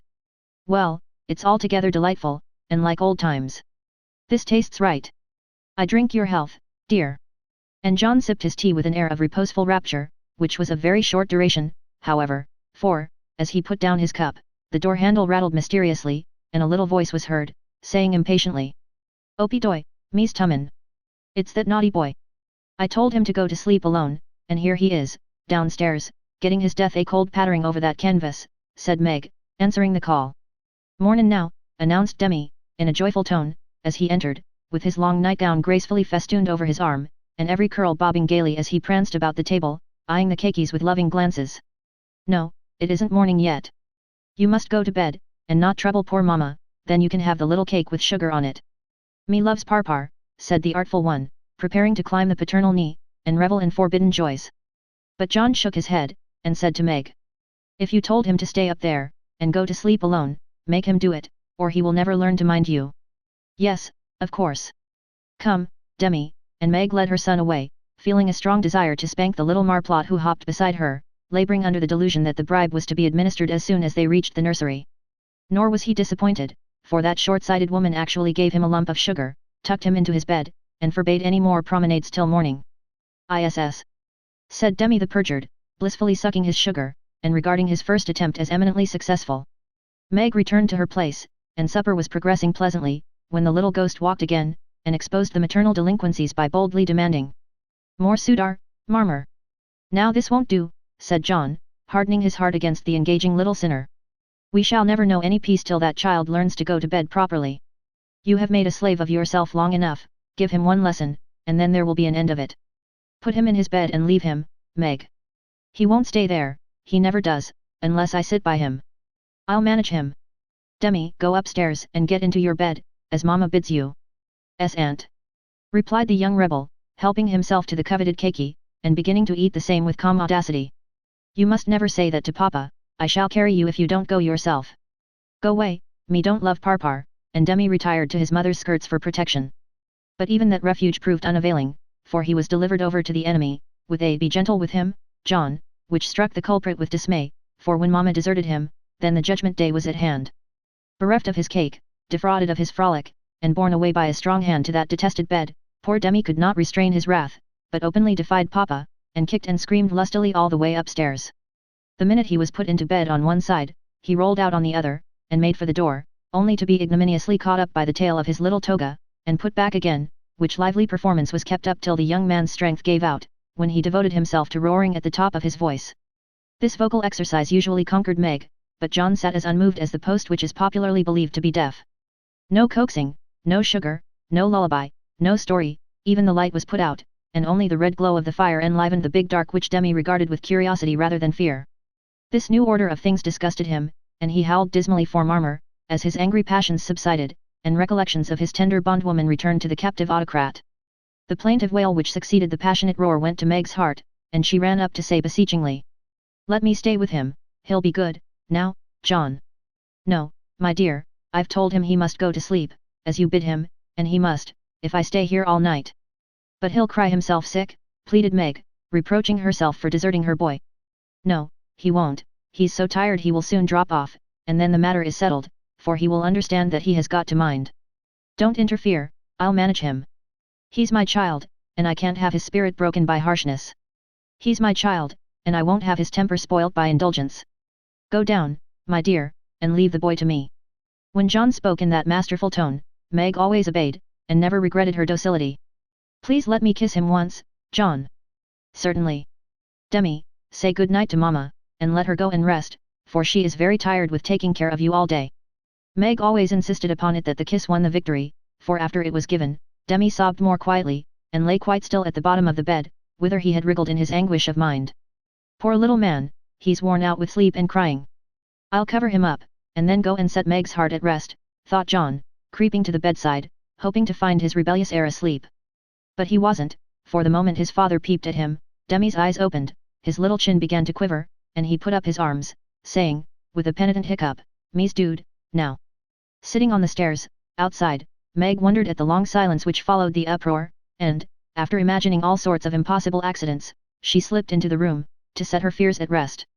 Demi lay fast asleep, not in his usual spread-eagle attitude, but in a subdued bunch, cuddled close in the circle of his father's arm and holding his father's finger, as if he felt that justice was tempered with mercy, and had gone to sleep a sadder and a wiser baby. So held, John had waited with womanly patience till the little hand relaxed its hold, and, while waiting, had fallen asleep, more tired by that tussle with his son than with his whole day's work. As Meg stood watching the two faces on the pillow, she smiled to herself, and then slipped away again, saying, in a satisfied tone, "I never need fear that John will be too harsh with my babies, he does know how to manage them, and will be a great help, for Demi is getting too much for me." When John came down at last, expecting to find a pensive or reproachful wife, he was agreeably surprised to find Meg placidly trimming a bonnet, and to be greeted with the request to read something about the election, if he was not too tired. John saw in a minute that a revolution of some kind was going on, but wisely asked no questions, knowing that Meg was such a transparent little person, she couldn't keep a secret to save her life, and therefore the clue would soon appear. He read a long debate with the most amiable readiness, and then explained it in his most lucid manner, while Meg tried to look deeply interested, to ask intelligent questions, and keep her thoughts from wandering from the state of the nation to the state of her bonnet. In her secret soul, however, she decided that politics were as bad as mathematics, and that the mission of politicians seemed to be calling each other names, but she kept these feminine ideas to herself, and when John paused, shook her head, and said with what she thought diplomatic ambiguity, "Well, I really don't see what we are coming to." John laughed, and watched her for a minute, as she poised a pretty little preparation of lace and flowers on her hand, and regarded it with the genuine interest which his harangue had failed to waken. "She is trying to like politics for my sake, so I'll try and like millinery for hers, that's only fair," thought John the Just, adding aloud, "That's very pretty, is it what you call a breakfast cap?" "My dear man, it's a bonnet. My very best go-to-concert and theatre bonnet. I beg your pardon, it was so small, I naturally mistook it for one of the flyaway things you sometimes wear. How do you keep it on?" "These bits of lace are fastened under the chin with a rosebud, so," and Meg illustrated by putting on the bonnet, and regarding him with an air of calm satisfaction that was irresistible. "It's a love of a bonnet, but I prefer the face inside, for it looks young and happy again," and John kissed the smiling face, to the great detriment of the rosebud under the chin. "I'm glad you like it, for I want you to take me to one of the new concerts some night, I really need some music to put me in tune." "Will you, please?" "Of course I will, with all my heart, or anywhere else you like. You have been shut up so long, it will do you no end of good, and I shall enjoy it, of all things." "What put it into your head, little mother?" "Well, I had a talk with Marmee the other day, and told her how nervous and cross and out of sorts I felt, and she said I needed change and less care, so Hannah is to help me with the children, and I'm to see to things about the house more, and now and then have a little fun, just to keep me from getting to be a fidgety, broken down old woman before my time. It's only an experiment, John, and I want to try it for your sake as much as for mine, because I've neglected you shamefully lately, and I'm going to make home what it used to be, if I can. You don't object, I hope?" Never mind what John said, or what a very narrow escape the little bonnet had from utter ruin, all that we have any business to know, is that John did not appear to object, judging from the changes which gradually took place in the house and its inmates. It was not all paradise by any means, but every one was better for the division of labor system, the children throve under the paternal rule, for accurate, steadfast John brought order and obedience into babydom, while Meg recovered her spirits and composed her nerves by plenty of wholesome exercise, a little pleasure, and much confidential conversation with her sensible husband. Home grew homelike again, and John had no wish to leave it, unless he took Meg with him. The Scots came to the Brooks now, and everyone found the little house a cheerful place, full of happiness, content, and family love. Even gay Sally Moffat liked to go there. "It is always so quiet and pleasant here, it does me good, Meg," she used to say, looking about her with wistful eyes, as if trying to discover the charm, that she might use it in her great house, full of splendid loneliness, for there were no riotous, sunny-faced babies there, and Ned lived in a world of his own, where there was no place for her. This household happiness did not come all at once, but John and Meg had found the key to it, and each year of married life taught them how to use it, unlocking the treasuries of real home love and mutual helpfulness, which the poorest may possess, and the richest cannot buy. This is the sort of shelf on which young wives and mothers may consent to be laid, safe from the restless fret and fever of the world, finding loyal lovers in the little sons and daughters who cling to them, undaunted by sorrow, poverty, or age, walking side by side, through fair and stormy weather, with a faithful friend, who is, in the true sense of the good old Saxon word, the houseband, and learning, as Meg learned, that a woman's happiest kingdom is home, her highest honor the art of ruling it, not as a queen, but a wise wife and mother. Chapter 39. Lazy Lawrence. Laurie went to Nice intending to stay a week, and remained a month. He was tired of wandering about alone, and Amy's familiar presence seemed to give a home-like charm to the foreign scenes in which she bore a part. He rather missed the petting he used to receive, and enjoyed a taste of it again, for no attentions, however flattering, from strangers, were half so pleasant as the sisterly adoration of the girls at home. Amy never would pet him like the others, but she was very glad to see him now, and quite clung to him, feeling that he was the representative of the dear family for whom she longed more than she would confess. They naturally took comfort in each other's society, and were much together, riding, walking, dancing, or dawdling, for, at Nice, no one can be very industrious during the gay season. But, while apparently amusing themselves in the most careless fashion, they were half-consciously making discoveries and forming opinions about each other. Amy rose daily in the estimation of her friend, but he sunk in hers, and each felt the truth before a word was spoken. Amy tried to please, and succeeded, for she was grateful for the many pleasures he gave her, and repaid him with the little services to which womanly women know how to lend an indescribable charm. Laurie made no effort of any kind, but just let himself drift along as comfortably as possible, trying to forget, and feeling that all women owed him a kind word because one had been cold to him. It cost him no effort to be generous, and he would have given Amy all the trinkets in Nice if she would have taken them, but, at the same time, he felt that he could not change the opinion she was forming of him, and he rather dreaded the keen blue eyes that seemed to watch him with such half-sorrowful, half-scornful surprise. All the rest have gone to Monaco for the day, I preferred to stay at home and write letters. They are done now, and I am going to Valrosa to sketch, will you come? Said Amy, as she joined Laurie one lovely day when he lounged in as usual, about noon. Well, yes, but isn't it rather warm for such a long walk? He answered slowly, for the shaded salon looked inviting, after the glare without. I'm going to have the little carriage, and Baptiste can drive, so you'll have nothing to do but hold your umbrella and keep your gloves nice, returned Amy, with a sarcastic glance at the immaculate kids, which were a weak point with Laurie. Then I'll go with pleasure, and he put out his hand for her sketchbook. But she tucked it under her arm with a sharp. Don't trouble yourself, it's no exertion to me, but you don't look equal to it. Laurie lifted his eyebrows, and followed at a leisurely pace as she ran downstairs, but when they got into the carriage he took the reins himself, and left little Baptiste nothing to do but fold his arms and fall asleep on his perch. The two never quarrelled, Amy was too well bred, and just now Laurie was too lazy, so, in a minute he peeped under her hat brim with an inquiring air, she answered with a smile, and they went on together in the most amicable manner. It was a lovely drive, along winding roads rich in the picturesque scenes that delight beauty-loving eyes. Here an ancient monastery, whence the solemn chanting of the monks came down to them. There a bare-legged shepherd, in wooden shoes, pointed hat and rough jacket over one shoulder, sat piping on a stone, while his goats skipped among the rocks or lay at his feet. Meek, mouse-colored donkeys, laden with panniers of freshly cut grass, passed by, with a pretty girl in a capeline sitting between the green piles, or an old woman spinning with a distaff as she went. Brown, soft-eyed children ran out from the quaint stone hovels to offer nosegays, or bunches of oranges still on the bough. Gnarled olive trees covered the hills with their dusky foliage, fruit hung golden in the orchard, and great scarlet anemones fringed the roadside, while beyond green slopes and craggy heights, the maritime Alps rose sharp and white against the blue Italian sky. Valrosa well deserved its name, for, in that climate of perpetual summer, roses blossomed everywhere. They overhung the archway, thrust themselves between the bars of the great gate with a sweet welcome to passers-by, and lined the avenue, winding through lemon trees and feathery palms up to the villa on the hill. Every shadowy nook, where seats invited one to stop and rest, was a mass of bloom, every cool grotto had its marble nymph smiling from a veil of flowers, and every fountain reflected crimson, white or pale pink roses, leaning down to smile at their own beauty. Roses covered the walls of the house, draped the cornices, climbed the pillars, and ran riot over the balustrade of the wide terrace, whence one looked down on the sunny Mediterranean, and the white-walled city on its shore. This is a regular honeymoon paradise, isn't it? Did you ever see such roses? Asked Amy, pausing on the terrace to enjoy the view, and a luxurious whiff of perfume that came wandering by. No, nor felt such thorns, returned Laurie, with his thumb in his mouth, after a vain attempt to capture a solitary scarlet flower that grew just beyond his reach. Try lower down, and pick those that have no thorns, said Amy, gathering 3 of the tiny cream-colored ones that starred the wall behind her.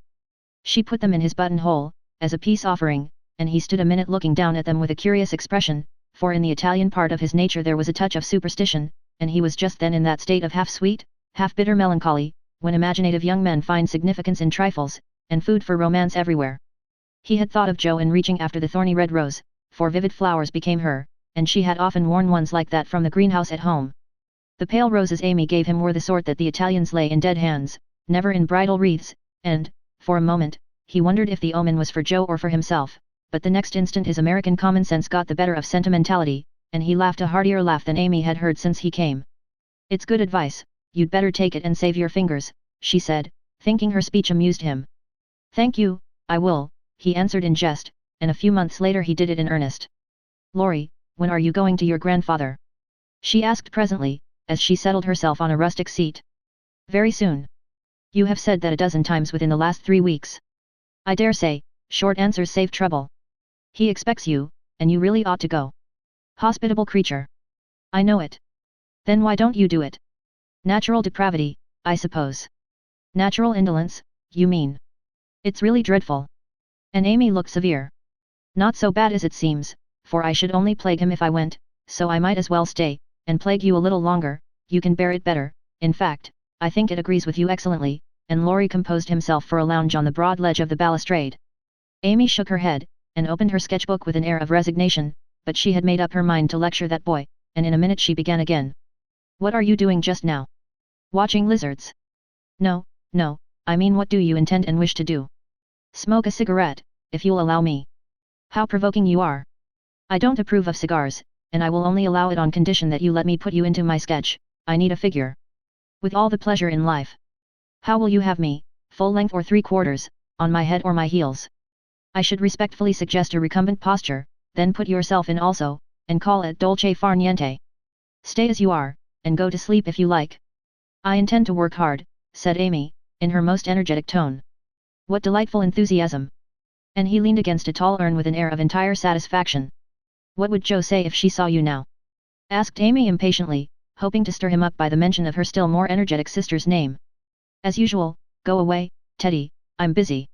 He laughed as he spoke, but the laugh was not natural, and a shade passed over his face, for the utterance of the familiar name touched the wound that was not healed yet. Both tone and shadow struck Amy, for she had seen and heard them before, and now she looked up in time to catch a new expression on Laurie's face, a hard, bitter look, full of pain, dissatisfaction, and regret. It was gone before she could study it, and the listless expression back again. She watched him for a moment with artistic pleasure, thinking how like an Italian he looked, as he lay basking in the sun with uncovered head, and eyes full of southern dreaminess, for he seemed to have forgotten her, and fallen into a reverie. You look like the effigy of a young knight asleep on his tomb, she said, carefully tracing the well-cut profile defined against the dark stone. Wish I was. That's a foolish wish, unless you have spoilt your life. You are so changed, I sometimes think. There Amy stopped, with a half-timid, half-wistful look, more significant than her unfinished speech. Laurie saw and understood the affectionate anxiety which she hesitated to express, and looking straight into her eyes, said, just as he used to say it to her mother. It's all right, ma'am. That satisfied her and set at rest the doubts that had begun to worry her lately. It also touched her, and she showed that it did, by the cordial tone in which she said. I'm glad of that. I didn't think you'd been a very bad boy, but I fancied you might have wasted money at that wicked Baden-Baden, lost your heart to some charming Frenchwoman with a husband, or got into some of the scrapes that young men seem to consider a necessary part of a foreign tour. Don't stay out there in the sun, come and lie on the grass here, and let us be friendly, as Jo used to say when we got in the sofa corner and told secrets. Laurie obediently threw himself down on the turf, and began to amuse himself by sticking daisies into the ribbons of Amy's hat, that lay there. I'm all ready for the secrets, and he glanced up with a decided expression of interest in his eyes. I've none to tell, you may begin. Haven't one to bless myself with. I thought perhaps you'd had some news from home. You have heard all that has come lately. Don't you hear often? I fancied Jo would send you volumes. She's very busy, I'm roving about so, it's impossible to be regular, you know. When do you begin your great work of art, Raffaella? He asked, changing the subject abruptly after another pause, in which he had been wondering if Amy knew his secret, and wanted to talk about it. Never, she answered, with a despondent but decided air. Rome took all the vanity out of me, for after seeing the wonders there, I felt too insignificant to live, and gave up all my foolish hopes in despair. Why should you, with so much energy and talent? That's just why, because talent isn't genius, and no amount of energy can make it so. I want to be great, or nothing. I won't be a commonplace dauber, so I don't intend to try any more. And what are you going to do with yourself now, if I may ask? Polish up my other talents, and be an ornament to society, if I get the chance. It was a characteristic speech, and sounded daring, but audacity becomes young people, and Amy's ambition had a good foundation. Laurie smiled, but he liked the spirit with which she took up a new purpose when a long-cherished one died, and spent no time lamenting. Good. And here is where Fred Vaughan comes in, I fancy. Amy preserved a discreet silence, but there was a conscious look in her downcast face, that made Laurie sit up and say gravely. Now I'm going to play brother, and ask questions. May I? I don't promise to answer. Your face will, if your tongue won't. You aren't woman of the world enough yet to hide your feelings, my dear. I heard rumors about Fred and you last year, and it's my private opinion that, if he had not been called home so suddenly and detained so long, something would have come of it. Hey! That's not for me to say, was Amy's prim reply, but her lips would smile, and there was a traitorous sparkle of the eye, which betrayed that she knew her power and enjoyed the knowledge. You are not engaged, I hope. And Laurie looked very elder brotherly and grave all of a sudden. No. But you will be, if he comes back and goes properly down upon his knees, won't you? Very likely. Then you are fond of old Fred. I could be, if I tried. But you don't intend to try till the proper moment? Bless my soul, what unearthly prudence. He's a good fellow, Amy, but not the man I fancied you'd like. He is rich, a gentleman, and has delightful manners, began Amy, trying to be quite cool and dignified, but feeling a little ashamed of herself, in spite of the sincerity of her intentions. I understand, queens of society can't get on without money, so you mean to make a good match, and start in that way? Quite right and proper, as the world goes, but it sounds odd from the lips of one of your mother's girls. True, nevertheless. A short speech, but the quiet decision with which it was uttered contrasted curiously with the young speaker. Laurie felt this instinctively, and laid himself down again, with a sense of disappointment which he could not explain. His look and silence, as well as a certain inward self-disapproval, ruffled Amy and made her resolve to deliver her lecture without delay. I wish you'd do me the favor to rouse yourself a little, she said sharply. Do it for me, there's a dear girl. I could, if I tried, and she looked as if she would like doing it in the most summary style. Try, then, I give you leave, returned Laurie, who enjoyed having someone to tease, after his long abstinence from his favorite pastime. You'd be angry in 5 minutes. I'm never angry with you. It takes 2 flints to make a fire, you are as cool and soft as snow. You don't know what I can do, snow produces a glow and a tingle, if applied rightly. Your indifference is half affectation, and a good stirring up would prove it. Stir away, it won't hurt me and it may amuse you, as the big man said when his little wife beat him. Regard me in the light of a husband or a carpet, and beat till you are tired, if that sort of exercise agrees with you. Being decidedly nettled herself, and longing to see him shake off the apathy that so altered him, Amy sharpened both tongue and pencil, and began. Flo and I have got a new name for you, it's Lazy Lawrence. How do you like it? She thought it would annoy him, but he only folded his arms under his head, with an imperturbable that's not bad. Thank you, ladies. Do you want to know what I honestly think of you? Pining to be told. Well, I despise you. If she had even said I hate you, in a petulant or coquettish tone, he would have laughed, and rather liked it, but the grave, almost sad, accent of her voice made him open his eyes, and ask quickly. Why, if you please? Because, with every chance for being good, useful, and happy, you are faulty, lazy, and miserable. Strong language, mademoiselle. If you like it, I'll go on. Pray, do, it's quite interesting. I thought you'd find it so, selfish people always like to talk about themselves. Am I selfish? The question slipped out involuntarily and in a tone of surprise, for the one virtue on which he prided himself was generosity. Yes, very selfish, continued Amy, in a calm, cool voice, twice as effective, just then, as an angry one. I'll show you how, for I've studied you while we have been frolicking, and I'm not at all satisfied with you. Here you have been abroad nearly 6 months, and done nothing but waste time and money and disappoint your friends. Isn't a fellow to have any pleasure after a 4 years' grind? You don't look as if you'd had much, at any rate, you are none the better for it, as far as I can see. I said, when we first met, that you had improved.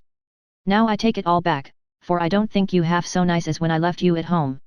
You have grown abominably lazy, you like gossip, and waste time on frivolous things, you are contented to be petted and admired by silly people, instead of being loved and respected by wise ones. With money, talent, position, health, and beauty, you like that, old vanity. But it's the truth, so I can't help saying it, with all these splendid things to use and enjoy, you can find nothing to do but dawdle, and, instead of being the man you might and ought to be, you are only, there she stopped, with a look that had both pain and pity in it. St. Lawrence on a gridiron, added Laurie, blandly finishing the sentence. But the lecture began to take effect, for there was a wide-awake sparkle in his eyes now, and a half-angry, half-injured expression replaced the former indifference. I supposed you'd take it so. You men tell us we are angels, and say we can make you what we will, but the instant we honestly try to do you good, you laugh at us, and won't listen, which proves how much your flattery is worth. Amy spoke bitterly, and turned her back on the exasperating martyr at her feet. In a minute a hand came down over the page, so that she could not draw, and Laurie's voice said, with a droll imitation of a penitent child, "I will be good, oh, I will be good." But Amy did not laugh, for she was in earnest, and, tapping on the outspread hand with her pencil, said soberly, "Aren't you ashamed of a hand like that? It's as soft and white as a woman's, and looks as if it never did anything but wear Javine's best gloves, and pick flowers for ladies. You are not a dandy, thank heaven. So I'm glad to see there are no diamonds or big seal rings on it, only the little old one Joe gave you so long ago. Dear soul, I wish she was here to help me." "So do I." The hand vanished as suddenly as it came, and there was energy enough in the echo of her wish to suit even Amy. She glanced down at him with a new thought in her mind, but he was lying with his hat half over his face, as if for shade, and his mustache hid his mouth. She only saw his chest rise and fall, with a long breath that might have been a sigh, and the hand that wore the ring nestled down into the grass, as if to hide something too precious or too tender to be spoken of. All in a minute various hints and trifles assumed shape and significance in Amy's mind, and told her what her sister never had confided to her. She remembered that Laurie never spoke voluntarily of Joe, she recalled the shadow on his face just now, the change in his character, and the wearing of the little old ring, which was no ornament to a handsome hand. Girls are quick to read such signs and feel their eloquence. Amy had fancied that perhaps a love trouble was at the bottom of the alteration, and now she was sure of it. Her keen eyes filled, and, when she spoke again, it was in a voice that could be beautifully soft and kind when she chose to make it so. "I know I have no right to talk so to you, Laurie, and if you weren't the sweetest tempered fellow in the world, you'd be very angry with me. But we are all so fond and proud of you, I couldn't bear to think they should be disappointed in you at home as I have been, though, perhaps, they would understand the change better than I do." "I think they would," came from under the hat, in a grim tone, quite as touching as a broken one. "They ought to have told me, and not let me go blundering and scolding, when I should have been more kind and patient than ever. I never did like that Miss Rendell, and now I hate her," said artful Amy, wishing to be sure of her facts this time. "Hang Miss Rendell." And Laurie knocked the hat off his face with a look that left no doubt of his sentiments toward that young lady. "I beg pardon, I thought," and there she paused diplomatically. "No, you didn't, you knew perfectly well I never cared for anyone but Joe." Laurie said that in his old, impetuous tone, and turned his face away as he spoke. "I did think so, but as they never said anything about it, and you came away, I supposed I was mistaken. And Joe wouldn't be kind to you? Why, I was sure she loved you dearly. She was kind, but not in the right way, and it's lucky for her she didn't love me, if I'm the good-for-nothing fellow you think me. It's her fault, though, and you may tell her so." The hard, bitter look came back again as he said that, and it troubled Amy, for she did not know what balm to apply. "I was wrong, I didn't know. I'm very sorry I was so cross, but I can't help wishing you'd bear it better, Teddy, dear. Don't, that's her name for me." And Laurie put up his hand with a quick gesture to stop the words spoken in Joe's half-kind, half-reproachful tone. "Wait till you've tried it yourself," he added, in a low voice, as he pulled up the grass by the handful. "I'd take it manfully, and be respected if I couldn't be loved," said Amy, with the decision of one who knew nothing about it. Now, Laurie flattered himself that he had borne it remarkably well, making no moan, asking no sympathy, and taking his trouble away to live it down alone.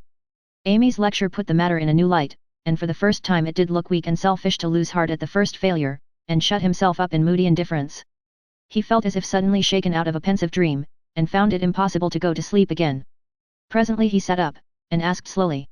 "Do you think Joe would despise me as you do?" "Yes, if she saw you now. She hates lazy people. Why don't you do something splendid, and make her love you?" "I did my best, but it was no use." "Graduating well, you mean? That was no more than you ought to have done, for your grandfather's sake. It would have been shameful to fail after spending so much time and money, when everyone knew you could do well." "I did fail, say what you will, for Joe wouldn't love me," began Laurie, leaning his head on his hand in a despondent attitude. "No, you didn't, and you'll say so in the end, for it did you good, and proved that you could do something if you tried. If you'd only set about another task of some sort, you'd soon be your hearty, happy self again, and forget your trouble. That's impossible. Try it and see. You needn't shrug your shoulders, and think, much she knows about such things. I don't pretend to be wise, but I am observing, and I see a great deal more than you'd imagine. I'm interested in other people's experiences and inconsistencies, and, though I can't explain, I remember and use them for my own benefit. Love Joe all your days, if you choose, but don't let it spoil you, for it's wicked to throw away so many good gifts because you can't have the one you want. There, I won't lecture any more, for I know you'll wake up and be a man in spite of that hard-hearted girl." Neither spoke for several minutes. Laurie sat turning the little ring on his finger, and Amy put the last touches to the hasty sketch she had been working at while she talked. Presently she put it on his knee, merely saying, "How do you like that?" He looked and then he smiled, as he could not well help doing, for it was capitally done, the long, lazy figure on the grass, with listless face, half-shut eyes and one hand holding a cigar, from which came the little wreath of smoke that encircled the dreamer's head. "How well you draw!" he said, with genuine surprise and pleasure at her skill, adding, with a half-laugh, "Yes, that's me. As you are, this is as you were," and Amy laid another sketch beside the one he held. It was not nearly so well done, but there was a life and spirit in it which atoned for many faults, and it recalled the past so vividly that a sudden change swept over the young man's face as he looked. Only a rough sketch of Laurie taming a horse, hat and coat were off, and every line of the active figure, resolute face and commanding attitude, was full of energy and meaning. The handsome brute, just subdued, stood arching his neck under the tightly drawn rein, with one foot impatiently pawing the ground, and ears pricked up as if listening for the voice that had mastered him. In the ruffled mane, the rider's breezy hair and erect attitude, there was a suggestion of suddenly arrested motion, of strength, courage, and youthful buoyancy, that contrasted sharply with the supine grace of the dolce far niente sketch. Laurie said nothing, but, as his eye went from one to the other, Amy saw him flush up and fold his lips together as if he read and accepted the little lesson she had given him. That satisfied her, and, without waiting for him to speak, she said, in her sprightly way, "Don't you remember the day you played Rari with Puck, and we all looked on? Meg and Beth were frightened, but Joe clapped and pranced, and I sat on the fence and drew you. I found that sketch in my portfolio the other day, touched it up, and kept it to show you. Much obliged. You've improved immensely since then, and I congratulate you. May I venture to suggest in a honeymoon paradise that 5 o'clock is the dinner hour at your hotel?" Laurie rose as he spoke, returned the pictures with a smile and a bow, and looked at his watch, as if to remind her that even moral lectures should have an end. He tried to resume his former easy, indifferent air, but it was an affectation now, for the rousing had been more efficacious than he would confess. Amy felt the shade of coldness in his manner, and said to herself, "Now I've offended him. Well, if it does him good, I'm glad, if it makes him hate me, I'm sorry, but it's true, and I can't take back a word of it." They laughed and chatted all the way home, and little Baptiste, up behind, thought that Monsieur and Mademoiselle were in charming spirits. But both felt ill at ease, the friendly frankness was disturbed, the sunshine had a shadow over it, and despite their apparent gaiety, there was a secret discontent in the heart of each. "Shall we see you this evening, Monday Frere?" asked Amy as they parted at her aunt's door. "Unfortunately I have an engagement." "Au revoir, Mademoiselle," and Laurie bent as if to kiss her hand, in the foreign fashion, which became him better than many men. Something in his face made Amy say quickly and warmly, "No, be yourself with me, Laurie, and part in the good old way. I'd rather have a hearty English handshake than all the sentimental salutations in France.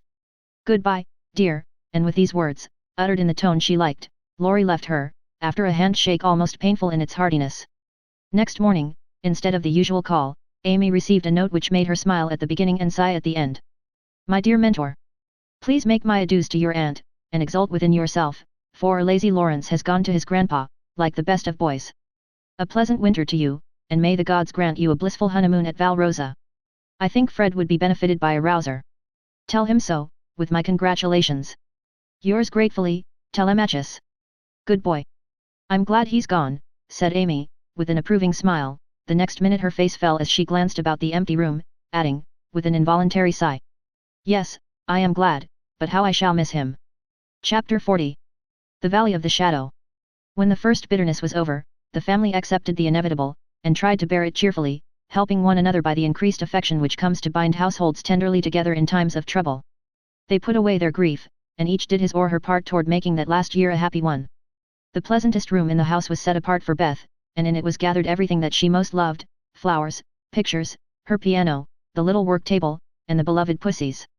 Father's best books found their way there, Mother's easy chair, Joe's desk, Amy's finest sketches, and every day Meg brought her babies on a loving pilgrimage, to make sunshine for Aunt Beth. John quietly set apart a little sum, that he might enjoy the pleasure of keeping the invalid supplied with the fruit she loved and longed for. Old Hannah never wearied of concocting dainty dishes to tempt a capricious appetite, dropping tears as she worked, and from across the sea came little gifts and cheerful letters, seeming to bring breaths of warmth and fragrance from lands that know no winter. Here, cherished like a household saint in its shrine, sat Beth, tranquil and busy as ever, for nothing could change the sweet, unselfish nature, and even while preparing to leave life, she tried to make it happier for those who should remain behind.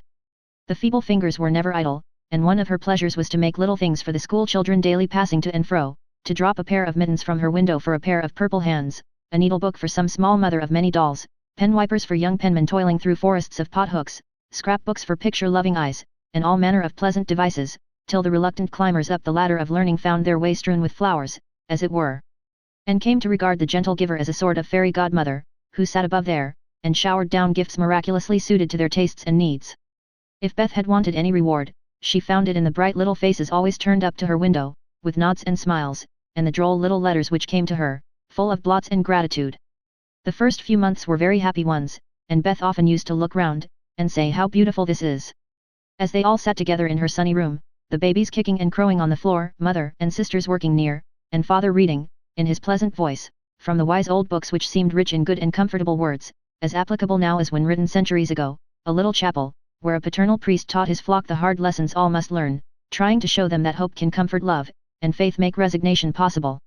Simple sermons, that went straight to the souls of those who listened, for the father's heart was in the minister's religion, and the frequent falter in the voice gave a double eloquence to the words he spoke or read. It was well for all that this peaceful time was given them as preparation for the sad hours to come, for, by and by, Beth said the needle was so heavy, and put it down forever, talking wearied her, faces troubled her, pain claimed her for its own, and her tranquil spirit was sorrowfully perturbed by the ills that vexed her feeble flesh. Ah me! Such heavy days, such long, long nights, such aching hearts and imploring prayers, when those who loved her best were forced to see the thin hands stretched out to them beseechingly, to hear the bitter cry, help me, and to feel that there was no help. A sad eclipse of the serene soul, a sharp struggle of the young life with death, but both were mercifully brief, and then, the natural rebellion over, the old peace returned more beautiful than ever. With the wreck of her frail body, Beth's soul grew strong, and, though she said little, those about her felt that she was ready, saw that the first pilgrim called was likewise the fittest, and waited with her on the shore, trying to see the shining ones coming to receive her when she crossed the river. Joe never left her for an hour since Beth had said, I feel stronger when you are here. She slept on a couch in the room, waking often to renew the fire, to feed, lift, or wait upon the patient creature who seldom asked for anything, and tried not to be a trouble. All day she haunted the room, jealous of any other nurse, and prouder of being chosen than of any honor her life ever brought her. Precious and helpful hours to Joe, for now her heart received the teaching that it needed, lessons in patience were so sweetly taught her that she could not fail to learn them, charity for all, the lovely spirit that can forgive and truly forget unkindness, the loyalty to duty that makes the hardest easy, and the sincere faith that fears nothing, but trusts undoubtingly. Often, when she woke, Joe found Beth reading in her well-worn little book, heard her singing softly, to beguile the sleepless night, or saw her lean her face upon her hands, while slow tears dropped through the transparent fingers, and Joe would lie watching her, with thoughts too deep for tears, feeling that Beth, in her simple, unselfish way, was trying to wean herself from the dear old life, and fit herself for the life to come, by sacred words of comfort, quiet prayers and the music she loved so well. Seeing this did more for Joe than the wisest sermons, the saintliest hymns, the most fervent prayers that any voice could utter, for, with eyes made clear by many tears, and a heart softened by the tenderest sorrow, she recognized the beauty of her sister's life, uneventful, unambitious, yet full of the genuine virtues which smell sweet, and blossom in the dust, the self-forgetfulness that makes the humblest on earth remembered soonest in heaven, the true success which is possible to all.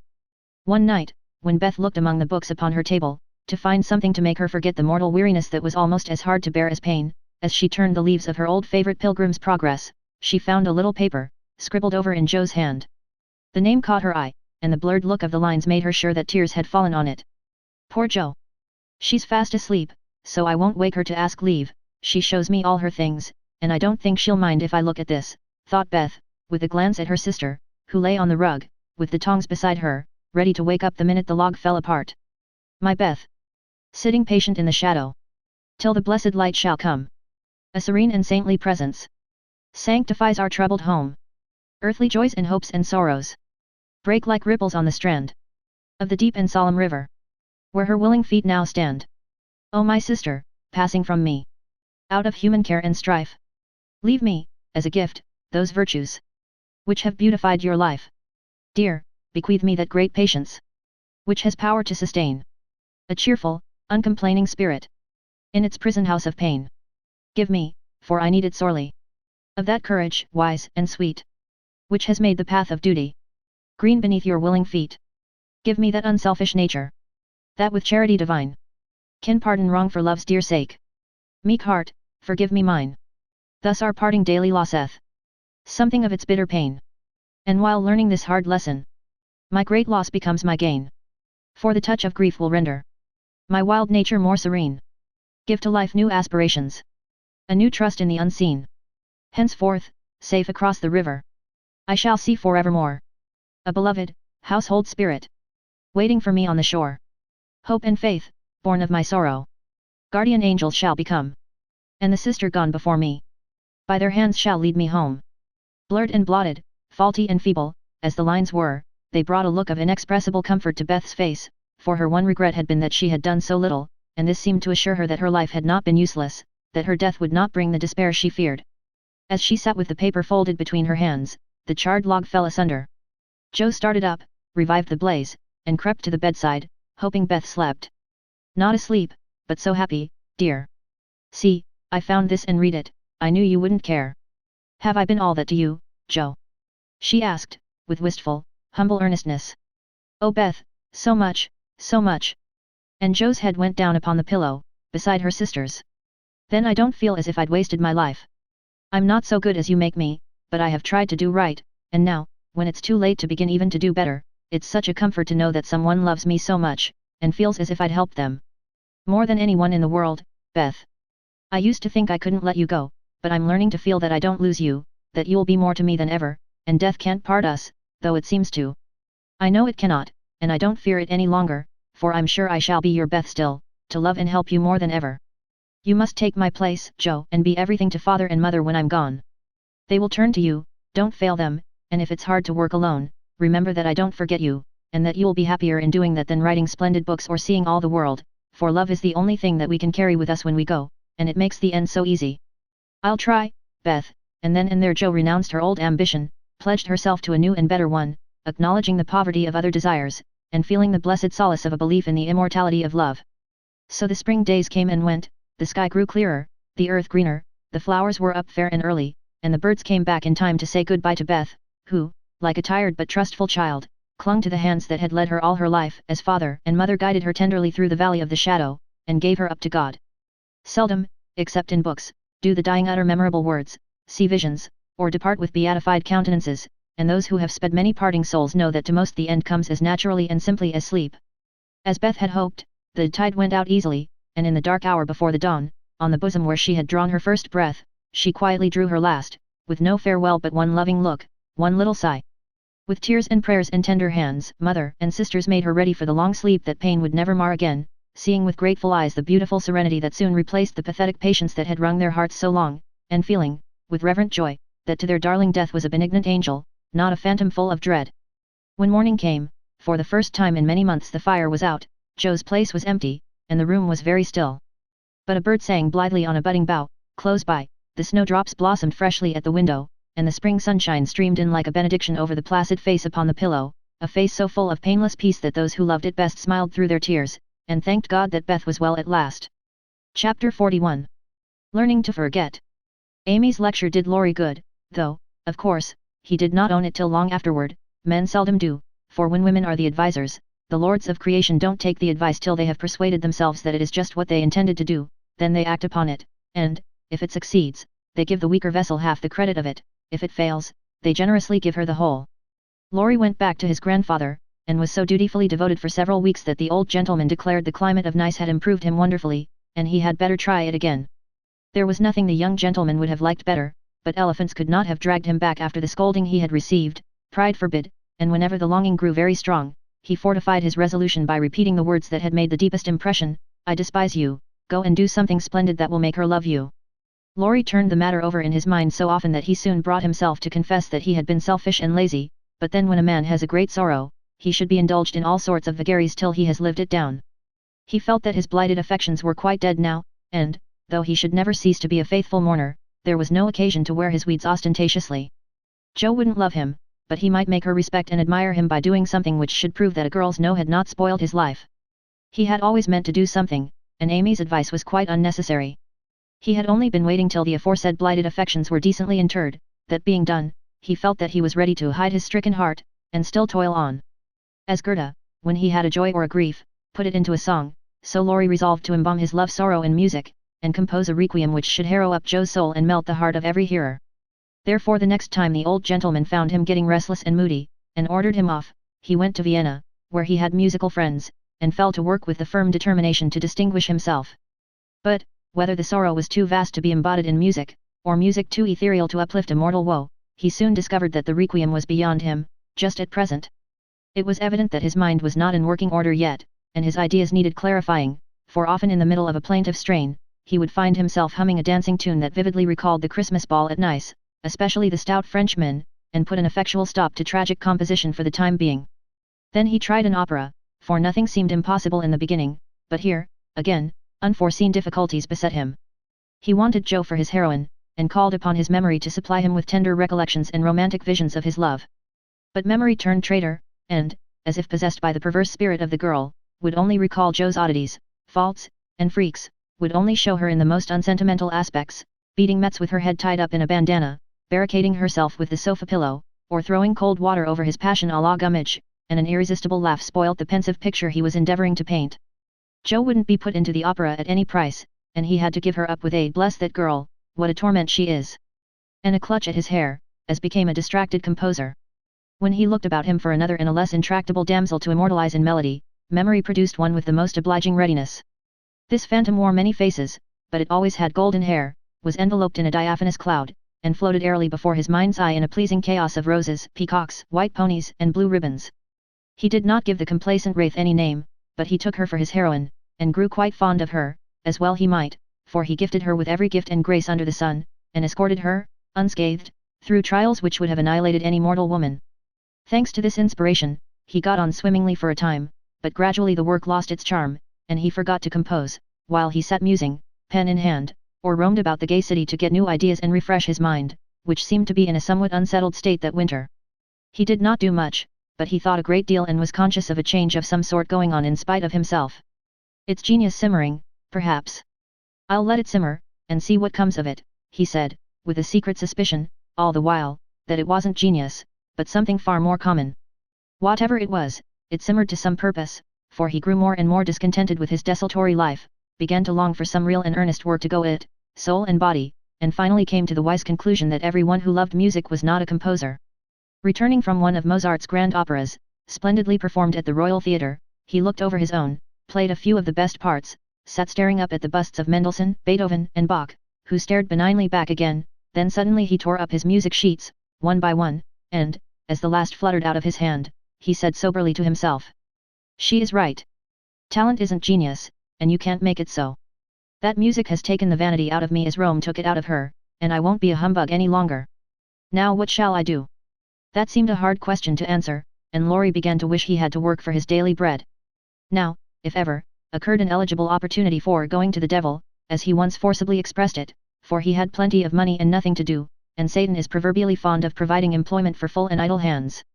The poor fellow had temptations enough from without and from within, but he withstood them pretty well, for, much as he valued liberty, he valued good faith and confidence more, so his promise to his grandfather, and his desire to be able to look honestly into the eyes of the women who loved him, and say all's well, kept him safe and steady. Very likely some Mrs. Grundy will observe, I don't believe it, boys will be boys, young men must sow their wild oats, and women must not expect miracles. I dare say you don't, Mrs. Grundy, but it's true nevertheless. Women work a good many miracles, and I have a persuasion that they may perform even that of raising the standard of manhood by refusing to echo such sayings. Let the boys be boys, the longer the better, and let the young men sow their wild oats if they must, but mothers, sisters, and friends may help to make the crop a small one, and keep many tares from spoiling the harvest, by believing, and showing that they believe, in the possibility of loyalty to the virtues which make men manliest in good women's eyes. If it is a feminine delusion, leave us to enjoy it while we may, for without it half the beauty and the romance of life is lost, and sorrowful forebodings would embitter all our hopes of the brave, tender-hearted little lads, who still love their mothers better than themselves, and are not ashamed to own it. Laurie thought that the task of forgetting his love for Jo would absorb all his powers for years, but, to his great surprise, he discovered it grew easier every day. He refused to believe it at first, got angry with himself, and couldn't understand it, but these hearts of ours are curious and contrary things, and time and nature work their will in spite of us. Laurie's heart wouldn't ache, the wound persisted in healing with a rapidity that astonished him, and, instead of trying to forget, he found himself trying to remember. He had not foreseen this turn of affairs, and was not prepared for it. He was disgusted with himself, surprised at his own fickleness, and full of a queer mixture of disappointment and relief that he could recover from such a tremendous blow so soon. He carefully stirred up the embers of his lost love, but they refused to burst into a blaze. There was only a comfortable glow that warmed and did him good without putting him into a fever, and he was reluctantly obliged to confess that the boyish passion was slowly subsiding into a more tranquil sentiment, very tender, a little sad and resentful still, but that was sure to pass away in time, leaving a brotherly affection which would last unbroken to the end.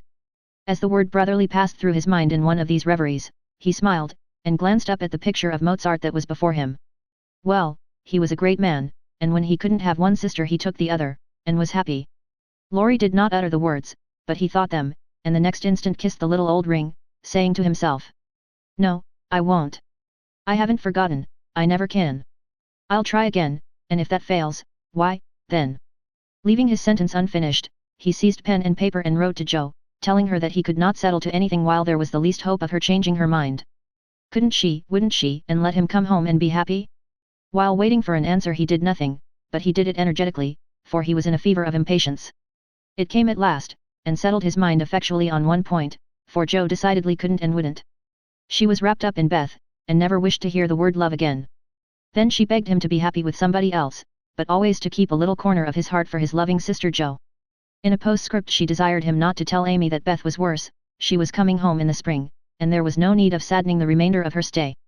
That would be time enough, please God, but Laurie must write to her often, and not let her feel lonely, homesick, or anxious. So I will, at once. Poor little girl, it will be a sad going home for her, I'm afraid, and Laurie opened his desk, as if writing to Amy had been the proper conclusion of the sentence left unfinished some weeks before. But he did not write the letter that day, for, as he rummaged out his best paper, he came across something which changed his purpose. Tumbling about in one part of the desk, among bills, passports, and business documents of various kinds, were several of Jo's letters, and in another compartment were 3 notes from Amy, carefully tied up with one of her blue ribbons, and sweetly suggestive of the little dead roses put away inside. With a half-repentant, half-amused expression, Laurie gathered up all Jo's letters, smoothed, folded, and put them neatly into a small drawer of the desk, stood a minute turning the ring thoughtfully on his finger, then slowly drew it off, laid it with the letters, locked the drawer, and went out to hear High Mass at St. Stephen's, feeling as if there had been a funeral, and, though not overwhelmed with affliction, this seemed a more proper way to spend the rest of the day than in writing letters to charming young ladies. The letter went very soon, however, and was promptly answered, for Amy was homesick, and confessed it in the most delightfully confiding manner. The correspondence flourished famously, and letters flew to and fro, with unfailing regularity, all through the early spring. Laurie sold his busts, made allumettes of his opera, and went back to Paris, hoping somebody would arrive before long. He wanted desperately to go to Nice, but would not till he was asked, and Amy would not ask him, for just then she was having little experiences of her own, which made her rather wish to avoid the quizzical eyes of our boy. Fred Vaughan had returned, and put the question to which she had once decided to answer yes, thank you, but now she said, no, thank you, kindly but steadily, for, when the time came, her courage failed her, and she found that something more than money and position was needed to satisfy the new longing that filled her heart so full of tender hopes and fears. The words, "Fred is a good fellow, but not at all the man I fancied you would ever like," and Laurie's face when he uttered them, kept returning to her as pertinaciously as her own did when she said in look, if not in words, "I shall marry for money." It troubled her to remember that now, she wished she could take it back, it sounded so unwomanly. She didn't want Laurie to think her a heartless, worldly creature, she didn't care to be a queen of society now half so much as she did to be a lovable woman, she was so glad he didn't hate her for the dreadful things she said, but took them so beautifully, and was kinder than ever. His letters were such a comfort, for the home letters were very irregular, and were not half so satisfactory as his when they did come. It was not only a pleasure, but a duty to answer them, for the poor fellow was forlorn, and needed petting, since Jo persisted in being stony-hearted. She ought to have made an effort, and tried to love him, it couldn't be very hard, many people would be proud and glad to have such a dear boy care for them, but Jo never would act like other girls, so there was nothing to do but be very kind, and treat him like a brother. If all brothers were treated as well as Laurie was at this period, they would be a much happier race of beings than they are. Amy never lectured now, she asked his opinion on all subjects, she was interested in everything he did, made charming little presents for him, and sent him 2 letters a week, full of lively gossip, sisterly confidences, and captivating sketches of the lovely scenes about her. As few brothers are complimented by having their letters carried about in their sisters' pockets, read and reread diligently, cried over when short, kissed when long, and treasured carefully, we will not hint that Amy did any of these fond and foolish things. But she certainly did grow a little pale and pensive that spring, lost much of her relish for society, and went out sketching alone a good deal. She never had much to show when she came home, but was studying nature, I dare say, while she sat for hours, with her hands folded, on the terrace at Valrosa, or absently sketched any fancy that occurred to her, a stalwart knight carved on a tomb, a young man asleep in the grass, with his hat over his eyes, or a curly-haired girl in gorgeous array, promenading down a ballroom on the arm of a tall gentleman, both faces being left a blur according to the last fashion in art, which was safe, but not altogether satisfactory. Her aunt thought that she regretted her answer to Fred, and, finding denials useless and explanations impossible, Amy left her to think what she liked, taking care that Laurie should know that Fred had gone to Egypt. That was all, but he understood it, and looked relieved, as he said to himself, with a venerable air. I was sure she would think better of it. Poor old fellow. I've been through it all, and I can sympathize. With that he heaved a great sigh, and then, as if he had discharged his duty to the past, put his feet up on the sofa, and enjoyed Amy's letter luxuriously. While these changes were going on abroad, trouble had come at home, but the letter telling that Beth was failing never reached Amy, and when the next found her, the grass was green above her sister. The sad news met her at Vevey, for the heat had driven them from Nice in May, and they had travelled slowly to Switzerland, by way of Genoa and the Italian lakes. She bore it very well, and quietly submitted to the family decree that she should not shorten her visit, for, since it was too late to say goodbye to Beth, she had better stay, and let absence soften her sorrow. But her heart was very heavy, she longed to be at home, and every day looked wistfully across the lake, waiting for Laurie to come and comfort her. He did come very soon, for the same mail brought letters to them both, but he was in Germany, and it took some days to reach him. The moment he read it, he packed his knapsack, bade adieu to his fellow pedestrians, and was off to keep his promise, with a heart full of joy and sorrow, hope and suspense. He knew Vevey well, and as soon as the boat touched the little quay, he hurried along the shore to La Tour, where the Carrolls were living en pension. The garçon was in despair that the whole family had gone to take a promenade on the lake, but no, the blonde mademoiselle might be in the chateau garden.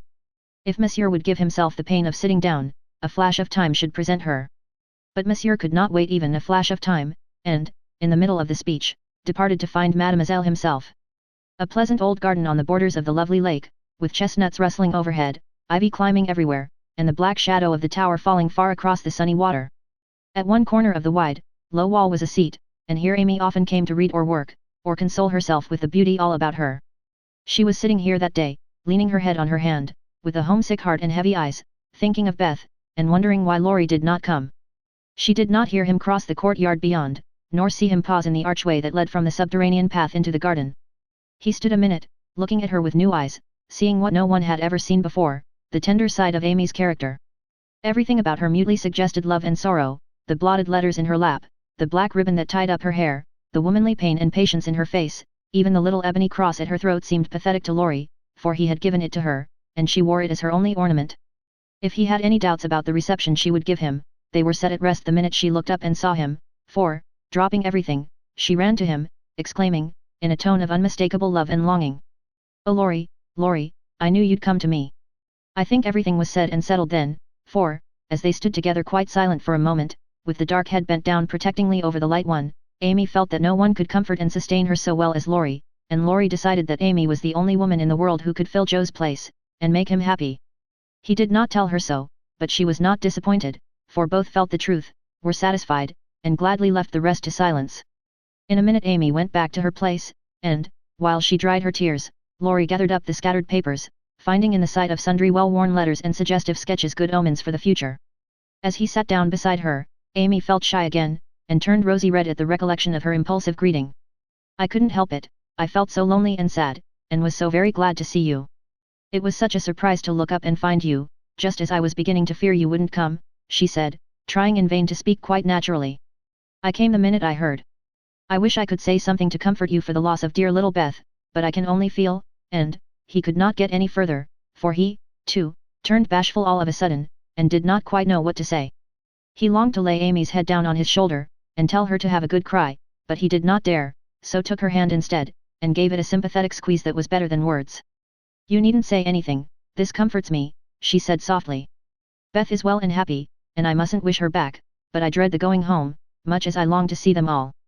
We won't talk about it now, for it makes me cry, and I want to enjoy you while you stay. You needn't go right back, need you? Not if you want me, dear. I do, so much. Aunt and Flo are very kind, but you seem like one of the family, and it would be so comfortable to have you for a little while." Amy spoke and looked so like a homesick child, whose heart was full, that Laurie forgot his bashfulness all at once, and gave her just what she wanted, the petting she was used to and the cheerful conversation she needed. Poor little soul, you look as if you'd grieved yourself half sick.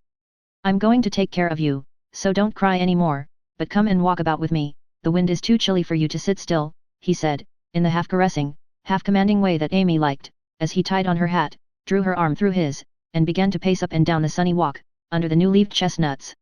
He felt more at ease upon his legs, and Amy found it very pleasant to have a strong arm to lean upon, a familiar face to smile at her, and a kind voice to talk delightfully for her alone. The quaint old garden had sheltered many pairs of lovers, and seemed expressly made for them, so sunny and secluded was it, with nothing but the tower to overlook them, and the wide lake to carry away the echo of their words, as it rippled by below. For an hour this new pair walked and talked, or rested on the wall, enjoying the sweet influences which gave such a charm to time and place, and when an unromantic dinner bell warned them away, Amy felt as if she left her burden of loneliness and sorrow behind her in the chateau garden. The moment Mrs. Carroll saw the girl's altered face, she was illuminated with a new idea, and exclaimed to herself, "Now I understand it all, the child has been pining for young Lawrence. Bless my heart, I never thought of such a thing." With praiseworthy discretion, the good lady said nothing, and betrayed no sign of enlightenment, but cordially urged Laurie to stay, and begged Amy to enjoy his society, for it would do her more good than so much solitude. Amy was a model of docility, and, as her aunt was a good deal occupied with Flo, she was left to entertain her friend, and did it with more than her usual success. At Nice, Laurie had lounged and Amy had scolded. At Vevey, Laurie was never idle, but always walking, riding, boating, or studying, in the most energetic manner, while Amy admired everything he did, and followed his example as far and as fast as she could. He said the change was owing to the climate, and she did not contradict him, being glad of a like excuse for her own recovered health and spirits. The invigorating air did them both good, and much exercise worked wholesome changes in minds as well as bodies. They seemed to get clearer views of life and duty up there among the everlasting hills. The fresh winds blew away desponding doubts, delusive fancies, and moody mists. The warm spring sunshine brought out all sorts of aspiring ideas, tender hopes, and happy thoughts. The lake seemed to wash away the troubles of the past, and the grand old mountains to look benignly down upon them, saying, "Little children, love one another."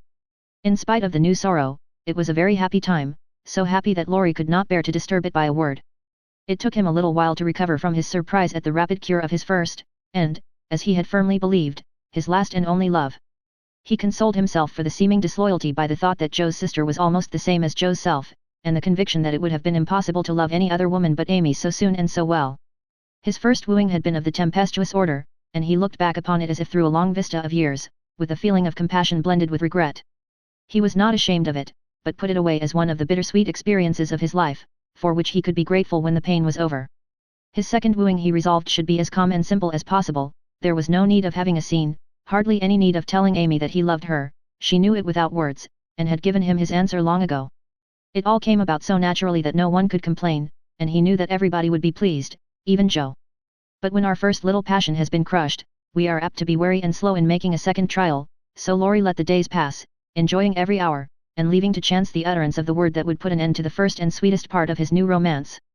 He had rather imagined that the denouement would take place in the chateau garden by moonlight, and in the most graceful and decorous manner, but it turned out exactly the reverse, for the matter was settled on the lake, at noonday, in a few blunt words. They had been floating about all the morning, from gloomy St. Gingolph to sunny Montreux, with the Alps of Savoy on one side, Mont Saint Bernard and the Dent du Midi on the other, pretty Vevey in the valley, and Lausanne upon the hill beyond, a cloudless blue sky overhead, and the bluer lake below, dotted with the picturesque boats that look like white-winged gulls. They had been talking of Bonivard, as they glided past Chillon, and of Rousseau, as they looked up at Clarens, where he wrote his Heloise. Neither had read it, but they knew it was a love story, and each privately wondered if it was half as interesting as their own.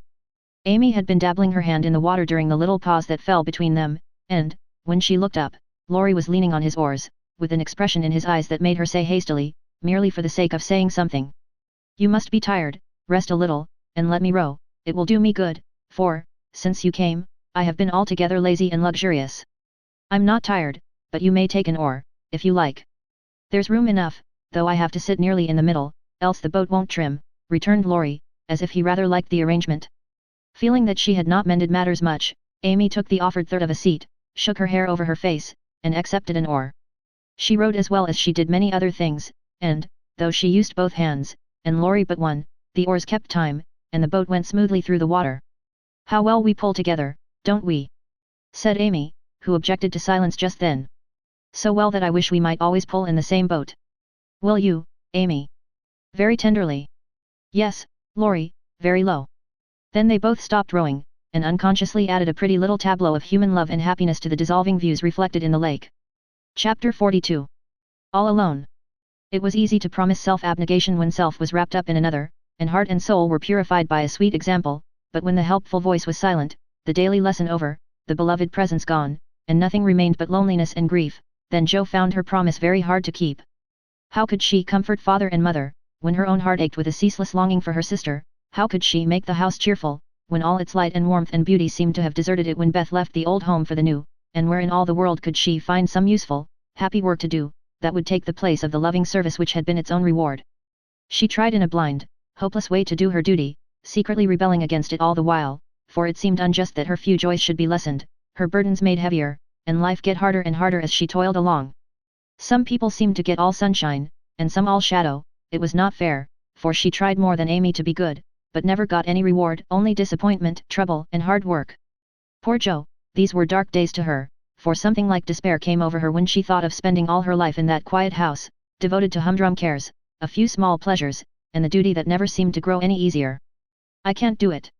I wasn't meant for a life like this, and I know I shall break away and do something desperate if somebody don't come and help me, she said to herself, when her first efforts failed, and she fell into the moody, miserable state of mind which often comes when strong wills have to yield to the inevitable. But someone did come and help her, though Jo did not recognize her good angels at once, because they wore familiar shapes, and used the simple spells best fitted to poor humanity. Often she started up at night, thinking Beth called her, and when the sight of the little empty bed made her cry with the bitter cry of an unsubmissive sorrow, "Oh Beth, come back! Come back!"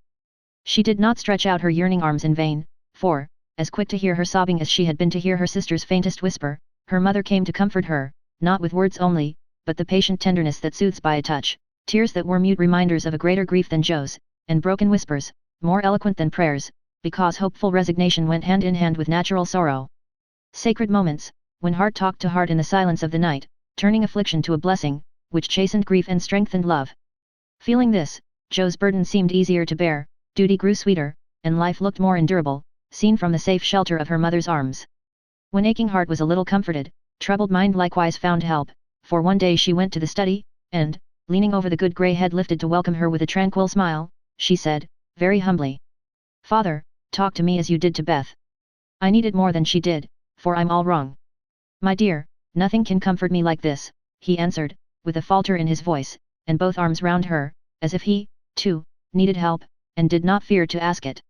Then, sitting in Beth's little chair close beside him, Jo told her troubles, the resentful sorrow for her loss, the fruitless efforts that discouraged her, the want of faith that made life look so dark, and all the sad bewilderment which we call despair. She gave him entire confidence, he gave her the help she needed, and both found consolation in the act, for the time had come when they could talk together not only as father and daughter, but as man and woman, able and glad to serve each other with mutual sympathy as well as mutual love. Happy, thoughtful times there in the old study which Jo called the Church of One Member, and from which she came with fresh courage, recovered cheerfulness and a more submissive spirit, for the parents who had taught one child to meet death without fear, were trying now to teach another to accept life without despondency or distrust, and to use its beautiful opportunities with gratitude and power. Other helps had Jo, humble, wholesome duties and delights that would not be denied their part in serving her, and which she slowly learned to see and value. Brooms and dishcloths never could be as distasteful as they once had been, for Beth had presided over both, and something of her housewifely spirit seemed to linger round the little mop and the old brush, that was never thrown away. As she used them, Jo found herself humming the songs Beth used to hum, imitating Beth's orderly ways, and giving the little touches here and there that kept everything fresh and cozy, which was the first step toward making home happy, though she didn't know it, till Hannah said with an approving squeeze of the hand, "You thoughtful creature, you're determined we shan't miss that dear lamb if you can help it. We don't say much, but we see it, and the Lord will bless you for tea, see if he don't." As they sat sewing together, Jo discovered how much improved her sister Meg was, how well she could talk, how much she knew about good, womanly impulses, thoughts, and feelings, how happy she was in husband and children, and how much they were all doing for each other. Marriage is an excellent thing, after all. I wonder if I should blossom out half as well as you have, if I tried it," said Jo, as she constructed a kite for Demi, in the topsy-turvy nursery. "It's just what you need to bring out the tender, womanly half of your nature, Jo. You are like a chestnut burr, prickly outside, but silky soft within, and a sweet kernel, if one can only get at it." Love will make you show your heart someday, and then the rough burr will fall off. Frost opens chestnut burrs, ma'am, and it takes a good shake to bring them down. Boys go nutting, and I don't care to be bagged by them, returned Joe, pasting away at the kite which no wind that blows would ever carry up, for Daisy had tied herself on as a bob. Meg laughed, for she was glad to see a glimmer of Joe's old spirit, but she felt it her duty to enforce her opinion by every argument in her power, and the sisterly chats were not wasted, especially as two of Meg's most effective arguments were the babies, whom Joe loved tenderly. Grief is the best opener for some hearts, and Joe's was nearly ready for the bag, a little more sunshine to ripen the nut, then, not a boy's impatient shake, but a man's hand reached up to pick it gently from the burr, and find the kernel sound and sweet. If she had suspected this, she would have shut up tight, and been more prickly than ever. Fortunately she wasn't thinking about herself, so, when the time came, down she dropped.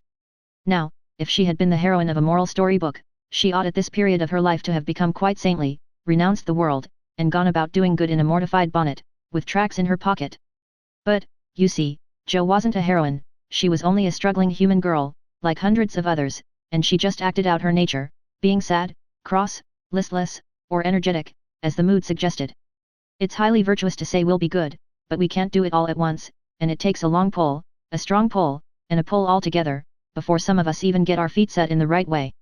Jo had got so far, she was learning to do her duty, and to feel unhappy if she did not, but to do it cheerfully, that was another thing. She had often said she wanted to do something splendid, no matter how hard, and now she had her wish, for what could be more beautiful than to devote her life to father and mother, trying to make home as happy to them as they had to her? And, if difficulties were necessary to increase the splendor of the effort, what could be harder for a restless, ambitious girl than to give up her own hopes, plans, and desires, and cheerfully live for others? Providence had taken her at her word. Here was the task, not what she had expected, but better, because self had no part in it. Now, could she do it? She decided that she would try, and, in her first attempt, she found the helps I have suggested. Still another was given her, and she took it, not as a reward, but as a comfort, as Christian took the refreshment afforded by the little arbor where he rested, as he climbed the hill called Difficulty. "Why don't you write?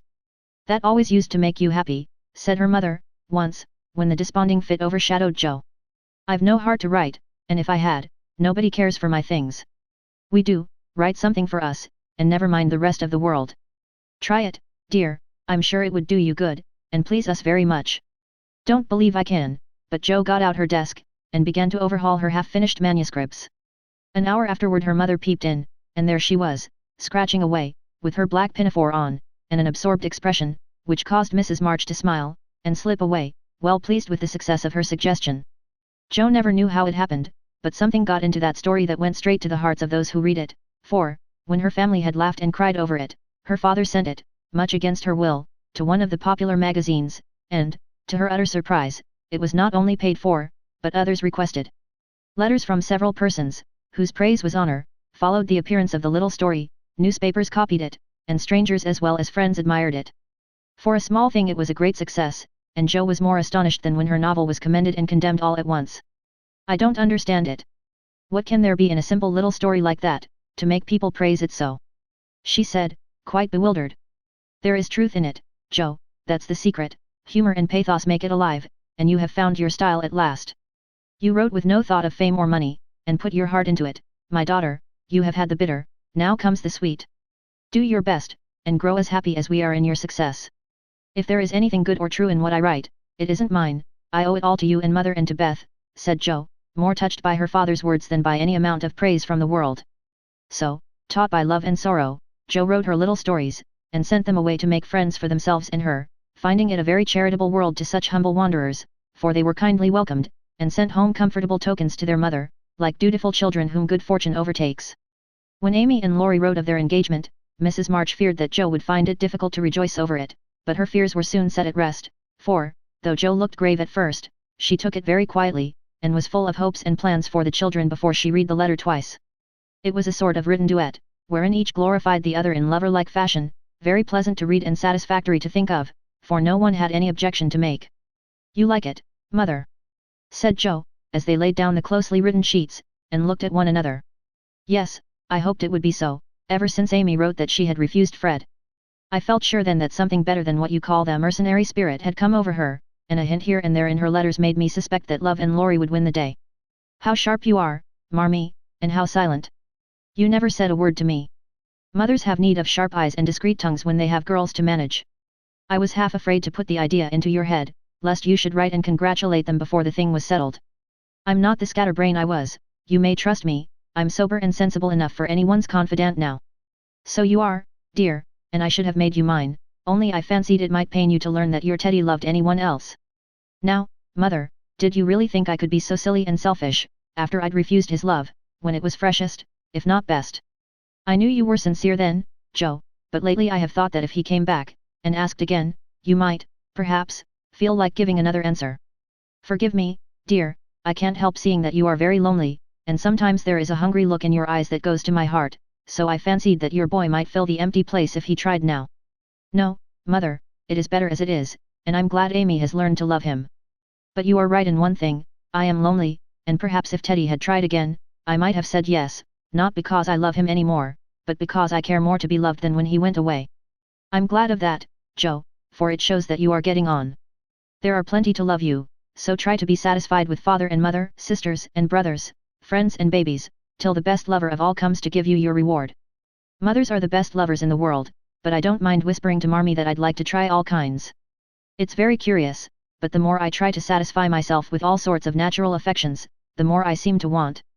I'd no idea hearts could take in so many, mine is so elastic, it never seems full now, and I used to be quite contented with my family. I don't understand it.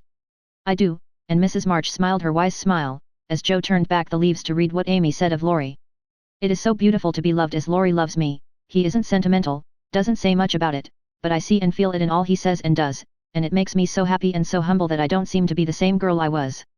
I never knew how good and generous and tender he was till now, for he lets me read his heart, and I find it full of noble impulses and hopes and purposes, and am so proud to know it's mine.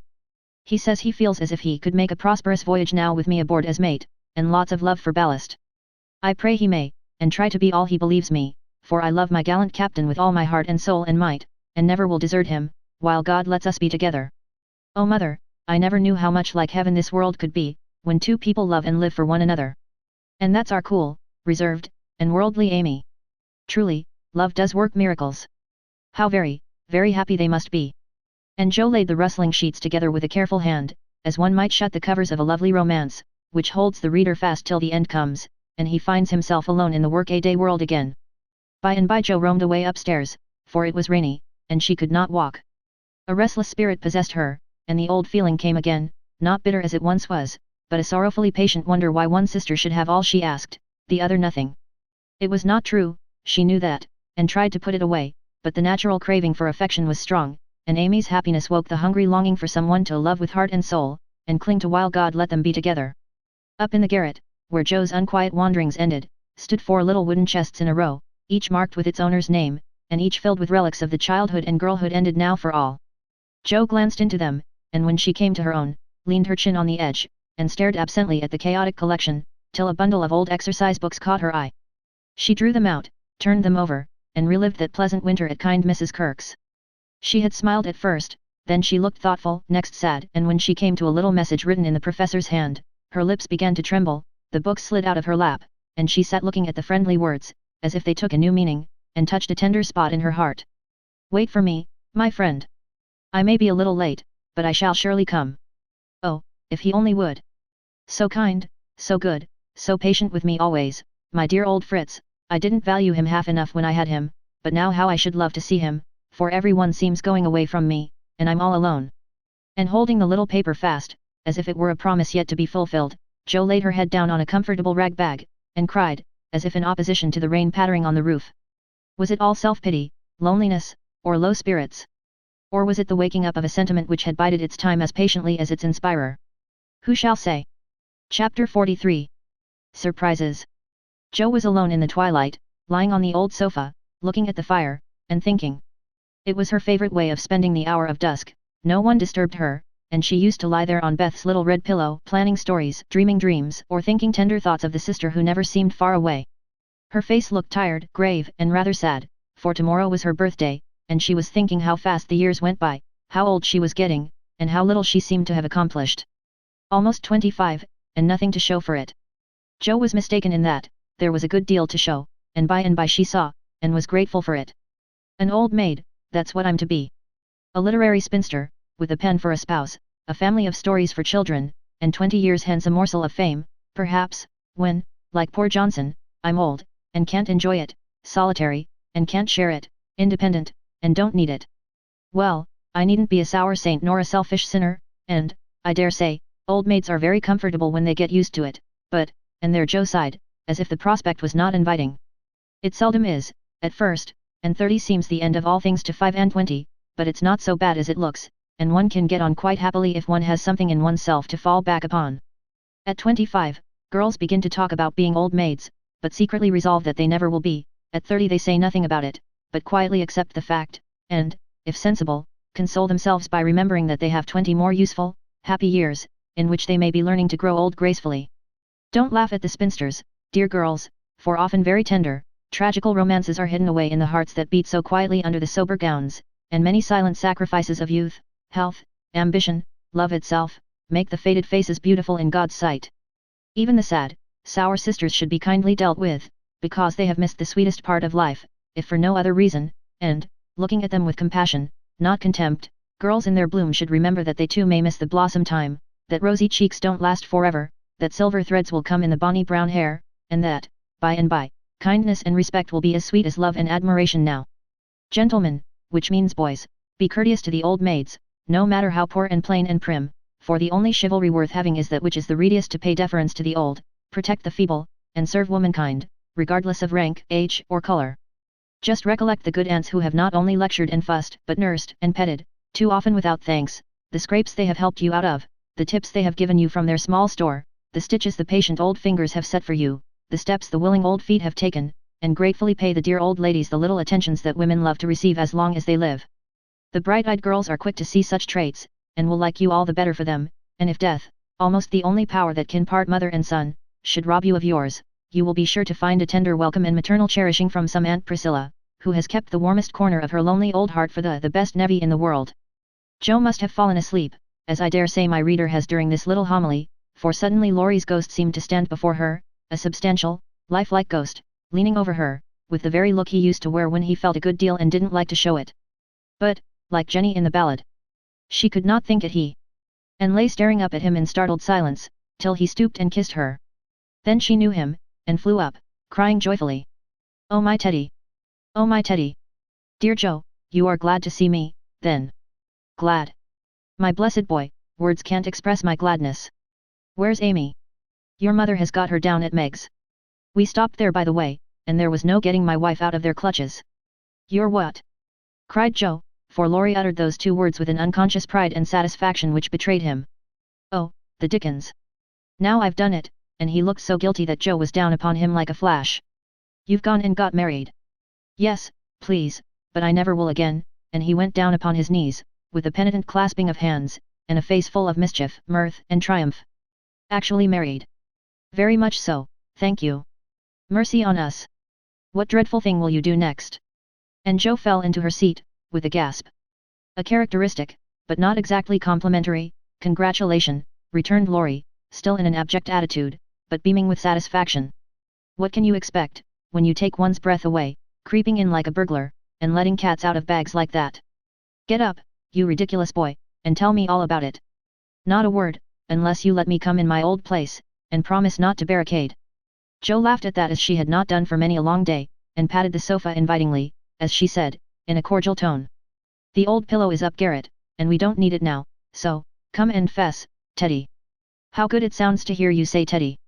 No one ever calls me that but you," and Laurie sat down, with an air of great content. "What does Amy call you?" "My lord." "That's like her. Well, you look it," and Joe's eyes plainly betrayed that she found her boy comelier than ever. The pillow was gone, but there was a barricade, nevertheless, a natural one, raised by time, absence, and change of heart. Both felt it, and for a minute looked at one another as if that invisible barrier cast a little shadow over them. It was gone directly, however, for Laurie said, with a vain attempt at dignity, "Don't I look like a married man and the head of a family?" "Not a bit, and you never will. You've grown bigger and bonnier, but you are the same scapegrace as ever." "Now, really, Joe, you ought to treat me with more respect," began Laurie, who enjoyed it all immensely. "How can I, when the mere idea of you, married and settled, is so irresistibly funny that I can't keep sober?" answered Joe, smiling all over her face, so infectiously that they had another laugh, and then settled down for a good talk, quite in the pleasant old fashion. It's no use your going out in the cold to get Amy, for they are all coming up presently. I couldn't wait, I wanted to be the one to tell you the grand surprise, and have first skim, as we used to say when we squabbled about the cream. Of course you did, and spoiled your story by beginning at the wrong end. Now, start right, and tell me how it all happened, I'm pining to know. Well, I did it to please Amy, began Laurie, with a twinkle that made Joe exclaim. Fib number 1, Amy did it to please you. Go on, and tell the truth, if you can, sir. Now she's beginning to marmot, isn't it jolly to hear her? Said Laurie to the fire, and the fire glowed and sparkled as if it quite agreed. It's all the same, you know, she and I being one. We planned to come home with the Carrolls a month or more ago, but they suddenly changed their minds, and decided to pass another winter in Paris. But Grandpa wanted to come home, he went to please me, and I couldn't let him go alone, neither could I leave Amy, and Mrs. Carroll had got English notions about chaperones and such nonsense, and wouldn't let Amy come with us. So I just settled the difficulty by saying, let's be married, and then we can do as we like.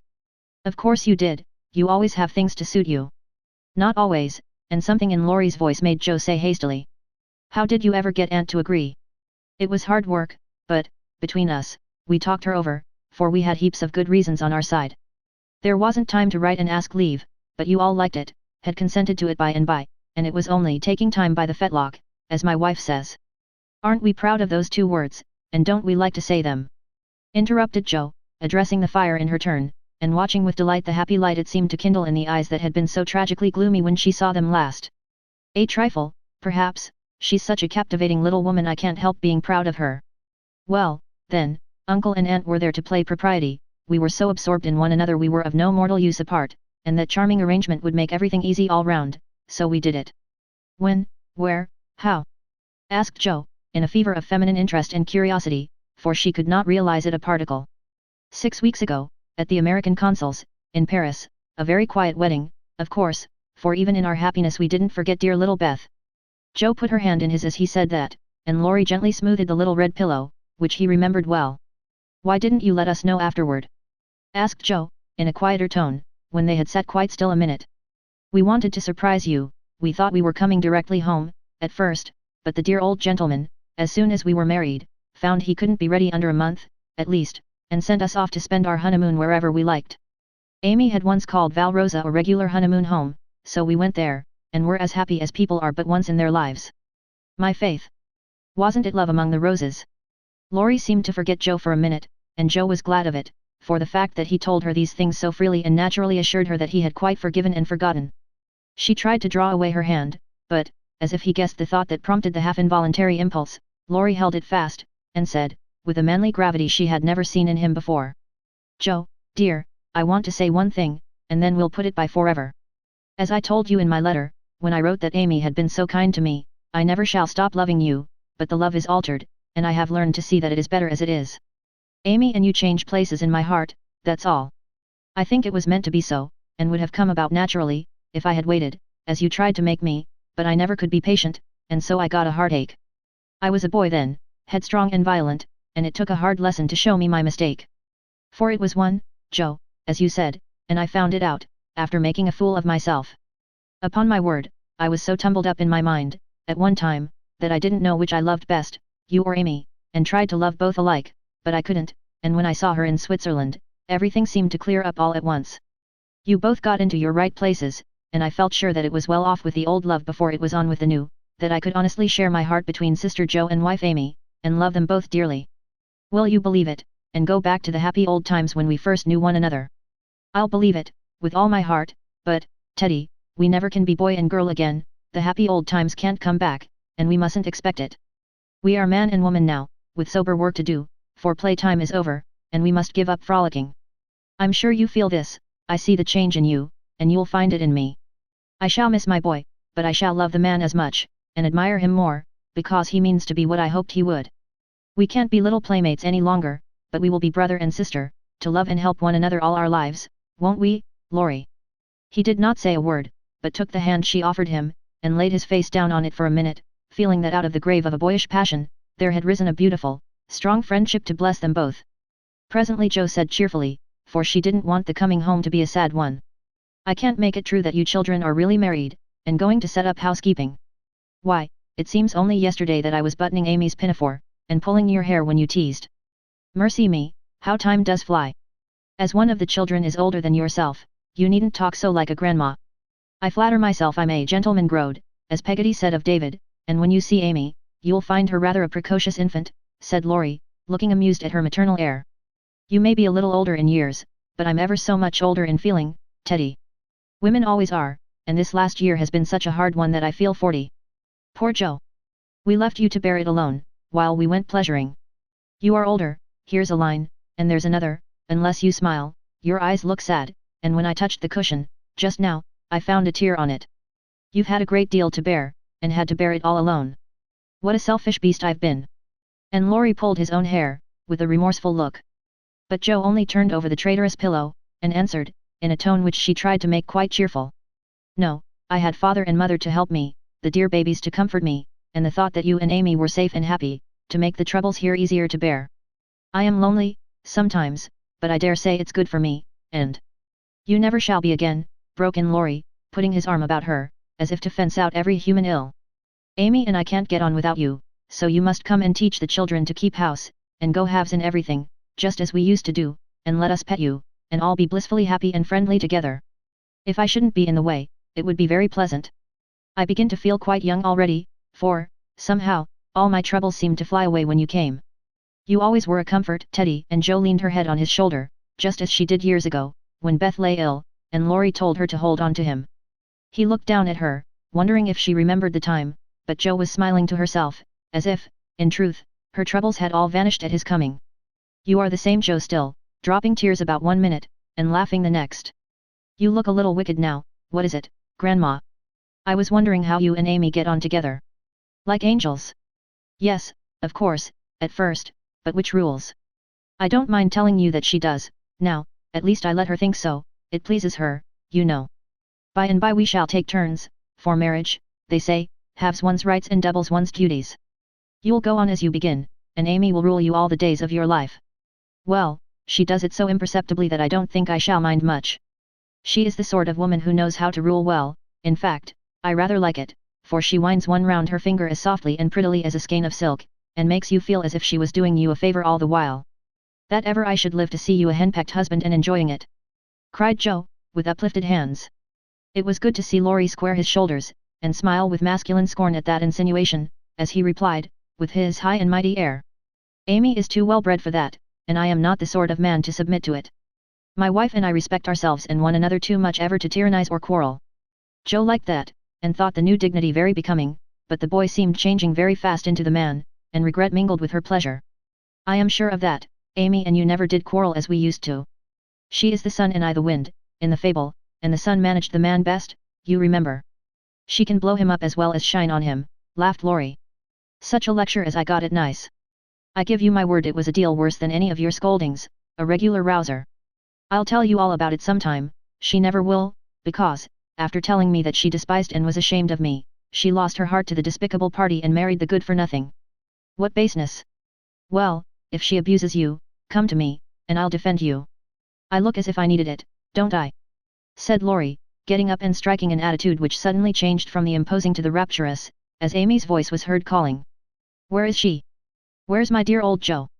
In trooped the whole family, and everyone was hugged and kissed all over again, and, after several vain attempts, the three wanderers were set down to be looked at and exulted over. Mr. Lawrence, hale and hearty as ever, was quite as much improved as the others by his foreign tour, for the crustiness seemed to be nearly gone, and the old-fashioned courtliness had received a polish which made it kindlier than ever. It was good to see him beam at my children, as he called the young pair. It was better still to see Amy pay him the daughterly duty and affection which completely won his old heart, and best of all, to watch Laurie revolve about the two, as if never tired of enjoying the pretty picture they made. The minute she put her eyes upon Amy, Meg became conscious that her own dress hadn't a Parisian air, that young Mrs. Moffat would be entirely eclipsed by young Mrs. Lawrence, and that her ladyship was altogether a most elegant and graceful woman. Joe thought, as she watched the pair, how well they looked together. I was right, and Laurie has found the beautiful, accomplished girl who will become his home better than clumsy old Joe, and be a pride, not a torment to him. Mrs. March and her husband smiled and nodded at each other with happy faces, for they saw that their youngest had done well, not only in worldly things, but the better wealth of love, confidence, and happiness. For Amy's face was full of the soft brightness which betokens a peaceful heart, her voice had a new tenderness in it, and the cool, prim carriage was changed to a gentle dignity, both womanly and winning. No little affectations marred it, and the cordial sweetness of her manner was more charming than the new beauty or the old grace, for it stamped her at once with the unmistakable sign of the true gentlewoman she had hoped to become. "Love has done much for our little girl," said her mother softly. "She has had a good example before her all her life, my dear," Mr. March whispered back, with a loving look at the worn face and grey head beside him. Daisy found it impossible to keep her eyes off her pretty auntie, but attached herself like a lapdog to the wonderful chatelaine full of delightful charms. Demi paused to consider the new relationship before he compromised himself by the rash acceptance of a bribe, which took the tempting form of a family of wooden bears from Bern. A flank movement produced an unconditional surrender, however, for Laurie knew where to have him. "Young man, when I first had the honor of making your acquaintance you hit me in the face, now I demand the satisfaction of a gentleman," and with that the tall uncle proceeded to toss and touzle the small nephew in a way that damaged his philosophical dignity as much as it delighted his boyish soul.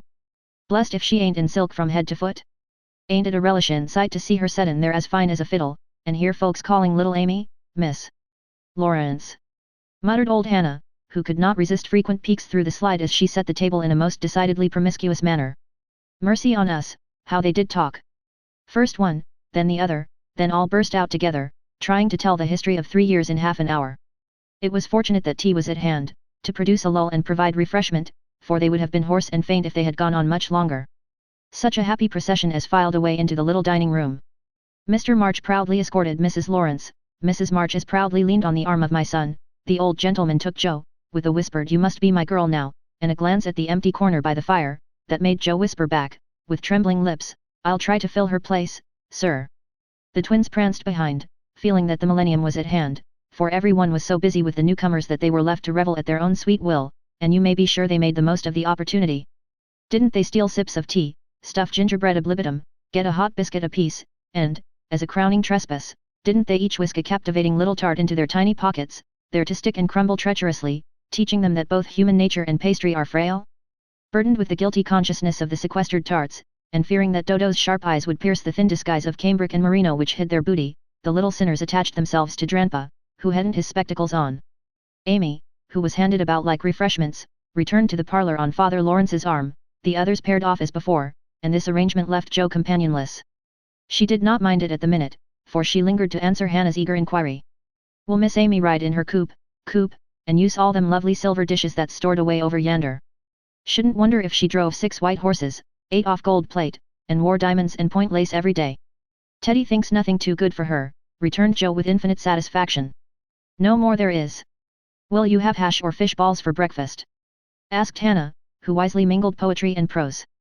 "I don't care," and Joe shut the door, feeling that food was an uncongenial topic just then. She stood a minute looking at the party vanishing above, and, as Demi's short plaid legs toiled up the last stair, a sudden sense of loneliness came over her so strongly that she looked about her with dim eyes, as if to find something to lean upon, for even Teddy had deserted her. If she had known what birthday gift was coming every minute nearer and nearer, she would not have said to herself, "I'll weep a little weep when I go to bed, it won't do to be dismal now." Then she drew her hand over her eyes, for one of her boyish habits was never to know where her handkerchief was, and had just managed to call up a smile when there came a knock at the porch door.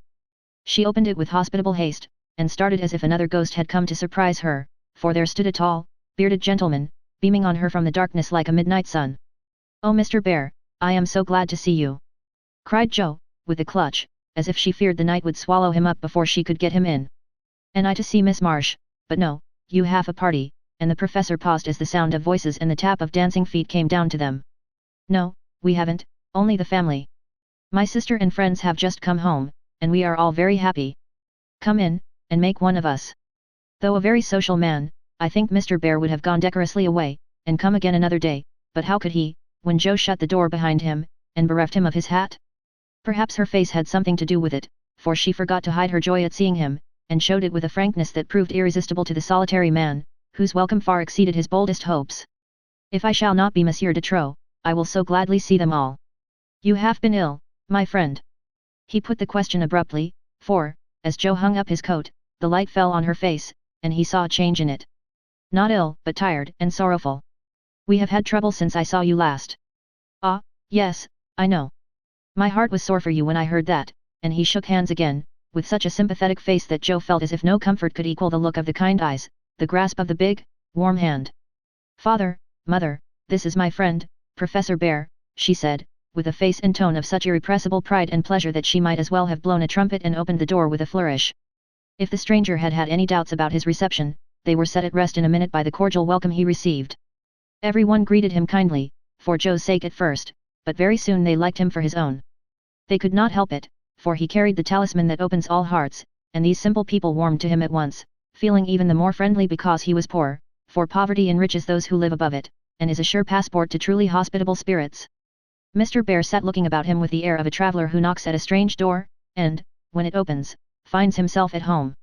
The children went to him like bees to a honey pot, and, establishing themselves on each knee, proceeded to captivate him by rifling his pockets, pulling his beard, and investigating his watch, with juvenile audacity. The women telegraphed their approval to one another, and Mr. March, feeling that he had got a kindred spirit, opened his choicest stores for his guests' benefit, while Silent John listened and enjoyed the talk, but said not a word, and Mr. Lawrence found it impossible to go to sleep. If Joe had not been otherwise engaged, Laurie's behavior would have amused her, for a faint twinge, not of jealousy, but something like suspicion, caused that gentleman to stand aloof at first, and observe the newcomer with brotherly circumspection. But it did not last long. He got interested in spite of himself, and, before he knew it, was drawn into the circle, for Mr. Bear talked well in this genial atmosphere, and did himself justice. He seldom spoke to Laurie, but he looked at him often, and a shadow would pass across his face, as if regretting his own lost youth, as he watched the young man in his prime. Then his eye would turn to Joe so wistfully that she would have surely answered the mute inquiry if she had seen it, but Joe had her own eyes to take care of, and, feeling that they could not be trusted, she prudently kept them on the little sock she was knitting, like a model maiden aunt. A stealthy glance now and then refreshed her like sips of fresh water after a dusty walk, for the sidelong peeps showed her several propitious omens. Mr. Bear's face had lost the absent-minded expression, and looked all alive with interest in the present moment, actually young and handsome, she thought, forgetting to compare him with Laurie, as she usually did strange men, to their great detriment. Then he seemed quite inspired, though the burial customs of the ancients, to which the conversation had strayed, might not be considered an exhilarating topic. Joe quite glowed with triumph when Teddy got quenched in an argument, and thought to herself, as she watched her father's absorbed face, how he would enjoy having such a man as my professor to talk with every day. Lastly, Mr. Bear was dressed in a new suit of black, which made him look more like a gentleman than ever. His bushy hair had been cut and smoothly brushed, but didn't stay in order long, for, in exciting moments, he rumpled it up in the droll way he used to do, and Joe liked it rampantly erect better than flat, because she thought it gave his fine forehead a Jove-like aspect. Poor Joe, how she did glorify that plain man, as she sat knitting away so quietly, yet letting nothing escape her, not even the fact that Mr. Bear actually had gold sleeve buttons in his immaculate wristbands. Dear old fellow! He couldn't have got himself up with more care if he'd been going a-wooing, said Joe to herself, and then a sudden thought, born of the words, made her blush so dreadfully that she had to drop her ball, and go down after it to hide her face. The maneuver did not succeed as well as she expected, however, for, though just in the act of setting fire to a funeral pile, the professor dropped his torch, metaphorically speaking, and made a dive after the little blue ball. Of course they bumped their heads smartly together, saw stars, and both came up flushed and laughing, without the ball, to resume their seats, wishing they had not left them. Nobody knew where the evening went to, for Hannah skillfully abstracted the babies at an early hour, nodding like two rosy poppies, and Mr. Lawrence went home to rest. The others sat round the fire, talking away, utterly regardless of the lapse of time, till Meg, whose maternal mind was impressed with a firm conviction that Daisy had tumbled out of bed, and Demi set his nightgown afire studying the structure of matches, made a move to go. "We must have our sing, in the good old way, for we are all together again once more," said Joe, feeling that a good shout would be a safe and pleasant vent for the jubilant emotions of her soul. They were not all there. But no one found the words thoughtless or untrue, for Beth still seemed among them, a peaceful presence, invisible, but dearer than ever, since death could not break the household league that love made indissoluble. The little chair stood in its old place, the tidy basket, with the bit of work she left unfinished when the needle grew so heavy, was still on its accustomed shelf, the beloved instrument, seldom touched now, had not been moved, and above it Beth's face, serene and smiling, as in the early days, looked down upon them, seeming to say, "Be happy. I am here. Play something, Amy." "Let them hear how much you have improved," said Laurie, with pardonable pride in his promising pupil. But Amy whispered, with full eyes, as she twirled the faded stool. "Not tonight, dear. I can't show off tonight." But she did show something better than brilliancy or skill, for she sung Beth's songs with a tender music in her voice which the best master could not have taught, and touched the listeners' hearts with a sweeter power than any other inspiration could have given her.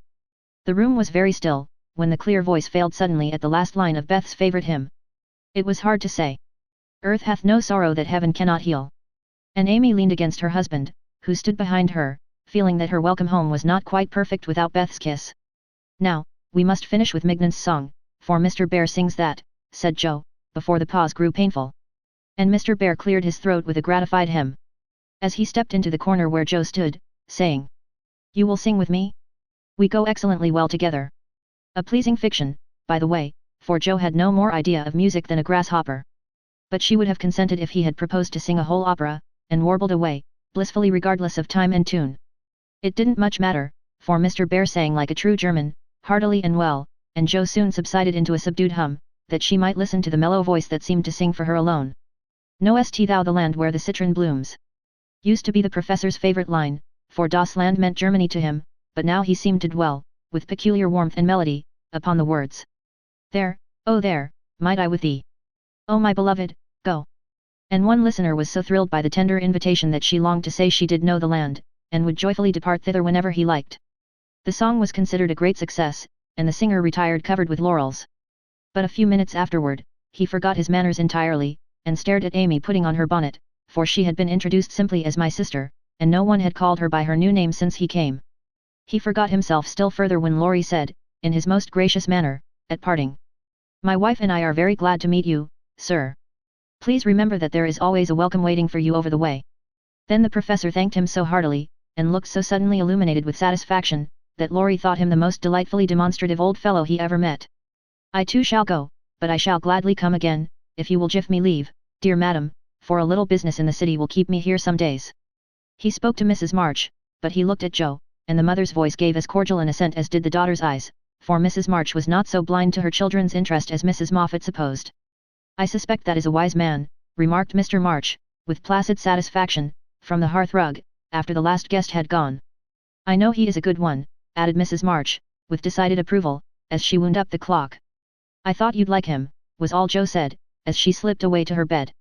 She wondered what the business was that brought Mr. Bear to the city, and finally decided that he had been appointed to some great honor, somewhere, but had been too modest to mention the fact. If she had seen his face when, safe in his own room, he looked at the picture of a severe and rigid young lady, with a good deal of hair, who appeared to be gazing darkly into futurity, it might have thrown some light upon the subject, especially when he turned off the gas, and kissed the picture in the dark. Chapter 44. My lord and lady. "Please, Madam Mother, could you lend me my wife for half an hour?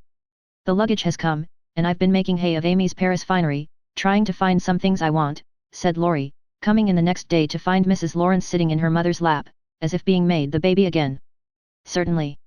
Go, dear, I forget that you have any home but this," and Mrs. March pressed the white hand that wore the wedding ring, as if asking pardon for her maternal covetousness.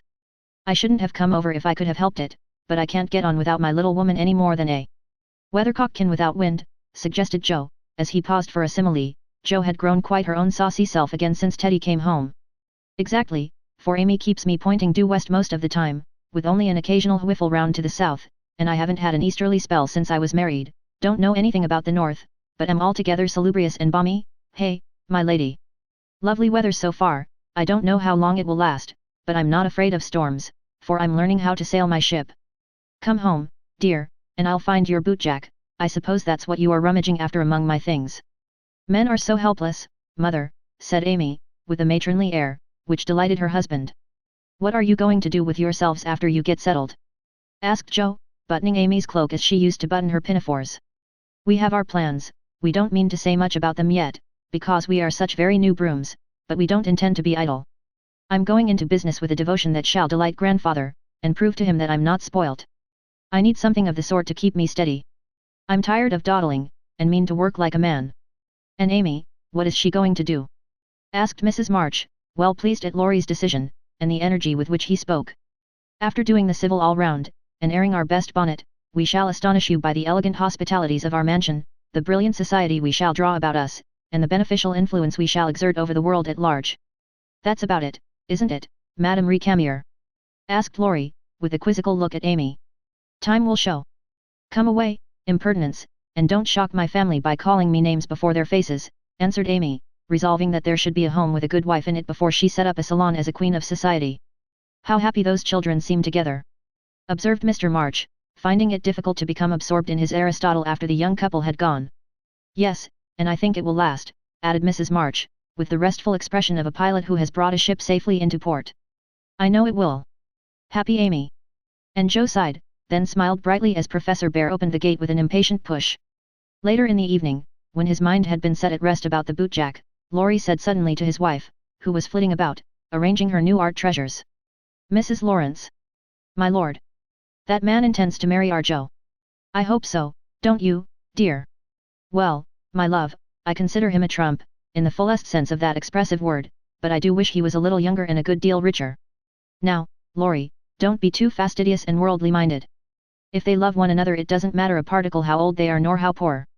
Women never should marry for money. Amy caught herself up short as the words escaped her, and looked at her husband, who replied, with malicious gravity.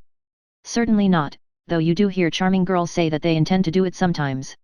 If my memory serves me, you once thought it your duty to make a rich match, that accounts, perhaps, for your marrying a good-for-nothing like me. Oh my dearest boy, don't say that. I forgot you were rich when I said yes. I'd have married you if you hadn't a penny, and I sometimes wish you were poor that I might show how much I love you, and Amy, who was very dignified in public and very fond in private, gave convincing proofs of the truth of her words. You don't really think I am such a mercenary creature as I tried to be once, do you? It would break my heart if you didn't believe that I'd gladly pull in the same boat with you, even if you had to get your living by rowing on the lake. Am I an idiot and a brute? How could I think so, when you refused a richer man for me, and won't let me give you half I want to now, when I have the right? Girls do it every day, poor things, and are taught to think it is their only salvation, but you had better lessons, and, though I trembled for you at one time, I was not disappointed, for the daughter was true to the mother's teaching. I told Mama so yesterday, and she looked as glad and grateful as if I'd given her a check for $1 million, to be spent in charity. You are not listening to my moral remarks, Mrs. Lawrence, and Laurie paused, for Amy's eyes had an absent look, though fixed upon his face. Yes, I am, and admiring the dimple in your chin at the same time. I don't wish to make you vain, but I must confess that I'm prouder of my handsome husband than of all his money. Don't laugh, but your nose is such a comfort to me, and Amy softly caressed the well-cut feature with artistic satisfaction. Laurie had received many compliments in his life, but never one that suited him better, as he plainly showed, though he did laugh at his wife's peculiar taste, while she said slowly. May I ask you a question, dear? Of course you may. Shall you care if Joe does marry Mr. Bear? Oh, that's the trouble, is it? I thought there was something in the dimple that didn't suit you.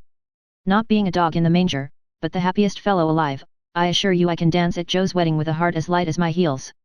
Do you doubt it, my darling? Amy looked up at him, and was satisfied, her last little jealous fear vanished forever, and she thanked him, with a face full of love and confidence. I wish we could do something for that capital old professor. Couldn't we invent a rich relation, who shall obligingly die out there in Germany, and leave him a tidy little fortune?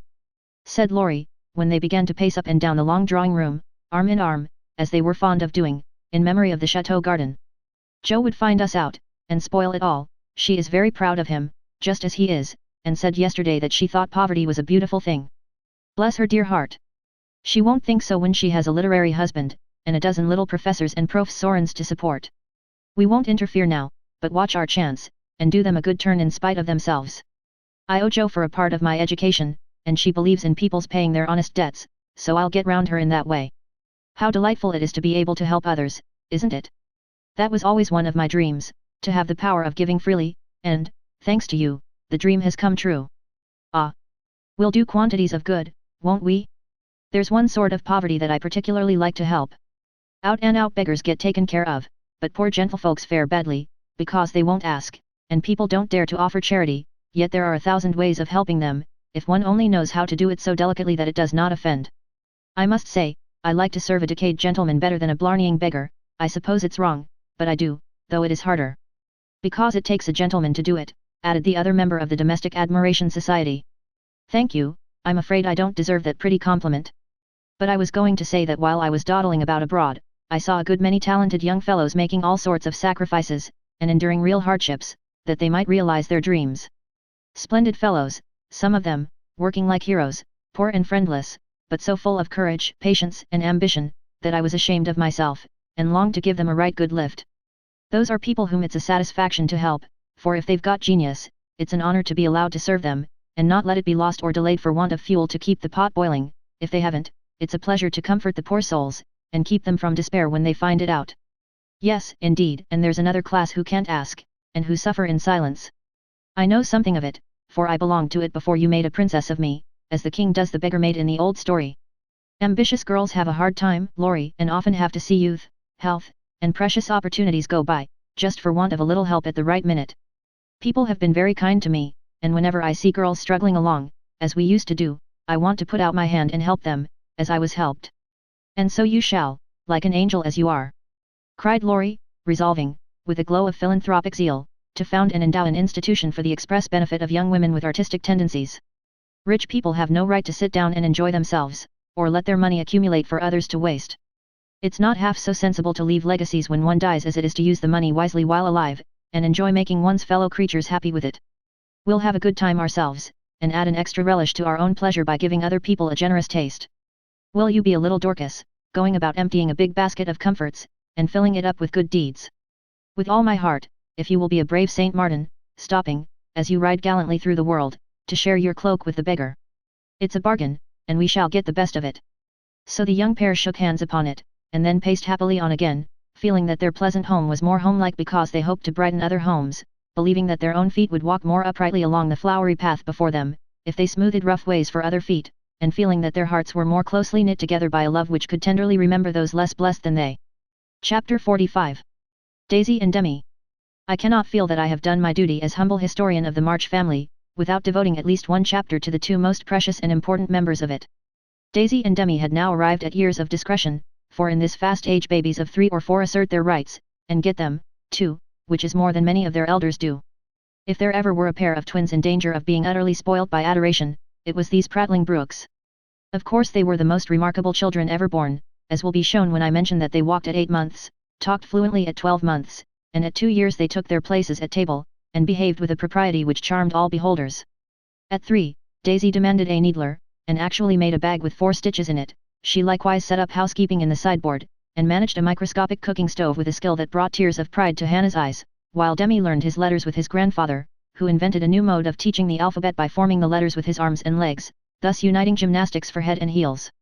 The boy early developed a mechanical genius which delighted his father and distracted his mother, for he tried to imitate every machine he saw, and kept the nursery in a chaotic condition, with his sew and sheen, a mysterious structure of string, chairs, clothespins, and spools, for wheels to go wound and wound, also a basket hung over the back of a big chair, in which he vainly tried to hoist his too confiding sister, who, with feminine devotion, allowed her little head to be bumped till rescued, when the young inventor indignantly remarked, "Why, Marmer, that's my lely waiter, and me's trying to pull her up." Though utterly unlike in character, the twins got on remarkably well together, and seldom quarrelled more than thrice a day. Of course, Demi tyrannized over Daisy, and gallantly defended her from every other aggressor, while Daisy made a galley slave of herself, and adored her brother as the one perfect being in the world. A rosy, chubby, sunshiny little soul was Daisy, who found her way to everybody's heart, and nestled there. One of the captivating children, who seemed made to be kissed and cuddled, adorned and adored like little goddesses, and produced for general approval on all festive occasions. Her small virtues were so sweet that she would have been quite angelic if a few small naughtinesses had not kept her delightfully human. It was all fair weather in her world, and every morning she scrambled up to the window in her little nightgown to look out, and say, no matter whether it rained or shone, "Oh, pity day, oh, pity day." Everyone was a friend, and she offered kisses to a stranger so confidingly that the most inveterate bachelor relented, and baby lovers became faithful worshippers. "Me loves everybody," she once said, opening her arms, with her spoon in one hand, and her mug in the other, as if eager to embrace and nourish the whole world. As she grew, her mother began to feel that the dovecote would be blessed by the presence of an inmate as serene and loving as that which had helped to make the old house home, and to pray that she might be spared a loss like that which had lately taught them how long they had entertained an angel unawares. Her grandfather often called her Beth, and her grandmother watched over her with untiring devotion, as if trying to atone for some past mistake, which no eye but her own could see. Demi, like a true Yankee, was of an inquiring turn, wanting to know everything, and often getting much disturbed because he could not get satisfactory answers to his perpetual what for.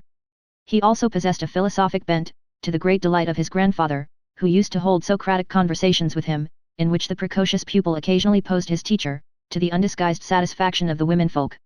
"What makes my legs go, Dranpa?" asked the young philosopher, surveying those active portions of his frame with a meditative air, while resting after a go-to-bed frolic one night. "It's your little mind, Demi," replied the sage, stroking the yellow head respectfully. "What is a little mine?" It is something which makes your body move, as the spring made the wheels go in my watch when I showed it to you. Open me, I want to see it go wound. I can't do that any more than you could open the watch. God winds you up, and you go till he stops you. Does I? And Demi's brown eyes grew big and bright as he took in the new thought. Is I wounded up like the watch?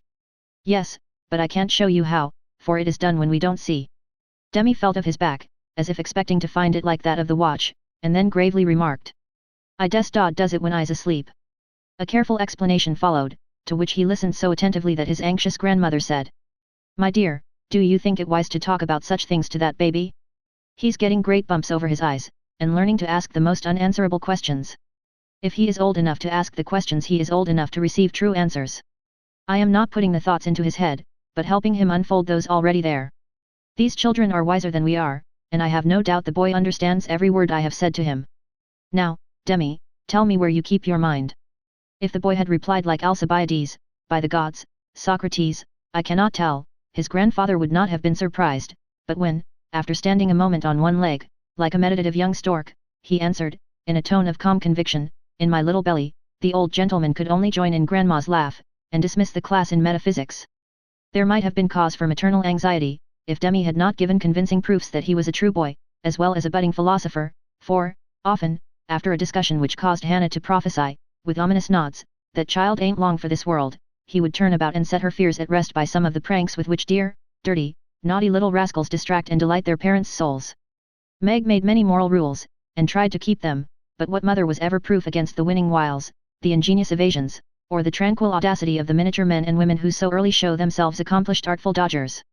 No more raisins, Demi, they'll make you sick, says Mama to the young person who offers his services in the kitchen with unfailing regularity on plum pudding day. Me likes to be sick. I don't want to have you, so run away and help Daisy make patty cakes. He reluctantly departs, but his wrongs weigh upon his spirit, and by, when an opportunity comes to redress them, he outwits Mama by a shrewd bargain. Now you have been good children, and I'll play anything you like, says Meg, as she leads her assistant cooks upstairs, when the pudding is safely bouncing in the pot. Truly, Marmor? Asks Demi, with a brilliant idea in his well-powdered head. Yes, truly, anything you say, replies the short-sighted parent, preparing herself to sing the Three Little Kittens half a dozen times over, or to take her family to buy a penny bun, regardless of wind or limb. But Demi corners her by the cool reply. Then we'll go and eat up all the raisins. Aunt Dodo was chief playmate and confidant of both children, and the trio turned the little house topsy-turvy. Aunt Amy was as yet only a name to them, Aunt Beth soon faded into a pleasantly vague memory, but Aunt Dodo was a living reality, and they made the most of her, for which compliment she was deeply grateful. But when Mr. Bear came, Jo neglected her playfellows, and dismay and desolation fell upon their little souls. Daisy, who was fond of going about peddling kisses, lost her best customer and became bankrupt. Demi, with infantile penetration, soon discovered that Dodo liked to play with the bear man better than she did with him, but, though hurt, he concealed his anguish, for he hadn't the heart to insult a rival who kept a mine of chocolate drops in his waistcoat pocket, and a watch that could be taken out of its case and freely shaken by ardent admirers. Some persons might have considered these pleasing liberties as bribes, but Demi didn't see it in that light, and continued to patronize the bear man with pensive affability, while Daisy bestowed her small affections upon him at the third call, and considered his shoulder her throne, his arm her refuge, his gifts treasures of surpassing worth. Gentlemen are sometimes seized with sudden fits of admiration for the young relatives of ladies whom they honor with their regard, but this counterfeit philoprogenitiveness sits uneasily upon them, and does not deceive anybody a particle. Mr. Bear's devotion was sincere, however likewise effective, for honesty is the best policy in love as in law. He was one of the men who are at home with children, and looked particularly well when little faces made a pleasant contrast with his manly one. His business, whatever it was, detained him from day to day, but evening seldom failed to bring him out to see. Well, he always asked for Mr. March, so I suppose he was the attraction. The excellent papa labored under the delusion that he was, and revelled in long discussions with the kindred spirit, till a chance remark of his more observing grandson suddenly enlightened him. Mr. Bear came in one evening to pause on the threshold of the study, astonished by the spectacle that met his eye. Prone upon the floor lay Mr. March, with his respectable legs in the air, and beside him, likewise prone, was Demi, trying to imitate the attitude with his own short, scarlet-stockinged legs, both grovellers so seriously absorbed that they were unconscious of spectators, till Mr. Bear laughed his sonorous laugh, and Jo cried out, with a scandalized face. "Father, father, here's the professor." Down went the black legs and up came the grey head, as the preceptor said, with undisturbed dignity. "Good evening, Mr. Bear. Excuse me for a moment, we are just finishing our lesson. Now, Demi, make the letter and tell its name. I knows him. And, after a few convulsive efforts, the red legs took the shape of a pair of compasses, and the intelligent pupil triumphantly shouted, "It's a we, Dranpa, it's a we." "He's a born weller," laughed Joe, as her parent gathered himself up, and her nephew tried to stand on his head, as the only mode of expressing his satisfaction that school was over. "What have you been at today, Bubchan?" asked Mr. Bear, picking up the gymnast. "Me went to see little Mary." "And what did you there?" "I kissed her," began Demi, with artless frankness. "Prut! Thou beginnest early. What did the little Mary say to that?" asked Mr. Bear, continuing to confess the young sinner, who stood upon his knee, exploring the waistcoat pocket. "Oh, she liked it, and she kissed me, and I liked it.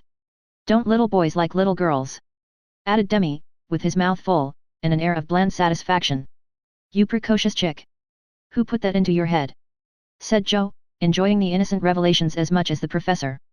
"'Tisn't in mine head, it's in mine mouth," answered literal Demi, putting out his tongue, with the chocolate drop on it, thinking she alluded to confectionery, not ideas.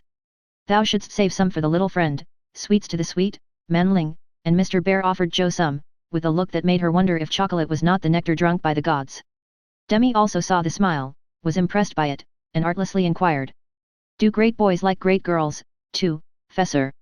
"Like young Washington," Mr. Bear couldn't tell a lie, so he gave the somewhat vague reply that he believed they did sometimes, in a tone that made Mr. March put down his clothes brush, glance at Joe's retiring face, and then sink into his chair, looking as if the precocious chick had put an idea into his head that was both sweet and sour. Why Dodo, when she caught him in the china closet half an hour afterward, nearly squeezed the breath out of his little body with a tender embrace, instead of shaking him for being there, and why she followed up this novel performance by the unexpected gift of a big slice of bread and jelly, remained one of the problems over which Demi puzzled his small wits, and was forced to leave unsolved forever. Chapter 46. Under the Umbrella. While Laurie and Amy were taking conjugal strolls over velvet carpets, as they set their house in order, and planned a blissful future, Mr. Bear and Joe were enjoying promenades of a different sort, along muddy roads and sodden fields. "I always do take a walk toward evening, and I don't know why I should give it up, just because I often happen to meet the professor on his way out," said Joe to herself, after 2 or 3 encounters, for, though there were 2 paths to Meg's, whichever one she took she was sure to meet him, either going or returning. He was always walking rapidly, and never seemed to see her till quite close, when he would look as if his short-sighted eyes had failed to recognize the approaching lady till that moment. Then, if she was going to Meg's, he always had something for the babies. If her face was turned homeward, he had merely strolled down to see the river, and was just about returning, unless they were tired of his frequent calls. Under the circumstances, what could Joe do but greet him civilly, and invite him in? If she was tired of his visits, she concealed her weariness with perfect skill, and took care that there should be coffee for supper, as Mr. Bear, doesn't like tea. By the second week, everyone knew perfectly well what was going on, yet everyone tried to look as if they were stone blind to the changes in Joe's face. They never asked why she sang about her work, did up her hair 3 times a day, and got so blooming with her evening exercise, and no one seemed to have the slightest suspicion that Professor Bear, while talking philosophy with the father, was giving the daughter lessons in love. Joe couldn't even lose her heart in a decorous manner, but sternly tried to quench her feelings, and, failing to do so, led a somewhat agitated life. She was mortally afraid of being laughed at for surrendering, after her many and vehement declarations of independence. Laurie was her especial dread, but, thanks to the new manager, he behaved with praiseworthy propriety, never called Mr. Bear a capital old fellow in public, never alluded, in the remotest manner, to Joe's improved appearance, or expressed the least surprise at seeing the professor's hat on the March's Hall table nearly every evening. But he exulted in private and longed for the time to come when he could give Joe a piece of plate, with a bear and a ragged staff on it as an appropriate coat of arms. For a fortnight, the professor came and went with lover-like regularity, then he stayed away for 3 whole days, and made no sign, a proceeding which caused everybody to look sober, and Joe to become pensive at first, and then, alas for romance, very cross. Disgusted, I dare say, and gone home as suddenly as he came. It's nothing to me, of course, but I should think he would have come and bid us good-bye, like a gentleman, she said to herself, with a despairing look at the gate, as she put on her things for the customary walk, one dull afternoon. "You'd better take the little umbrella, dear, it looks like rain," said her mother, observing that she had on her new bonnet, but not alluding to the fact. "Yes, Marmee, do you want anything in town?" "I've got to run in and get some paper," returned Joe, pulling out the bow under her chin before the glass as an excuse for not looking at her mother. "Yes, I want some twilled silesia, a paper of No. 9 needles, and 2 yards of narrow lavender ribbon." "Have you got your thick boots on, and something warm under your cloak. I believe so, answered Joe absently. If you happen to meet Mr. Bear, bring him home to tea. I quite long to see the dear man, added Mrs. March. Joe heard that, but made no answer, except to kiss her mother, and walk rapidly away, thinking with a glow of gratitude, in spite of her heartache. How good she is to me. What do girls do who haven't any mothers to help them through their troubles? The dry goods stores were not down among the counting houses, banks, and wholesale warerooms, where gentlemen most do congregate, but Jo found herself in that part of the city before she did a single errand, loitering along as if waiting for someone, examining engineering instruments in one window and samples of wool in another with most unfeminine interest, tumbling over barrels, being half smothered by descending bales, and hustled unceremoniously by busy men who looked as if they wondered how the deuce she got there. A drop of rain on her cheek recalled her thoughts from baffled hopes to ruined ribbons, for the drops continued to fall, and, being a woman as well as a lover, she felt that, though it was too late to save her heart, she might her bonnet. Now she remembered the little umbrella, which she had forgotten to take in her hurry to be off, but regret was unavailing, and nothing could be done but borrow one or submit to a drenching. She looked up at the lowering sky, down at the crimson bow already flecked with black, forward along the muddy street, then one long, lingering look behind, at a certain grimy warehouse, with Hoffman, Swartz, & Co. over the door, and said to herself, with a sternly reproachful air, "It serves me right. What business had I to put on all my best things and come philandering down here, hoping to see the professor? Jo, I'm ashamed of you. No, you shall not go there to borrow an umbrella, or find out where he is, from his friends. You shall trudge away, and do your errands in the rain, and if you catch your death and ruin your bonnet, it's no more than you deserve. Now then." With that she rushed across the street so impetuously that she narrowly escaped annihilation from a passing truck, and precipitated herself into the arms of a stately old gentleman, who said, "I beg pardon, ma'am," and looked mortally offended. Somewhat daunted, Jo righted herself, spread her handkerchief over the devoted ribbons, and, putting temptation behind her, hurried on, with increasing dampness about the ankles, and much clashing of umbrellas overhead. The fact that a somewhat dilapidated blue one remained stationary above the unprotected bonnet, attracted her attention, and, looking up, she saw Mr. Bear looking down. "I feel to know the strong-minded lady who goes so bravely under many horse noses, and so fast through much mud. What do you down here, my friend?" "I'm shopping." Mr. Bear smiled, as he glanced from the pickle factory on one side, to the wholesale hide and leather concern on the other, but he only said politely, "You have no umbrella. May I go also, and take for you the bundles?" "Yes, thank you." Jo's cheeks were as red as her ribbon, and she wondered what he thought of her, but she didn't care, for in a minute she found herself walking away arm in arm with her professor, feeling as if the sun had suddenly burst out with uncommon brilliancy, that the world was all right again, and that one thoroughly happy woman was paddling through the wet that day. "We thought you had gone," said Jo hastily, for she knew he was looking at her. Her bonnet wasn't big enough to hide her face, and she feared he might think the joy it betrayed unmaidenly. "Did you believe that I should go with no farewell to those who have been so heavenly kind to me?" he asked so reproachfully that she felt as if she had insulted him by the suggestion, and answered heartily, "No, I didn't. I knew you were busy about your own affairs, but we rather missed you, father and mother especially." "And you?" "I'm always glad to see you, sir."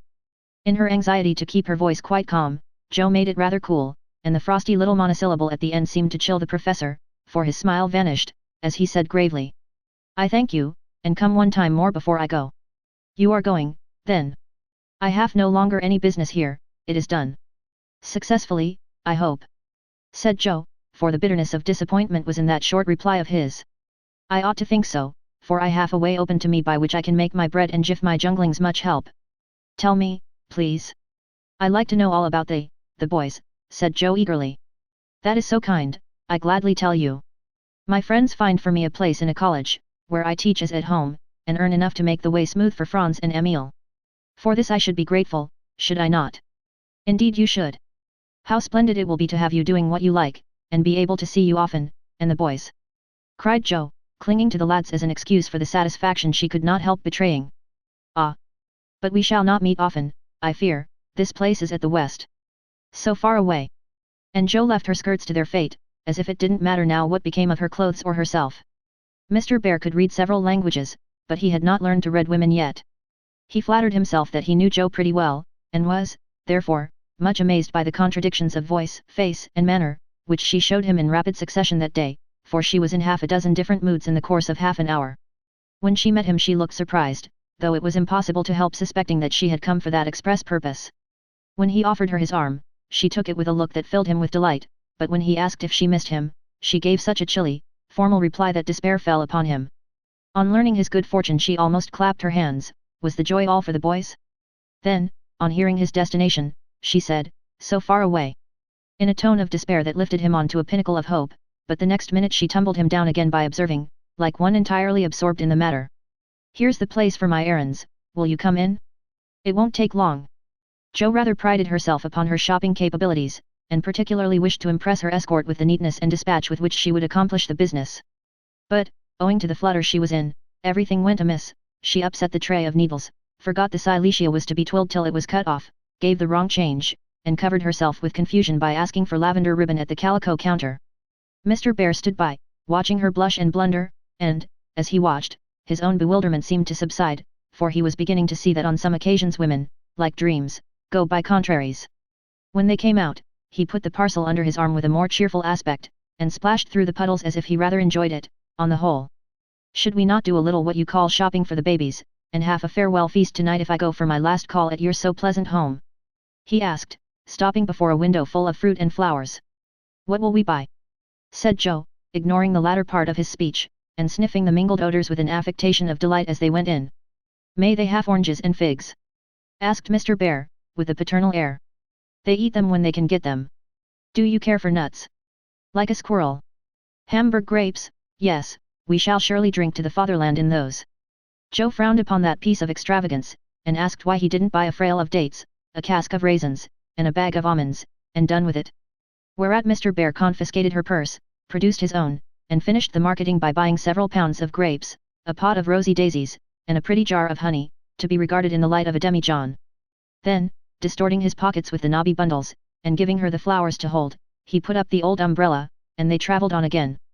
"Miss Marsh, I have a great favour to ask of you," began the professor, after a moist promenade of half a block.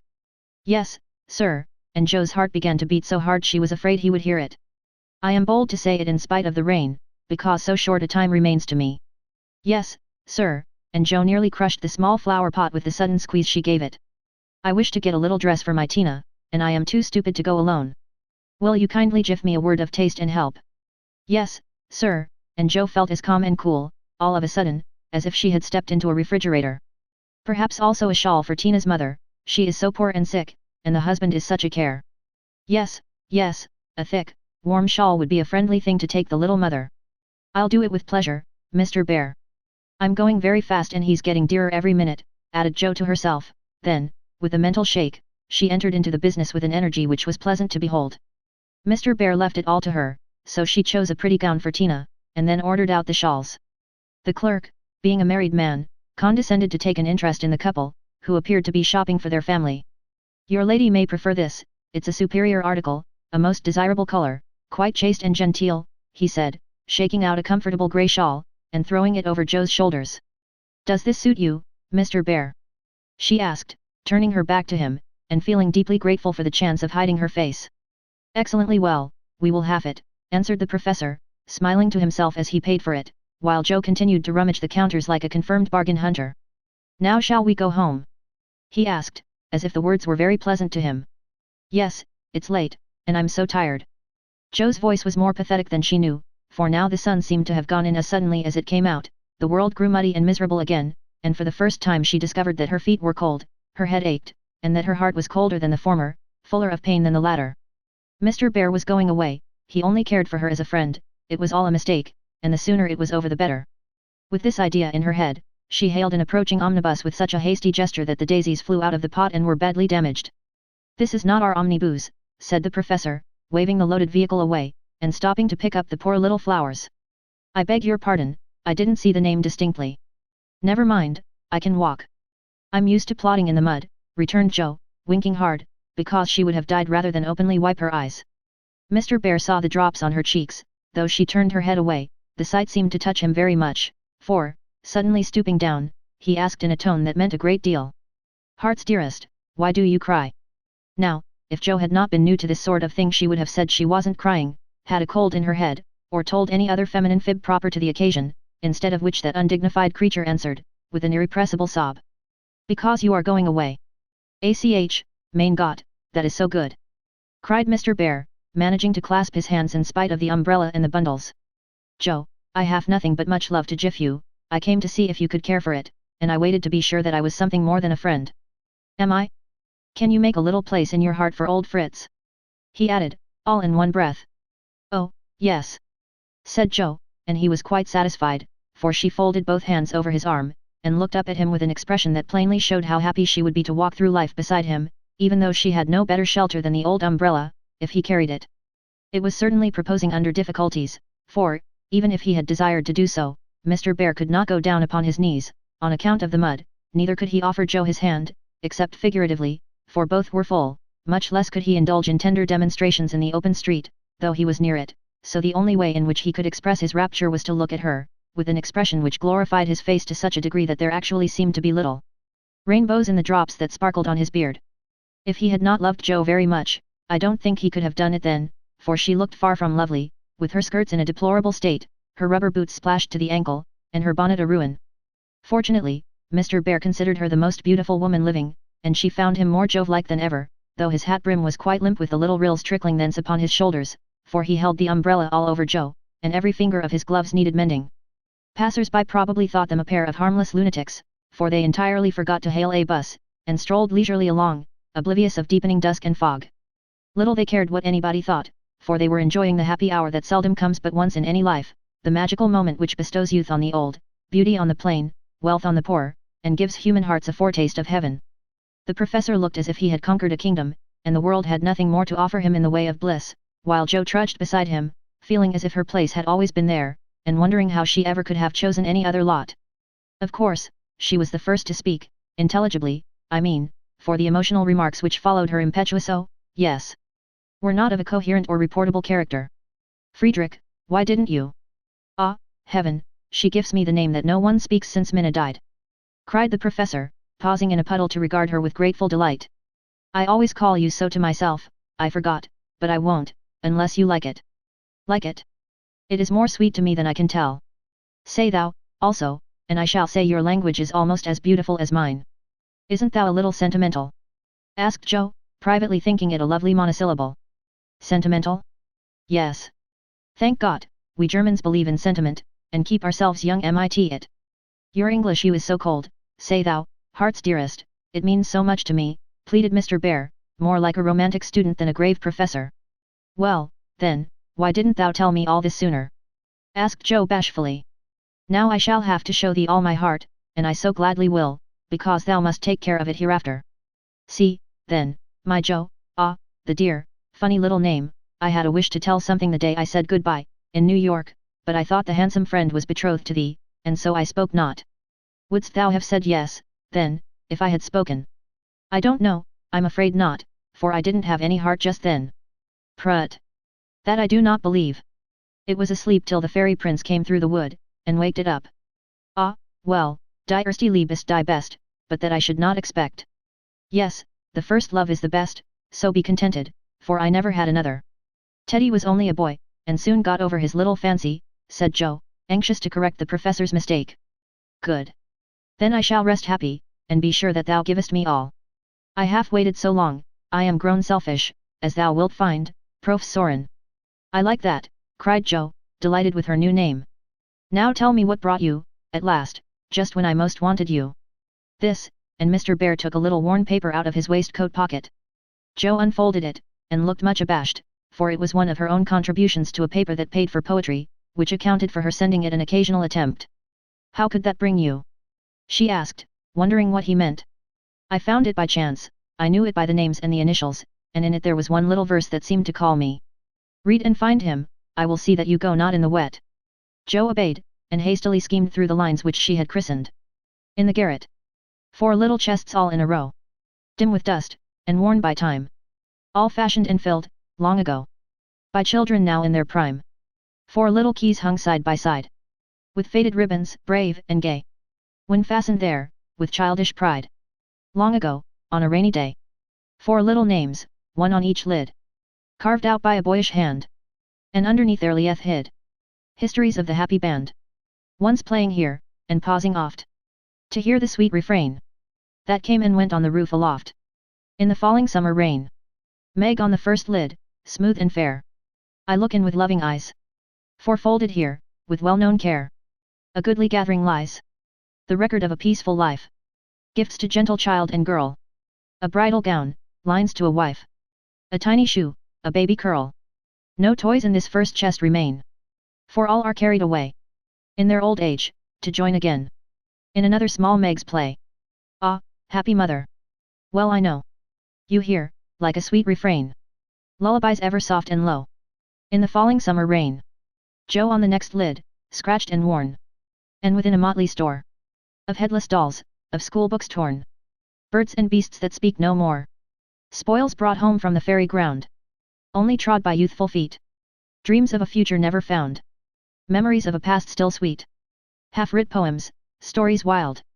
April letters, warm and cold. Diaries of a willful child. Hints of a woman early old. A woman in a lonely home. Hearing, like a sad refrain. Be worthy love, and love will come. In the falling summer rain. My Beth. The dust is always swept. From the lid that bears your name. As if by loving eyes that wept. By careful hands that often came. Death canonized for us one saint. Ever less human than divine. And still we lay, with tender plaint. Relics in this household shrine. The silver bell, so seldom rung. The little cap which last she wore. The fair, dead Catherine that hung.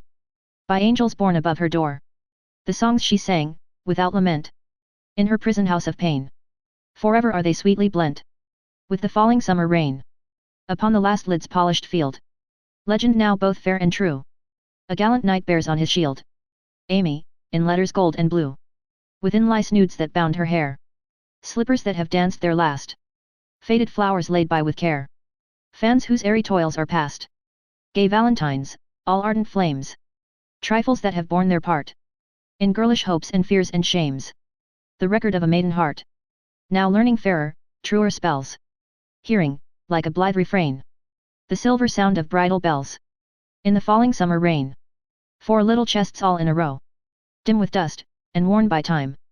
4 women, taught by weal and woe. To love and labor in their prime. 4 sisters, parted for an hour. None lost, one only gone before. Made by love's immortal power. Nearest and dearest evermore. Oh, when these hidden stores of ours lie open to the Father's sight. May they be rich in golden hours. Deeds that show fairer for the light. Lives whose brave music long shall ring. Like a spirit-stirring strain. Souls that shall gladly soar and sing. In the long sunshine after rain. J.M. It's very bad poetry, but I felt it when I wrote it, one day when I was very lonely, and had a good cry on a rag bag. I never thought it would go where it could tell tales, said Joe, tearing up the verses the professor had treasured so long.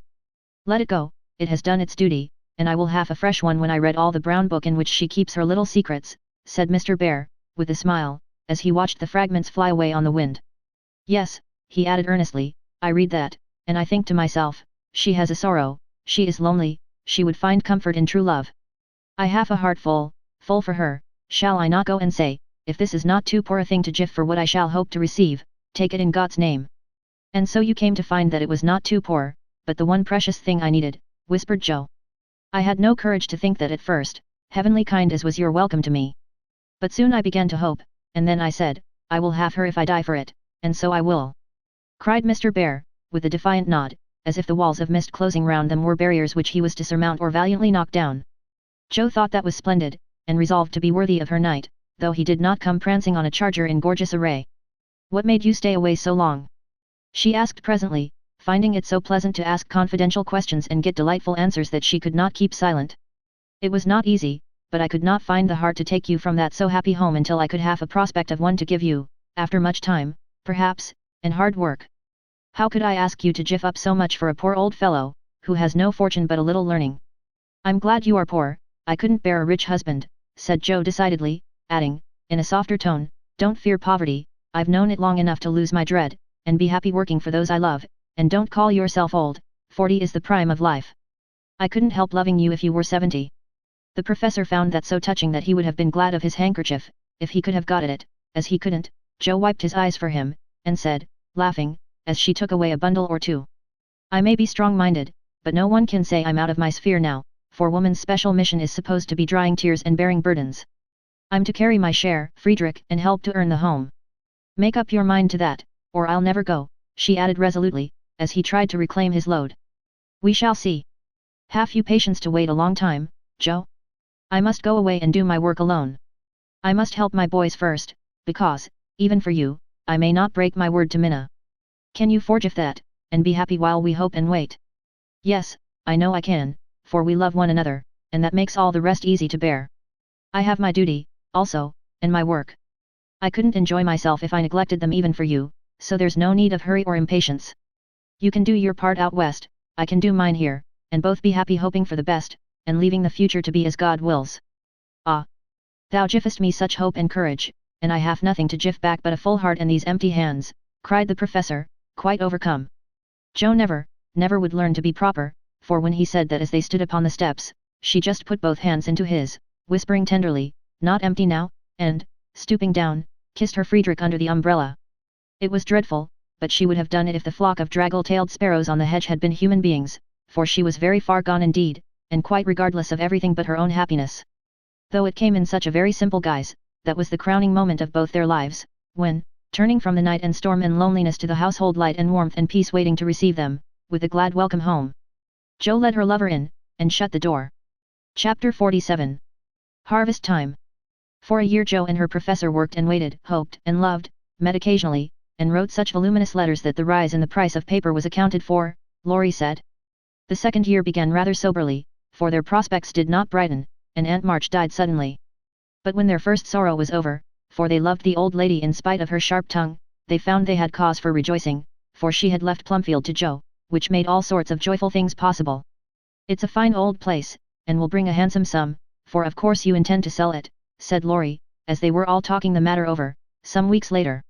No, I don't, was Joe's decided answer, as she petted the fat poodle, whom she had adopted, out of respect to his former mistress. You don't mean to live there? Yes, I do. But, my dear girl, it's an immense house, and will take a power of money to keep it in order. The garden and orchard alone need 2 or 3 men, and farming isn't in Bear's line, I take it. He'll try his hand at it there, if I propose it. And you expect to live on the produce of the place? Well, that sounds paradisiacal, but you'll find it desperate hard work. The crop we are going to raise is a profitable one, and Joe laughed. Of what is this fine crop to consist, ma'am? Boys. I want to open a school for little lads, a good, happy, home-like school, with me to take care of them, and Fritz to teach them. There's a truly joyeux plan for you. Isn't that just like her? Cried Laurie, appealing to the family, who looked as much surprised as he. I like it, said Mrs. March decidedly. So do I, added her husband, who welcomed the thought of a chance for trying the Socratic method of education on modern youth. It will be an immense care for Joe, said Meg, stroking the head of her one all-absorbing son. Joe can do it, and be happy in it. It's a splendid idea. Tell us all about it, cried Mr. Lawrence, who had been longing to lend the lovers a hand, but knew that they would refuse his help. I knew you'd stand by me, sir. Amy does too, I see it in her eyes, though she prudently waits to turn it over in her mind before she speaks. Now, my dear people, continued Joe earnestly, just understand that this isn't a new idea of mine, but a long-cherished plan. Before my Fritz came, I used to think how, when I'd made my fortune, and no one needed me at home, I'd hire a big house, and pick up some poor, forlorn little lads, who hadn't any mothers, and take care of them, and make life jolly for them before it was too late.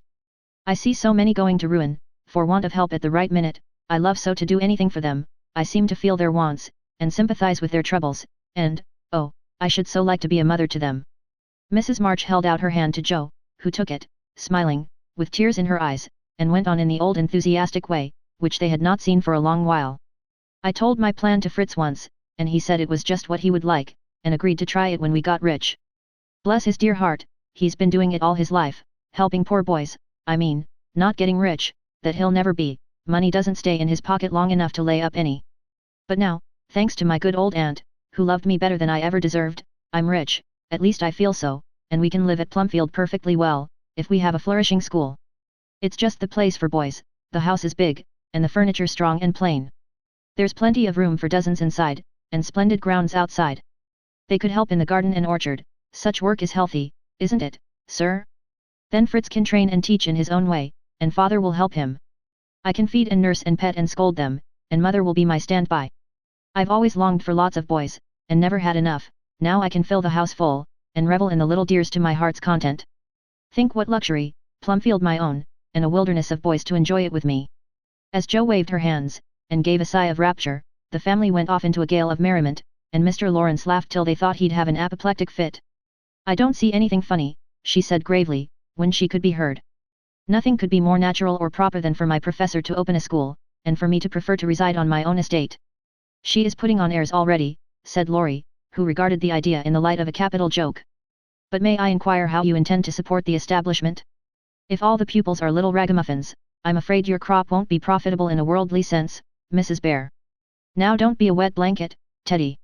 Of course I shall have rich pupils, also, perhaps begin with such altogether, then, when I've got a start, I can take a ragamuffin or two, just for a relish. Rich people's children often need care and comfort, as well as poor. I've seen unfortunate little creatures left to servants, or backward ones pushed forward, when it's real cruelty. Some are naughty through mismanagement or neglect, and some lose their mothers. Besides, the best have to get through the hobbledehoy age, and that's the very time they need most patience and kindness. People laugh at them, and hustle them about, try to keep them out of sight, and expect them to turn, all at once, from pretty children into fine young men. They don't complain much, plucky little souls, but they feel it. I've been through something of it, and I know all about it. I've a special interest in such young bears, and like to show them that I see the warm, honest, well-meaning boys' hearts, in spite of the clumsy arms and legs and the topsy-turvy heads. I've had experience, too, for haven't I brought up one boy to be a pride and honor to his family? I'll testify that you tried to do it, said Laurie, with a grateful look. And I've succeeded beyond my hopes, for here you are, a steady, sensible businessman, doing heaps of good with your money, and laying up the blessings of the poor, instead of dollars. But you are not merely a businessman, you love good and beautiful things, enjoy them yourself, and let others go halves, as you always did in the old times. I am proud of you, Teddy, for you get better every year, and everyone feels it, though you won't let them say so. Yes, and when I have my flock, I'll just point to you, and say, there's your model, my lads. Poor Laurie didn't know where to look, for, man though he was, something of the old bashfulness came over him as this burst of praise made all faces turn approvingly upon him. I say, Jo, that's rather too much, he began, just in his old boyish way. You have all done more for me than I can ever thank you for, except by doing my best not to disappoint you. You have rather cast me off lately, Jo, but I've had the best of help, nevertheless, so, if I've got on at all, you may thank these two for it, and he laid one hand gently on his grandfather's white head, the other on Amy's golden one, for the three were never far apart. I do think that families are the most beautiful things in all the world. Burst out Jo, who was in an unusually uplifted frame of mind just then. When I have one of my own, I hope it will be as happy as the three I know and love the best. If John and my Fritz were only here, it would be quite a little heaven on earth, she added more quietly. And that night, when she went to her room, after a blissful evening of family councils, hopes, and plans, her heart was so full of happiness that she could only calm it by kneeling beside the empty bed always near her own, and thinking tender thoughts of Beth. It was a very astonishing year altogether, for things seemed to happen in an unusually rapid and delightful manner. Almost before she knew where she was, Jo found herself married and settled at Plumfield. Then a family of 6 or 7 boys sprung up like mushrooms, and flourished surprisingly, poor boys as well as rich, for Mr. Lawrence was continually finding some touching case of destitution, and begging the Bears to take pity on the child, and he would gladly pay a trifle for its support. In this way the sly old gentleman got round proud Jo, and furnished her with the style of boy in which she most delighted. Of course it was uphill work at first, and Jo made queer mistakes, but the wise professor steered her safely into calmer waters, and the most rampant ragamuffin was conquered in the end. How Jo did enjoy her wilderness of boys, and how poor, dear Aunt March would have lamented had she been there to see the sacred precincts of prim, well-ordered Plumfield overrun with Toms, Dicks, and Harrys. There was a sort of poetic justice about it, after all, for the old lady had been the terror of the boys for miles round, and now the exiles feasted freely on forbidden plums, kicked up the gravel with profane boots unreproved, and played cricket in the big field where the irritable cow with a crumpled horn used to invite rash youths to come and be tossed. It became a sort of boys' paradise, and Laurie suggested that it should be called the Bear Garden, as a compliment to its master and appropriate to its inhabitants. It never was a fashionable school, and the professor did not lay up a fortune, but it was just what Jo intended it to be, a happy, home-like place for boys, who needed teaching, care, and kindness. Every room in the big house was soon full, every little plot in the garden soon had its owner, a regular menagerie appeared in barn and shed, for pet animals were allowed, and, 3 times a day, Jo smiled at her Fritz from the head of a long table lined on either side with rows of happy young faces, which all turned to her with affectionate eyes, confiding words, and grateful hearts, full of love for Mother Bear. She had boys enough now, and did not tire of them, though they were not angels, by any means, and some of them caused both Professor and Prof. Soren much trouble and anxiety. But her faith in the good spot which exists in the heart of the naughtiest, sauciest, most tantalizing little ragamuffin gave her patience, skill, and, in time, success, for no mortal boy could hold out long with Father Bear shining on him as benevolently as the sun, and Mother Bear forgiving him 70 times 7. Very precious to Joe was the friendship of the lads, their penitent sniffs and whispers after wrongdoing, their droll or touching little confidences, their pleasant enthusiasms, hopes, and plans, even their misfortunes, for they only endeared them to her all the more. There were slow boys and bashful boys, feeble boys and riotous boys, boys that lisped and boys that stuttered, one or two lame ones, and a merry little quadroon, who could not be taken in elsewhere, but who was welcome to the Bear Garden, though some people predicted that his admission would ruin the school. Yes, Joe was a very happy woman there, in spite of hard work, much anxiety, and a perpetual racket. She enjoyed it heartily, and found the applause of her boys more satisfying than any praise of the world, for now she told no stories except to her flock of enthusiastic believers and admirers.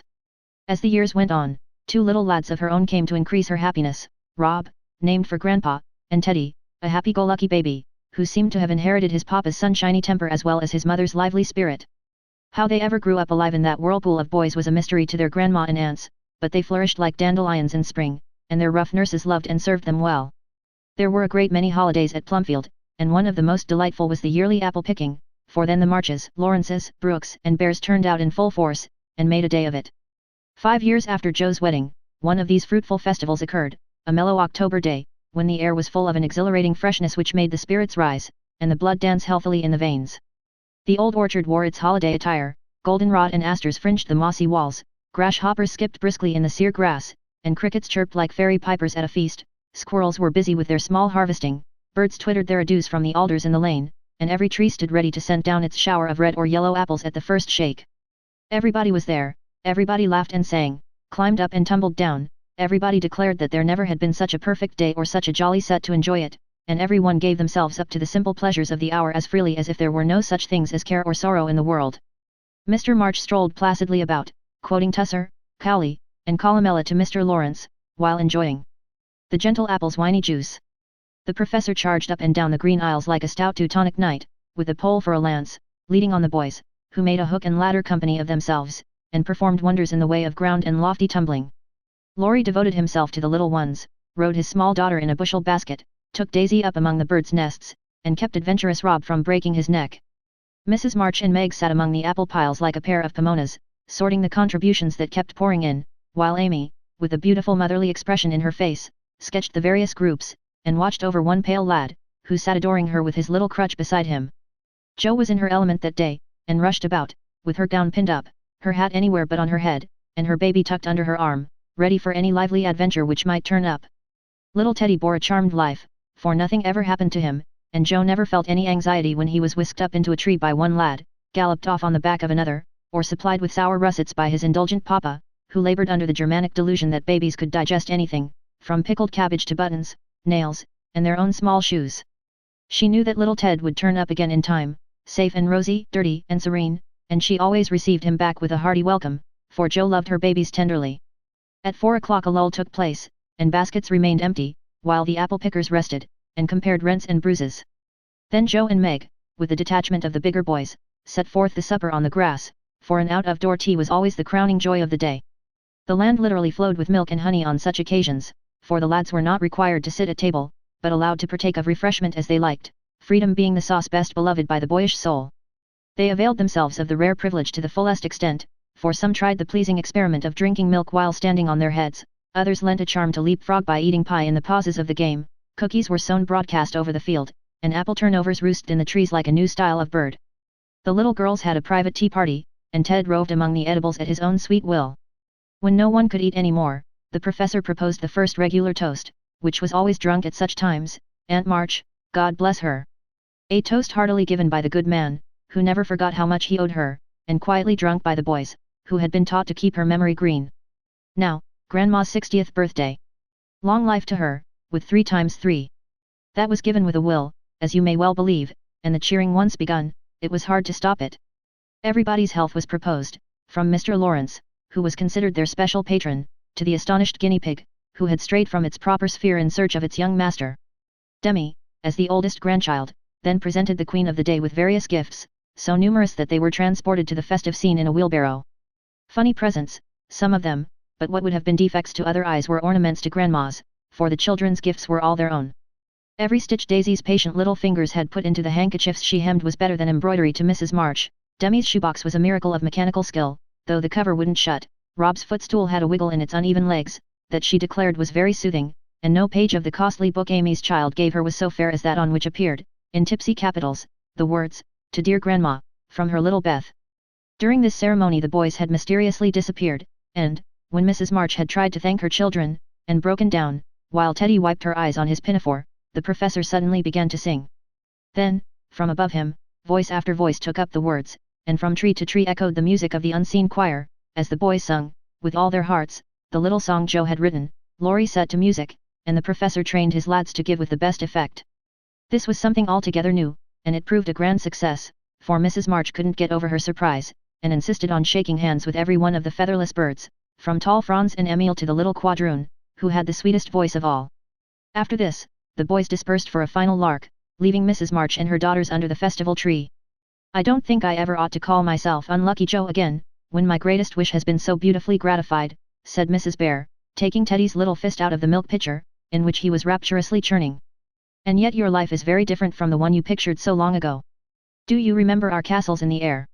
asked Amy, smiling as she watched Laurie and John playing cricket with the boys. "Dear fellows! It does my heart good to see them forget business, and frolic for a day," answered Joe, who now spoke in a maternal way of all mankind. "Yes, I remember, but the life I wanted then seems selfish, lonely, and cold to me now. I haven't given up the hope that I may write a good book yet, but I can wait, and I'm sure it will be all the better for such experiences and illustrations as these," and Joe pointed from the lively lads in the distance to her father, leaning on the professor's arm, as they walked to and fro in the sunshine, deep in one of the conversations which both enjoyed so much, and then to her mother, sitting enthroned among her daughters, with their children in her lap and at her feet, as if all found help and happiness in the face which never could grow old to them. "My castle was the most nearly realized of all. I asked for splendid things, to be sure, but in my heart I knew I should be satisfied, if I had a little home and John and some dear children like these. I've got them all, thank God, and am the happiest woman in the world," and Meg laid her hand on her tall boy's head, with a face full of tender and devout content. "My castle is very different from what I planned, but I would not alter it, though, like Joe, I don't relinquish all my artistic hopes, or confine myself to helping others fulfill their dreams of beauty. I've begun to model a figure of baby, and Laurie says it is the best thing I've ever done. I think so myself, and mean to do it in marble, so that, whatever happens, I may at least keep the image of my little angel." As Amy spoke, a great tear dropped on the golden hair of the sleeping child in her arms, for her one well-beloved daughter was a frail little creature and the dread of losing her was the shadow over Amy's sunshine. This cross was doing much for both father and mother, for one love and sorrow bound them closely together. Amy's nature was growing sweeter, deeper, and more tender, Laurie was growing more serious, strong, and firm, and both were learning that beauty, youth, good fortune, even love itself, cannot keep care and pain, loss and sorrow, from the most blessed, for into each life some rain must fall. Some days must be dark and sad and dreary. She is growing better, I am sure of it, my dear. Don't despond, but hope and keep happy, said Mrs. March, as tender-hearted Daisy stooped from her knee, to lay her rosy cheek against her little cousin's pale one. "I never ought to, while I have you to cheer me up, Marmee, and Laurie to take more than half of every burden," replied Amy warmly. "He never lets me see his anxiety, but is so sweet and patient with me, so devoted to Beth, and such a stay and comfort to me always, that I can't love him enough. So, in spite of my one cross, I can say with Meg, thank God, I'm a happy woman. There's no need for me to say it, for everyone can see that I'm far happier than I deserve," added Joe, glancing from her good husband to her chubby children, tumbling on the grass beside her. "Fritz is getting grey and stout, I'm growing as thin as a shadow, and am 30, we never shall be rich, and Plumfield may burn up any night, for that incorrigible Tommy Bangs will smoke sweet fern cigars under the bedclothes, though he's set himself afire 3 times already. But in spite of these unromantic facts, I have nothing to complain of, and never was so jolly in my life. Excuse the remark, but living among boys, I can't help using their expressions now and then." "Yes, Joe, I think your harvest will be a good one," began Mrs. March, frightening away a big black cricket that was staring Teddy out of countenance. "Not half so good as yours, mother. Here it is, and we never can thank you enough for the patient sowing and reaping you have done," cried Joe, with the loving impetuosity which she never could outgrow. "I hope there will be more wheat and fewer tares every year," said Amy softly. "A large sheaf, but I know there's room in your heart for it, Marmee dear," added Meg's tender voice. Touched to the heart, Mrs. March could only stretch out her arms, as if to gather children and grandchildren to herself, and say, with face and voice full of motherly love, gratitude and humility, "Oh, my girls, however long you may live, I never can wish you a greater happiness than this.